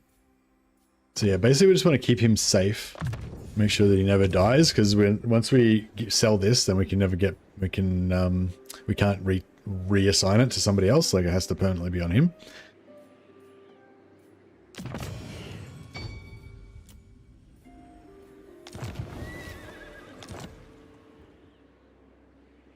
So, Approach us, friend, and make your offer. sell in Paris, try to get Paravon in exchange for Grenier, which we do get. So we can have some stone masonry or whatever. And then we want to try to exchange Castle Draken. No. Oh, Castle Sangleck. It's still their capital. Oh, fuck. I thought Paravon would be their capital. It says it's the capital of Grossland. That's weird. Oh, well, I guess we aren't getting it back.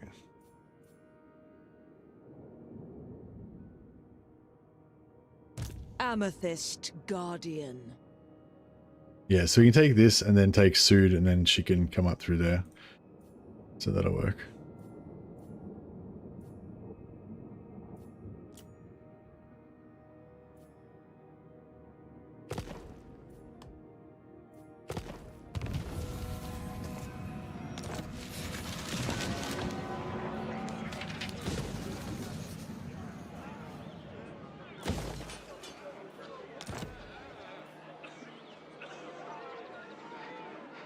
There's a slight bug that whenever an elector count lord is wounded, disbanded, or respect, they'll lose their electoral trait buff. That's weird. Because, like, I just did that. And my guy he's still got it.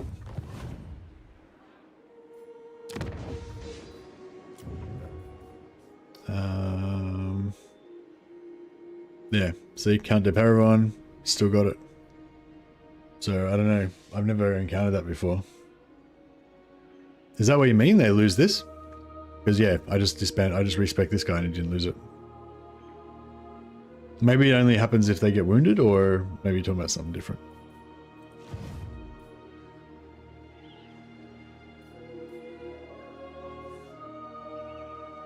It's specifically the trait itself. It will show as active, but it's actually not. Oh, okay, that's cool. Oh, that's fine. I don't really care about the trait too much. I just, I mainly just want the,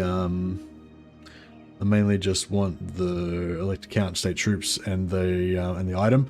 But yeah, it would be good to have the trait as well, because unfortunately, like, an important part of the trait is the -5 global cost of the -5 global cost. So yeah, so basically we're not getting any cost reduction on our elector count state troop units if that's the case.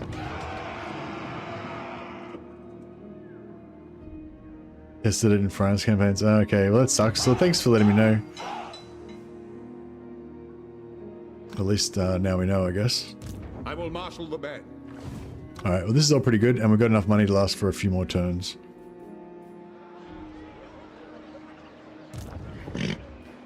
Bring me to my men. Ready.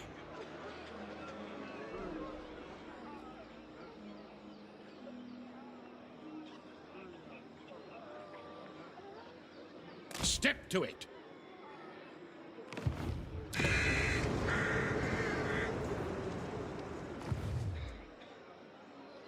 I see no other option.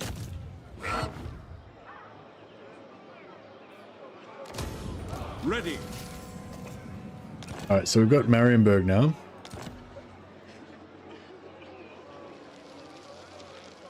I see there's a similar bug with Wood Elf officers. I have to reassign them afterwards in the office interface. It shows assign, but the Lord itself loses the bonus after re-recruiting. That sucks. What? Oh, that was not meant to be Karl Franz. Oh, fuck. It is time. Oh, and I just realized we can't occupy this because the freaking beastmen are here.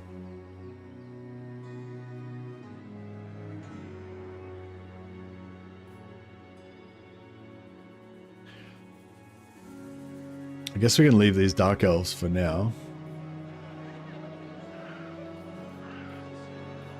By Sigma's right. Yes, a sound plan. Yeah, we'll try and take out Gorsels while we're here. And then we can free everything up. Guess you just have to own Marienburg now? No, I'm still going to give him away. It's just, the only problem is that we just don't get the, yeah, like, I don't really care about the Marienburg thing, I don't think. Marienburg is blah, blah, blah. Magic item drop chance from battle, plus 20% from ports, all provinces. Well, actually, the plus 20% from ports, all provinces would be pretty good. We could try and keep a permanent lord.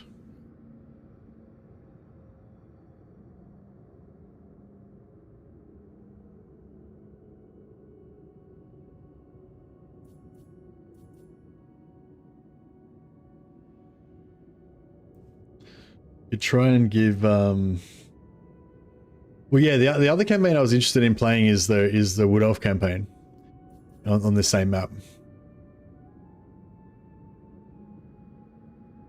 RP wise, Marienburg seceded from the Empire, so you can reconquer them directly. Yeah, true.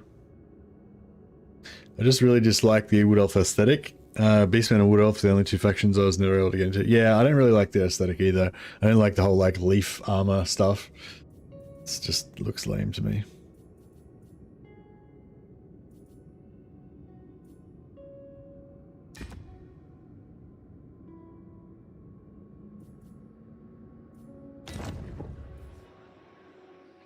It is impossible to make men perfect.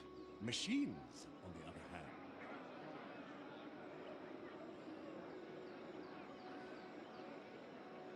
What does the Emperor bid?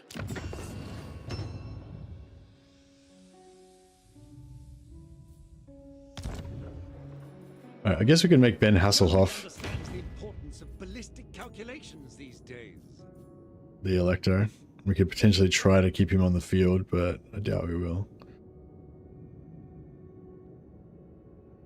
Actually, the guy who's up here, he's probably got more chance. My war machines require tests. Gustel Engel.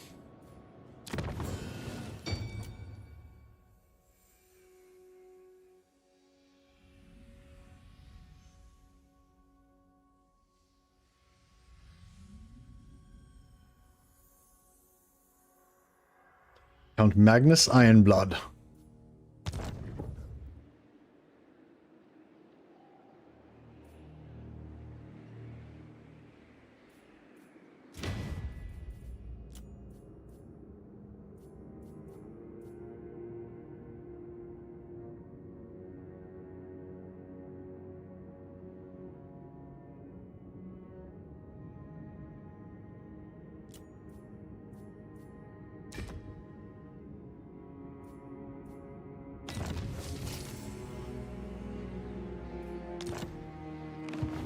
Alright, now we can get their stuff as well.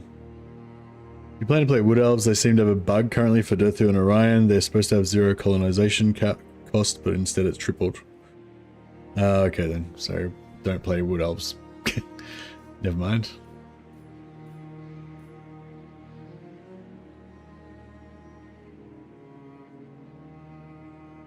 Alright, so, alright, well what about, yeah, I don't know what to do about the Mordheim thing.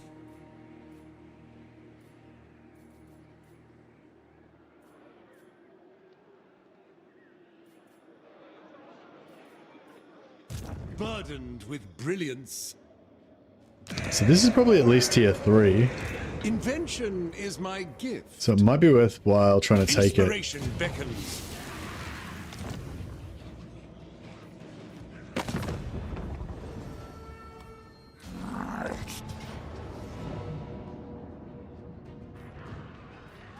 Now let's just check this settlement, because if it's tier 3 we might...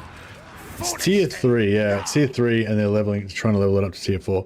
So, yeah, I might take it at tier 2. It is for the best. Sigmar compels us. What's the sack value? 3.25, yeah. Deliver your missive and then get from my presence. So these guys have only got 3.9k, so I reckon I'm pretty sure we can get all of that even if we knock it down to tier 1. So it's probably going to be more valuable to sell it, to sack it and sell it. Battle preparation for Sigmar and Verena. Take the valuables, burn the rest. Praise Sigmar to strengthen the Empire. I will marshal the men.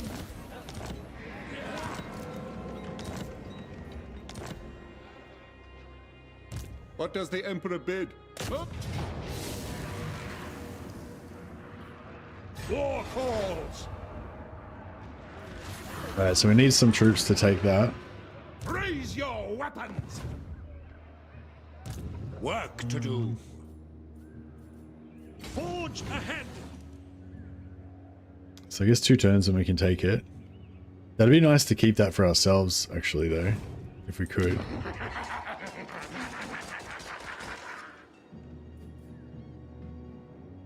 For the Empire!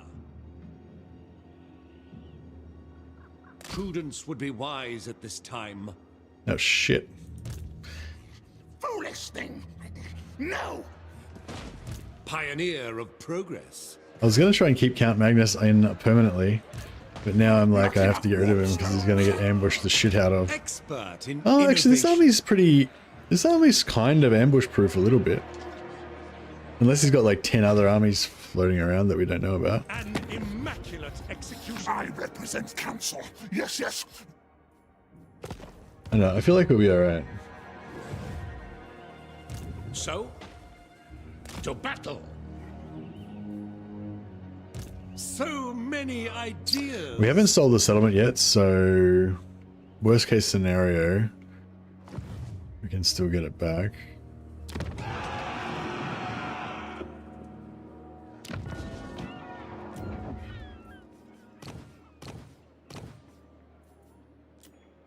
Ready? Like if he dies, we can always give the office again to somebody else. Engineer. Back to the workshop then. We'd lose all these heroes though. Work to do. Pretty brutal.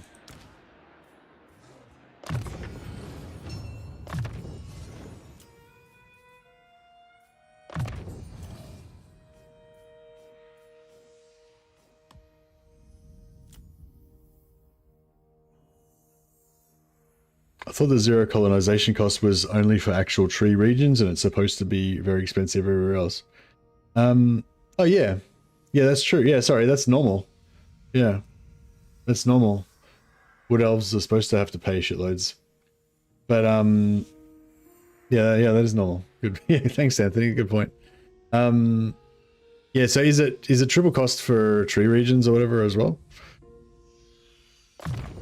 Is that the bug? It's tripled for tree regions or it's tripled for non-tree regions? Because what Anthony's saying is it should be tripled. It's tripled for non-tree. Oh, okay, cool. So it's just normal. It's the same as in vanilla.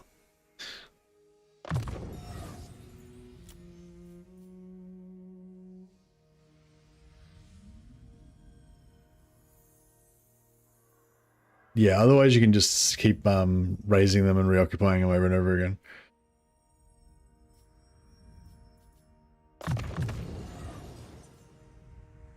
Upgrades are vital. Well, there we go.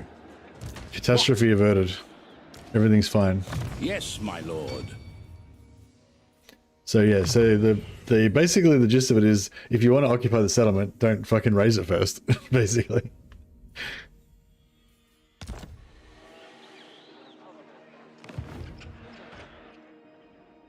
Sisters have normal costs? Oh, maybe sisters are bugged then. Because yeah, that's how it's supposed to be. It's supposed to be really expensive to occupy settlements. Because otherwise, because you get shitloads of money from raising, so otherwise you would just raise everything and then reoccupy it.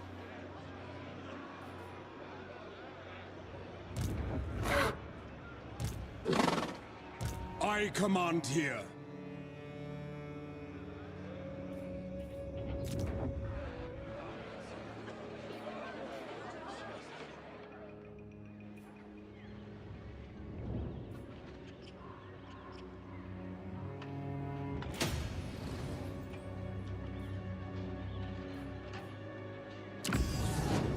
Yeah, one more turn. Should I do a commendation? If I do a commendation on him, will I get double XP? 1300 out of 2000. Oh, that's a lot of XP. I don't know how much that's going to...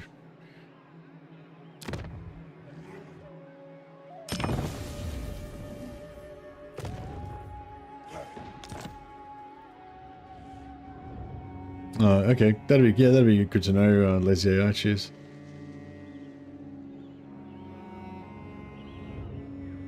Yeah, that's it. It's definitely intended because it's meant to be a big deterrent just to raising if you want to occupy it. You're meant to have to occupy it normally and miss out on the raise money. Now.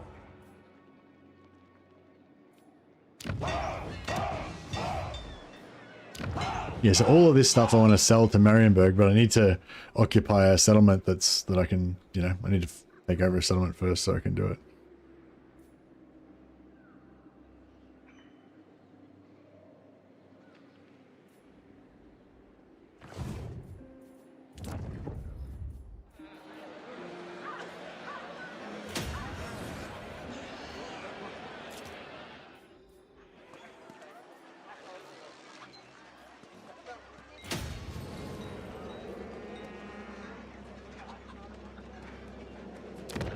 Why talk to you? The Grand Theogonists should declare you traitors and heretics.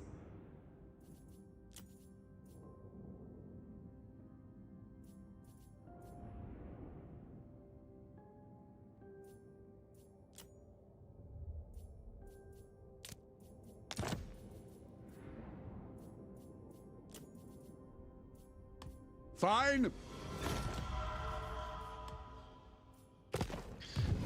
52. Hey, we're finally back in the orange. We get +1 control instead of -2 control. And our replenishment rate's normal now instead of slower. Life is good.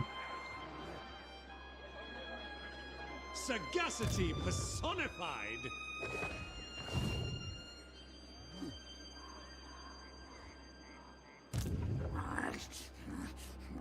No! Blame you, you! The nation calls. Alright, I think we're okay. Just check our movement.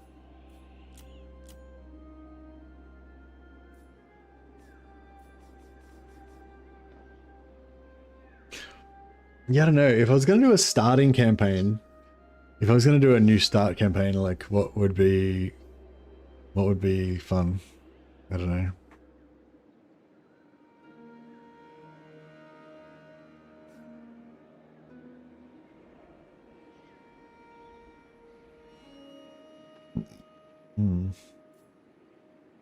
There is power within prayer.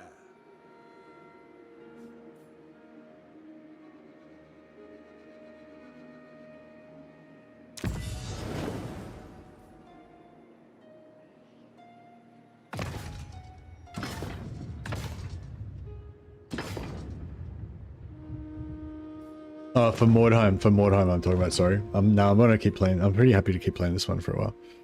No, maybe I won't borrow that. Maybe I'll just log off and go to bed or something. Yeah, I was kind of thinking about playing a bit of Mordheim after this, but... What does the Emperor bid?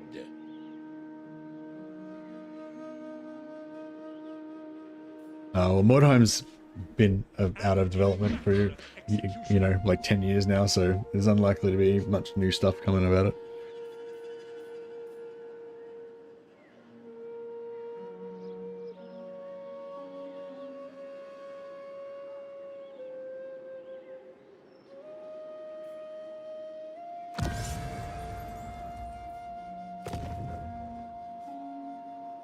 Yeah, well, normally when you play Wood Elves, you wouldn't settle anything because it's too expensive, so you wouldn't really notice it because you wouldn't be doing it.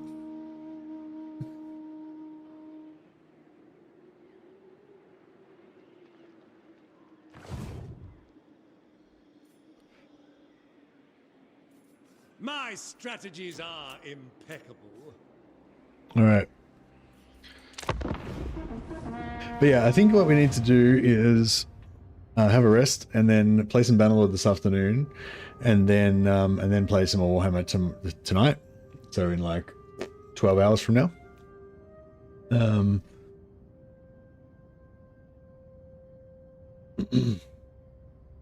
Usually raise any non-true settlement or make vassals alliances around me. Yeah, I think that's pretty good.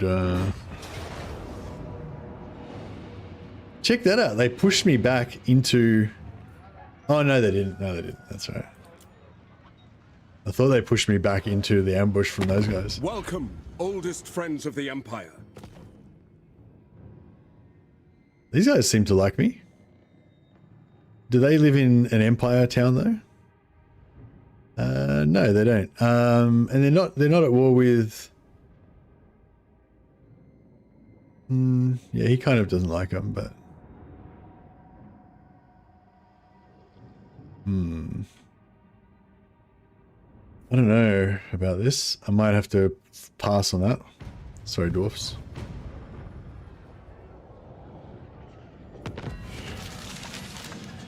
You have to eat your cake and sell it too. Yeah, I know. Greedy. Greed. Pure greed. Lady of Shaiish.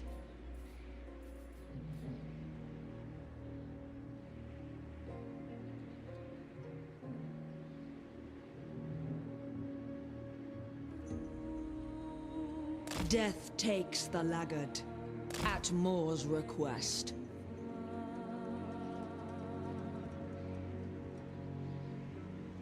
Looks like we are okay When there. Geralt looks upon me, he stares. Perhaps he fears me, or lusts after my power over death. Lusts after my death. Might be what it is.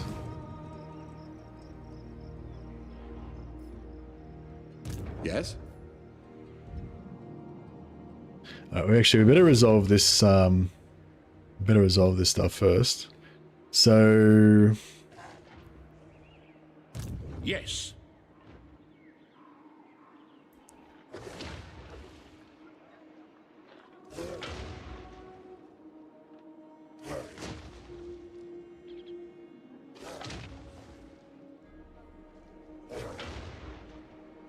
On march.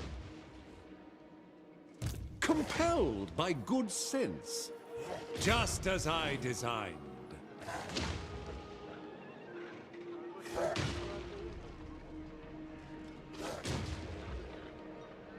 He's gonna retreat and then. For the Empire!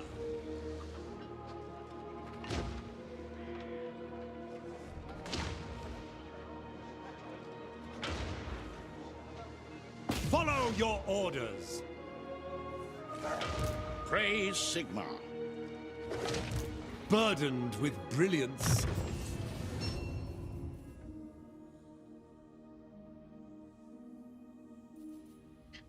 Did you already read the February 11th new? If it came out on February the 11th, then yeah, I would have. Yeah, we already read that one.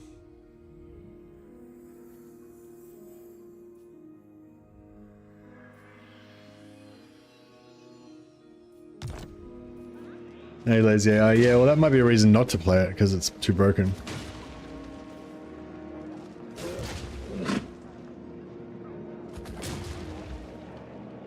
Now? Oh, fuck off. He's like just out of range. Like just a smidgen out of range. By the comet. What an absolute bitch.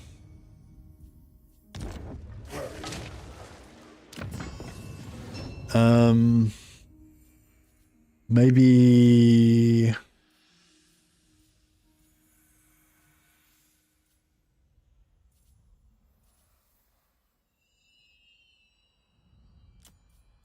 The Empire.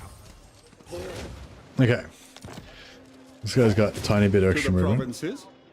Ulrich's will. What?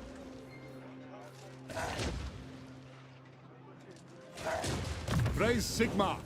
And now he's got even less movement than he had before. Fuck me. My inventions serve the Empire. A brisk pace.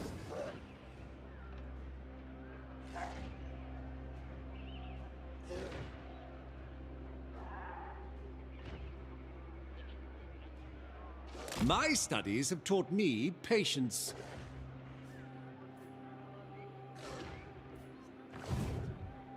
Praise Sigma. It is time.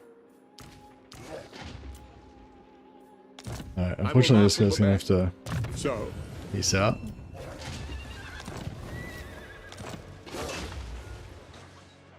tis a burden to always be the smart. It is war.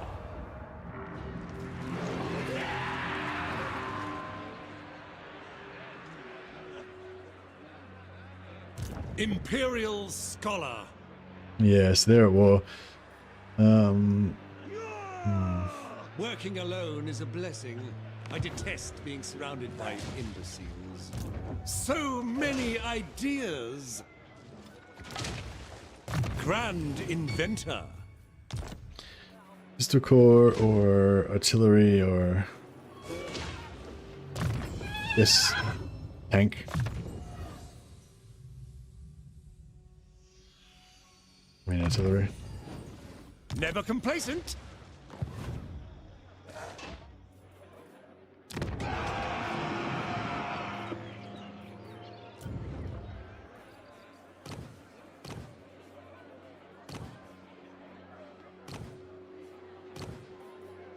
Knowledgeable is not bad. Gives extra magic item drop chance, so yeah, we will take him. If we get a noble before he, like, next turn or something, before he levels up, maybe we'll keep switching, but... Hey Lily, how you going, buddy? Strategist is not bad. Extra movement range. And he can jump into an army and provide a useful buff.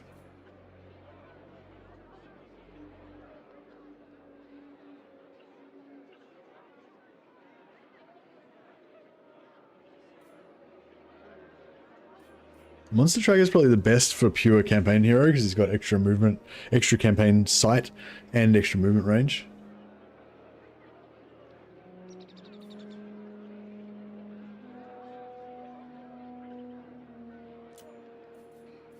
Who calls?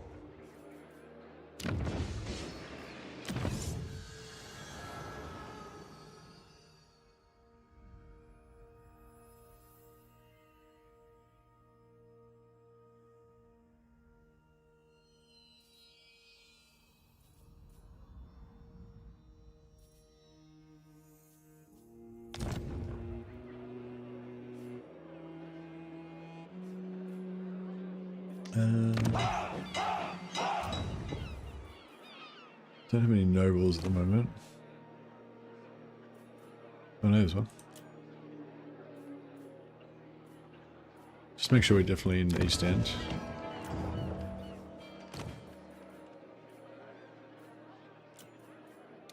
I live to serve the Emperor. So let's just build that a little bit faster. I serve Sigmar.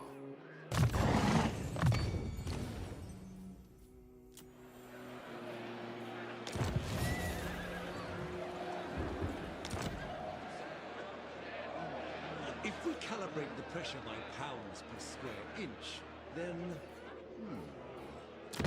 Tech-wise... Yeah, I still want to get that. Kind of want everything, as usual. 7 turns, it's quite a long time.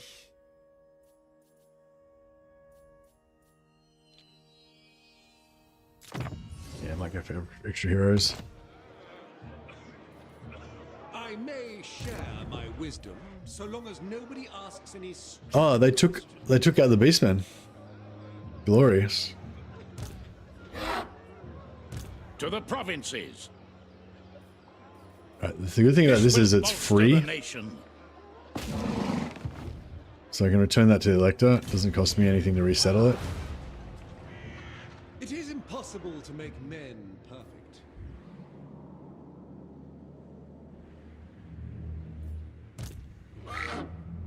That's a port, isn't it? Yeah. So I could nip through here. Moving off.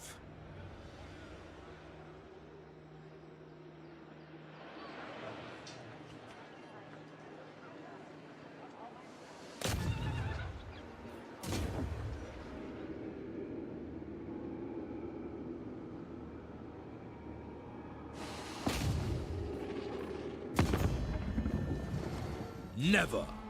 Should have sold that. Maybe I should have sold that to the elves. Who calls?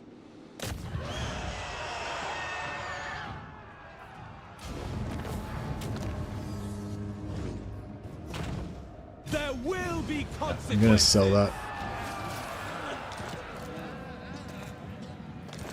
Alright, so this is all Bretonian land over here. I'm not sure why I haven't got vision on them because I'm like right next to them now. There is no wine fine enough to make your words palatable. Oh, this is... Oh, they're a different... They're like a grey faction. Okay, that's weird. I thought that was Corone, but just kind of like grayed out.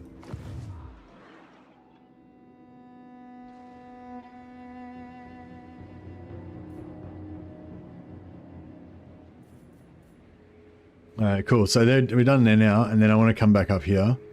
Actually, we could just go in the water. Yeah, we'll just go up to there. The Empire. High Sigmar's right. It is for the best. Yeah, that could work. I will marshal the men. Just respec him out.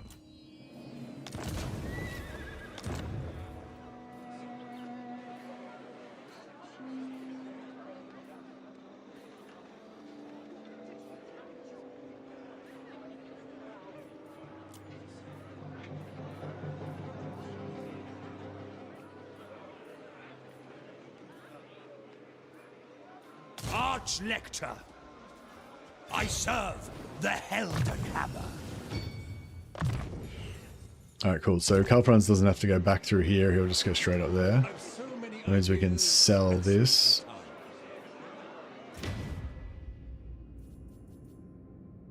Oh, there's another march over here that we need to get. I like the count of Westmark, but Westmark's not part of our... part of our land that we want to take. Where is it? It's over here. Oh, it's over here. Is it Gisero? Or Gisero or Trois?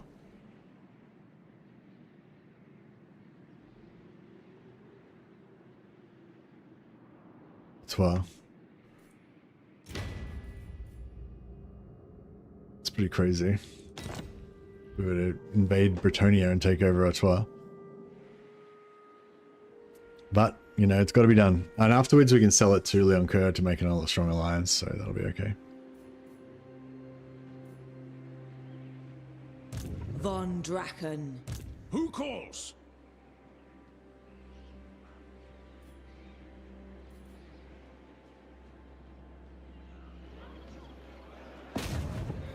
I'll scout the area.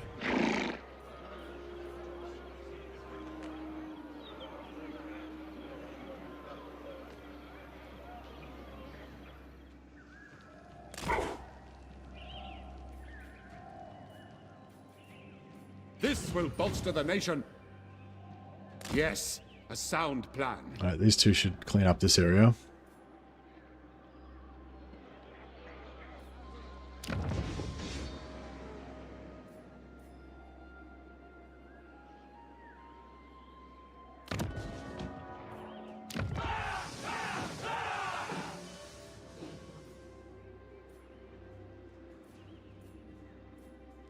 Wait, how's Montlac making 300 gold per turn? Oh, because of Ethan.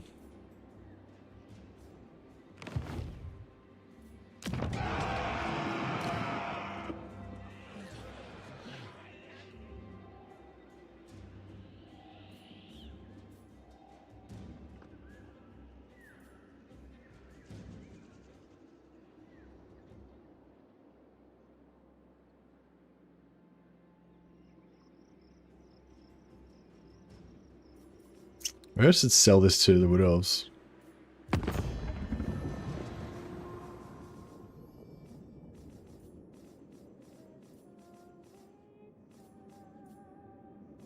King, if I had my way, the Wild Hunt would trample you into the earth.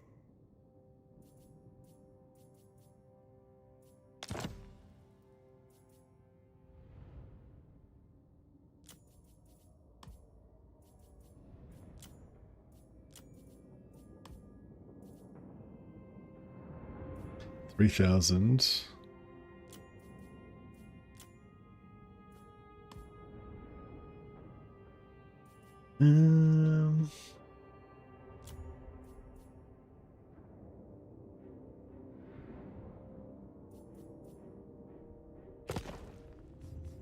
Yeah, no, we won't sell it to them. We'll sell it to Grassland. Oh, Grosland. Come then. Only Sigma's god, Ulrich, can judge it worthy or no.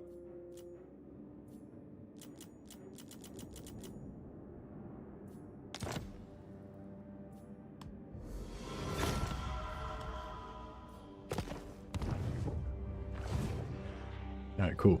And then I'll keep this, turn off that, and we'll yeah, build some wine there.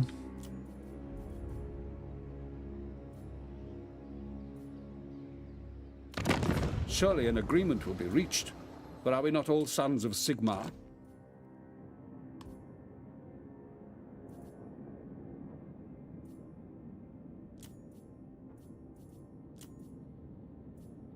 I won't make a defensive alliance with Westerland because we don't care if they lose all their stuff.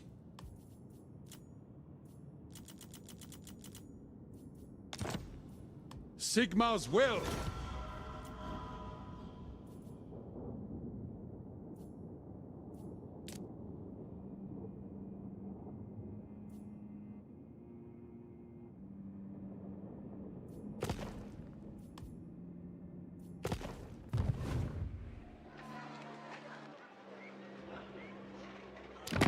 It is good to see fellow sons of the Empire this day.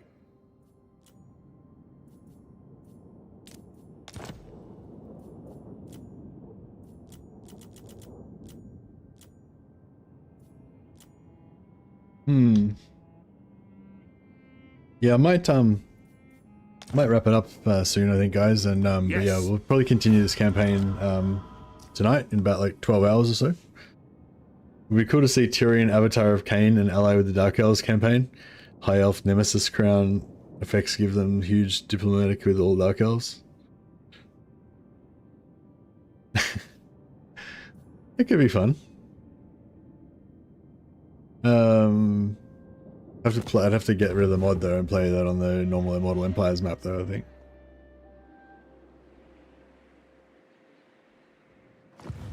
I would like to do an evil, like I would like to do a Madness of Cain Tyrion campaign, but I'm not sure if he would ally with the Dark Elves or if he would just kill all the other elves or what he would do. But yeah, you kind of want to confederate though because you get so much advantage and it's so easy to confederate.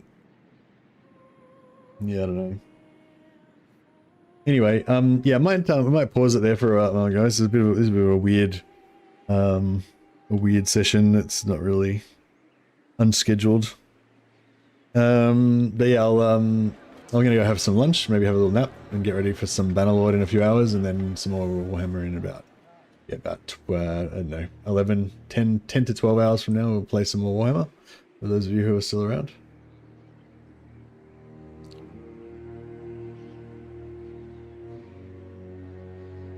Yeah, no worries.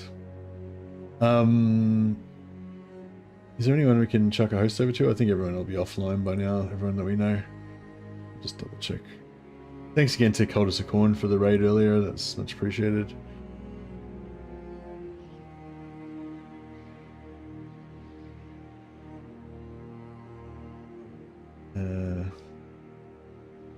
Yeah, no one I know playing Warhammer right now. That's right, I'll just let you guys go and be free. But yeah, thanks a lot for hanging out, guys, and yeah, thanks so much for the you know, our financial contributors today. Much appreciated. Thanks, Bradman. Here's Johnny again, and here's Johnny again. But, much appreciated, guys. All right, catch you guys later. Have a good one.